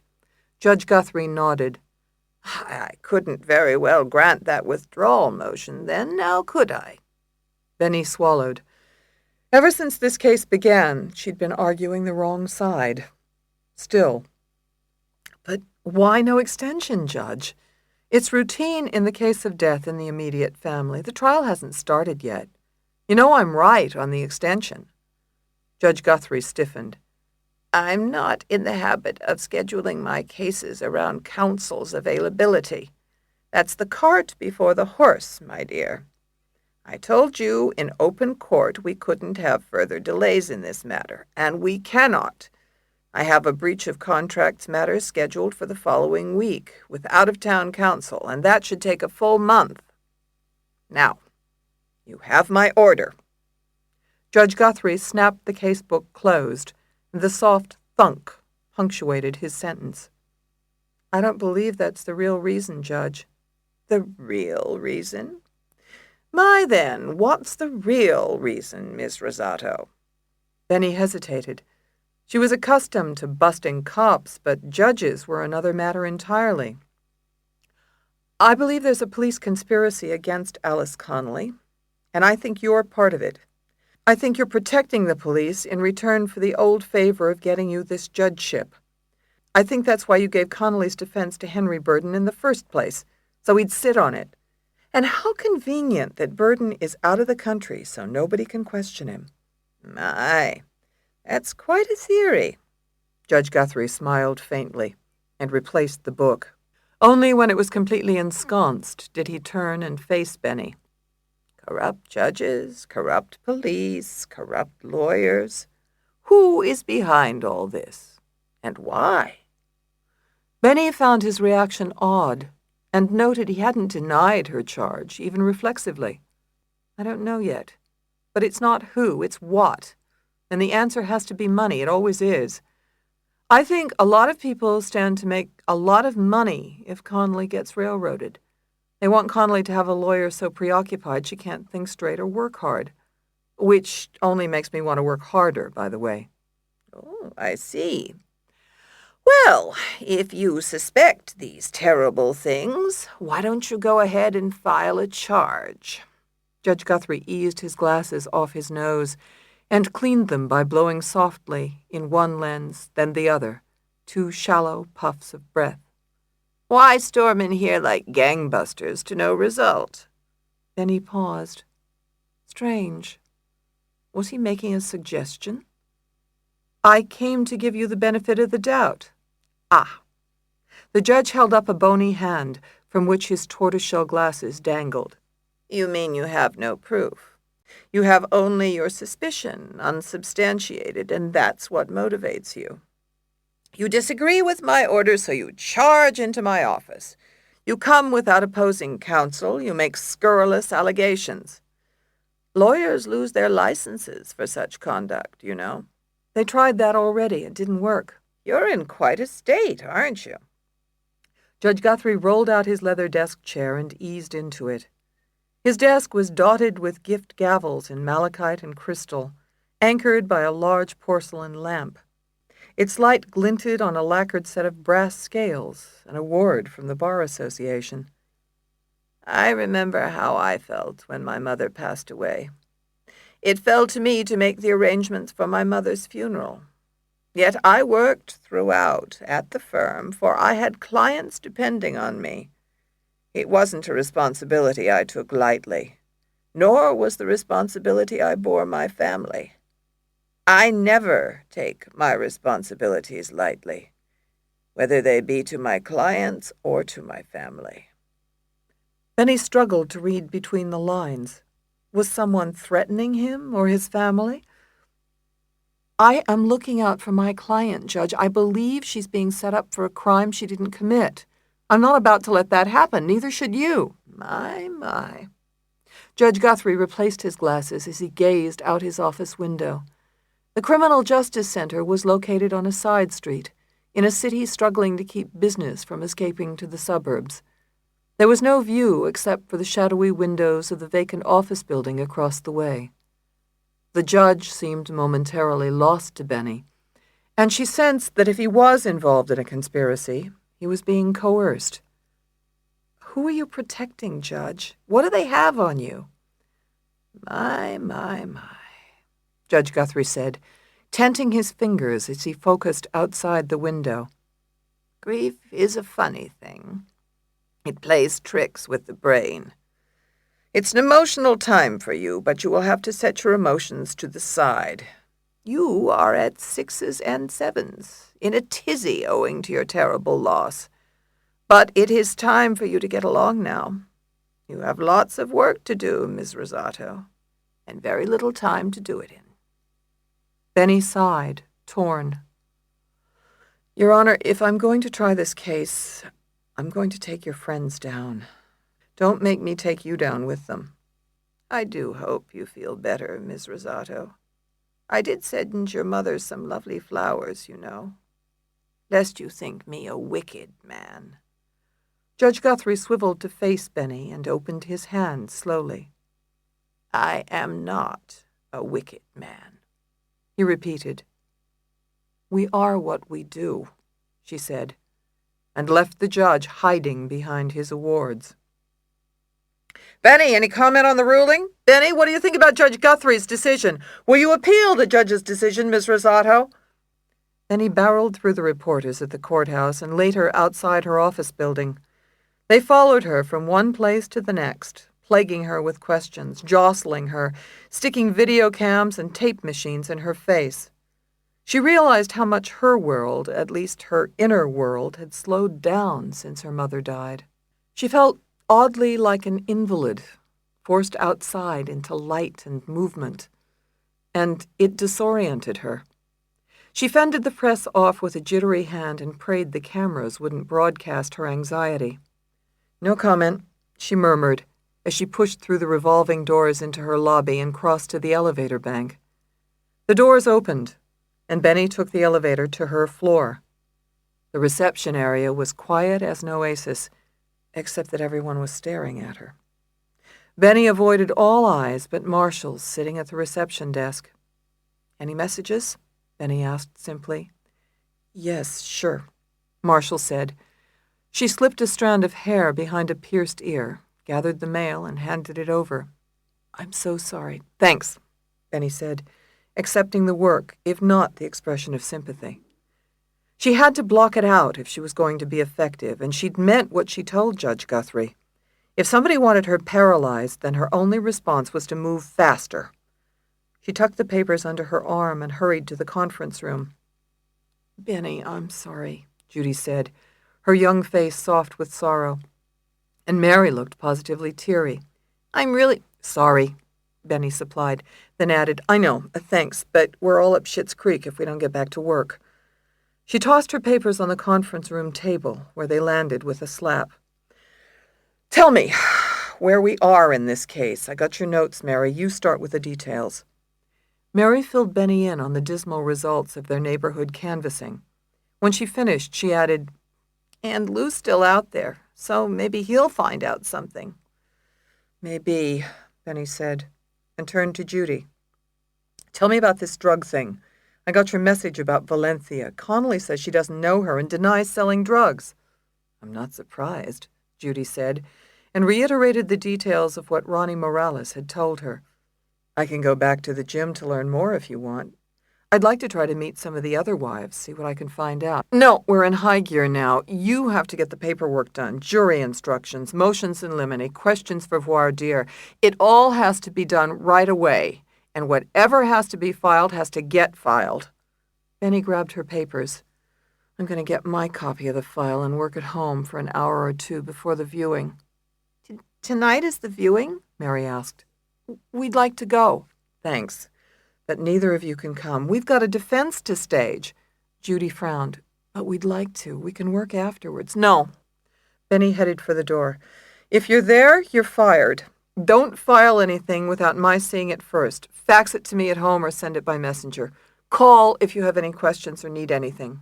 "Sure," Judy said, mystified. And Mary nodded as Benny slipped out the door and hustled to her office to pack her briefcase. Chapter 13. Fleur-de-lis of Ersatz gilt flocked the wallpaper, and the room was long and narrow, almost a coffin itself. Sound from another wake traveled through the thin walls, and the cheap nap of the rug betrayed that it was indoor-outdoor carpeting. Cavella's funeral home wasn't the first tier of Italian funeral homes, where the mob wakes were held, but Benny thought it suited. It was unpretentious and small, like her mother, and if it had bowling trophies displayed on a shelf in the back of the room, so be it. It didn't matter to Benny where she mourned her mother. She'd be mourning her the rest of her life. Benny sagged in an overstuffed chair in the front row between Hattie and Grady. Her head throbbed dully, and her eyes were sore and dry. She was all cried out and hollow inside. The press thronged outside, but they'd been kept at bay by a ring of streetwise morticians. At least it remained quiet inside the funeral home. Grady squeezed her hand, and Hattie sat on Benny's other side. Her yellow hair was the only bright spot on her. The dark skin around her eyes was swollen, and she wore a black pantsuit with short sleeves and a pointed collar that she kept tugging into place. The three of them, Grady, Benny, and Hattie, constituted the sum total of her mother's mourners. But Benny shrugged off any shame about it. She'd been to political wakes, business wakes, and school reunion wakes, all jam-packed with people who cared little for the body lying amid the flowers. This loss was greater, somehow undiluted because it was just the three of them huddled together, their heads bent. Benny's thoughts turned to Connolly, and she felt pleased that Connolly wasn't there. Even if Connolly was a blood relative, her presence would have been an insult to her mother's memory, considering how little the death had affected her. Benny shifted in the armchair and wondered if she should have tried to notify her father. Winslow wasn't her mother's husband, but he might have wanted to be here, if the saved note was any indication. Still, he could read the obituaries as well as anyone. Maybe he'd come, suddenly appear out of nowhere. How many times had Benny wished that as a child? And how many times did it happen? She didn't bother to look for him, and realized that she felt about him the way Connolly felt about her mother. He had missed her life, and whether or not it was his decision at the outset, he hadn't tried to correct it, hadn't once tried to contact Benny. So why should she bend over backward to contact him? How would she feel at his passing? Would she care as little as Connolly did at her mother's? Benny's feelings were jumbled, her thoughts disoriented. She sank into the chair with Grady's arm at her back. She felt so distant from him, from everyone, in willed isolation. She hadn't invited anyone from the office to the wake, or even her oldest friend, Sam Freminette. She didn't want anyone to see her like this, or know her this way. "Father Teobaldo is here," said the funeral director, who materialized from nowhere. Behind him stood a slight Catholic priest with a damp forehead, a long bony nose, and a face too gaunt for a young man. "I'm sorry, Miss Rosato," he said, extending a slim hand and shaking hers. He eased into the seat beside Hattie, who introduced herself and shook his hand. "Pleased to meet you, too," he said, and sounded to Benny like he actually meant it. "It's nice you took the time to come," Hattie said, a hoarse lilt to her voice. She grew up in Georgia and, like Grady, had an accent that surfaced when she was tired or upset. This evening she was both. "I know you didn't know Mrs. Rosato. She wasn't a well woman. She couldn't get out to church. That's all right. I'm not here to judge her. God won't judge her. He'll welcome her." "I know he will, Father," Hattie said, her voice sonorous. "Jesus loves all of us." Benny looked away. She never had much use for religion and wasn't about to start with the thought of her mother's death being welcome to anyone, even God. Her gaze fell on the front of the room, and she realized that she hadn't once looked at the bier where her mother lay. It had been hard enough to see her back at the hospital. Benny made herself look at the front of the room and try to absorb it, an act of will, almost against her will. It was easier to look first around the casket rather than at the casket itself. White wrought-iron sconces flanked her mother's coffin, their light insignificant. Tacky flower arrangements ringed the front. Pink-sprayed chrysanthemums and paint-covered daisies wrenched into the shape of hearts, banners, and, improbably, a horseshoe. Benny had ordered dozens of long-stemmed white roses, but elegance and simplicity were apparently unheard of at a South Philly funeral.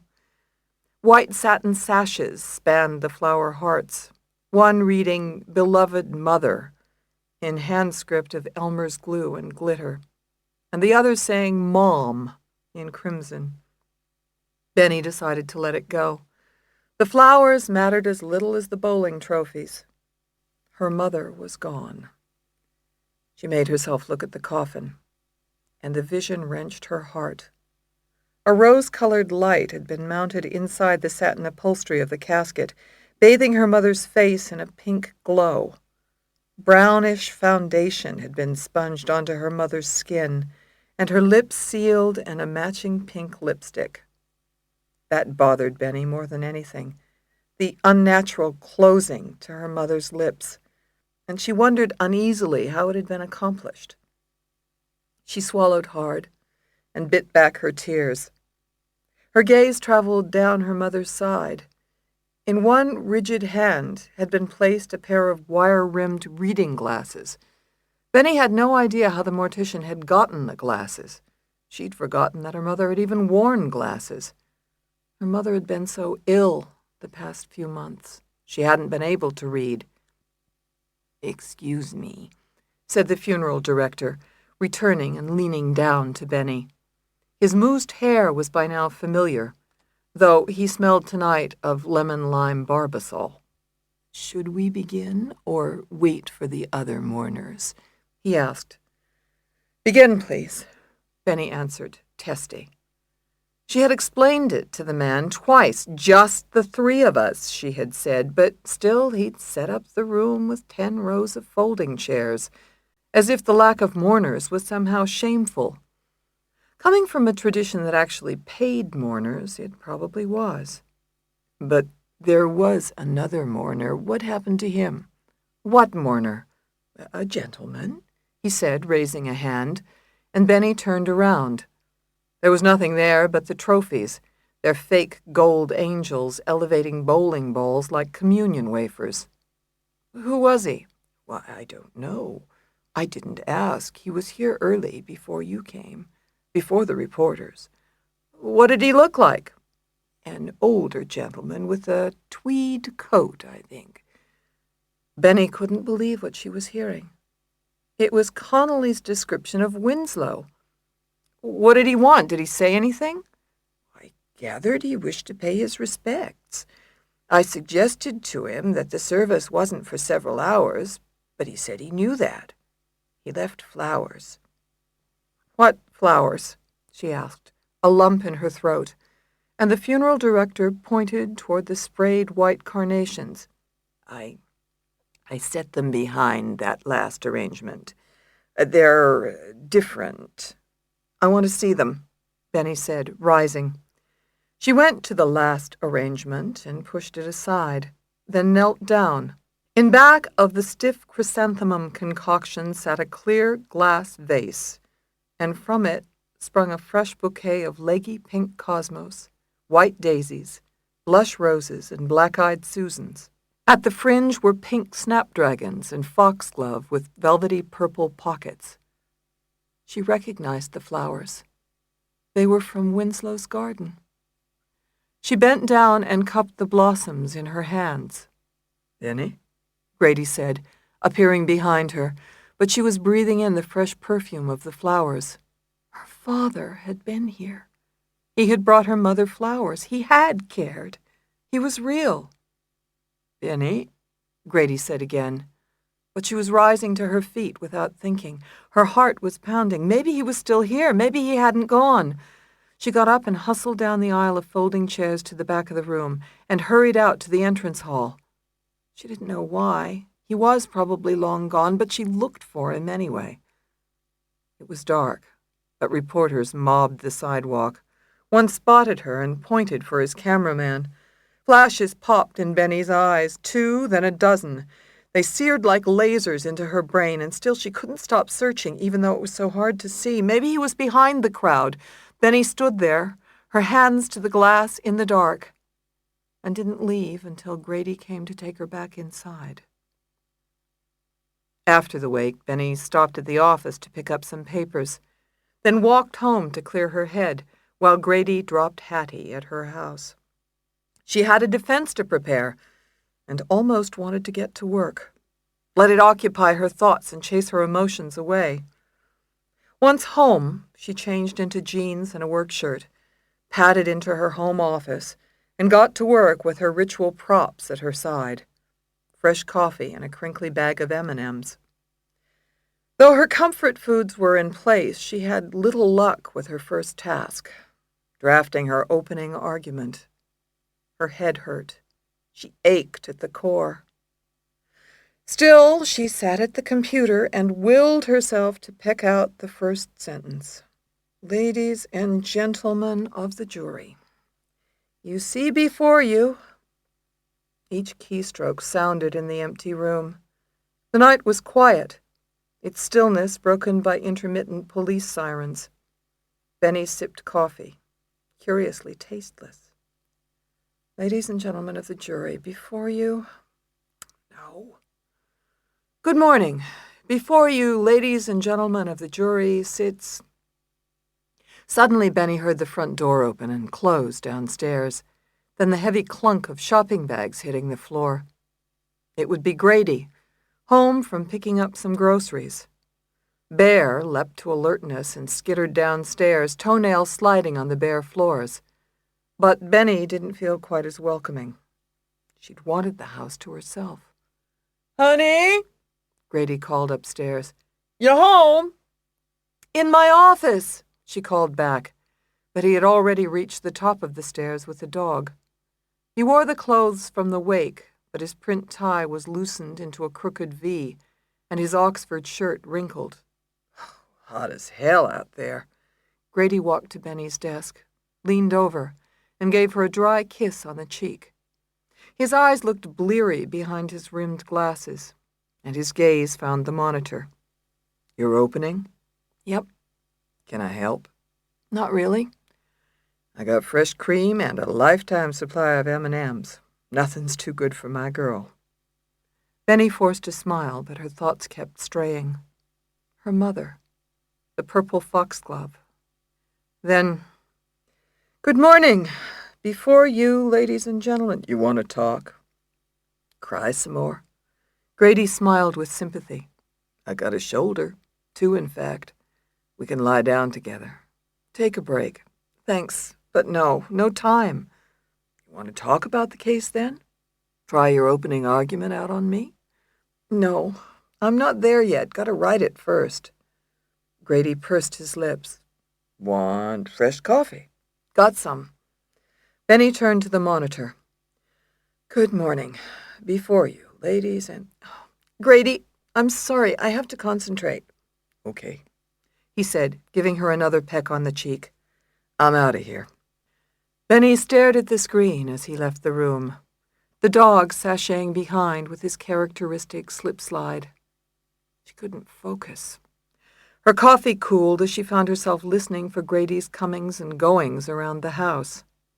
She smelled the popping of frying chicken and anticipated the kitchen growing humid with boiling potatoes. Later, he'd mash them with bacon. Grady was a terrific cook, particularly of Southern fare, and he was making one of Benny's favorite meals. She heard the clink of dishes as he set the plywood table. She could almost taste the cold beer he'd undoubtedly uncap. She couldn't remember the last time she'd eaten anything. The aroma of sizzling bacon wafted up from the kitchen and into the hallway. It was driving her nuts. Benny closed the computer file. She had to get out of here. She had to go where she could be away from everyone. She had to concentrate on the case, on Connolly. She knew just the place.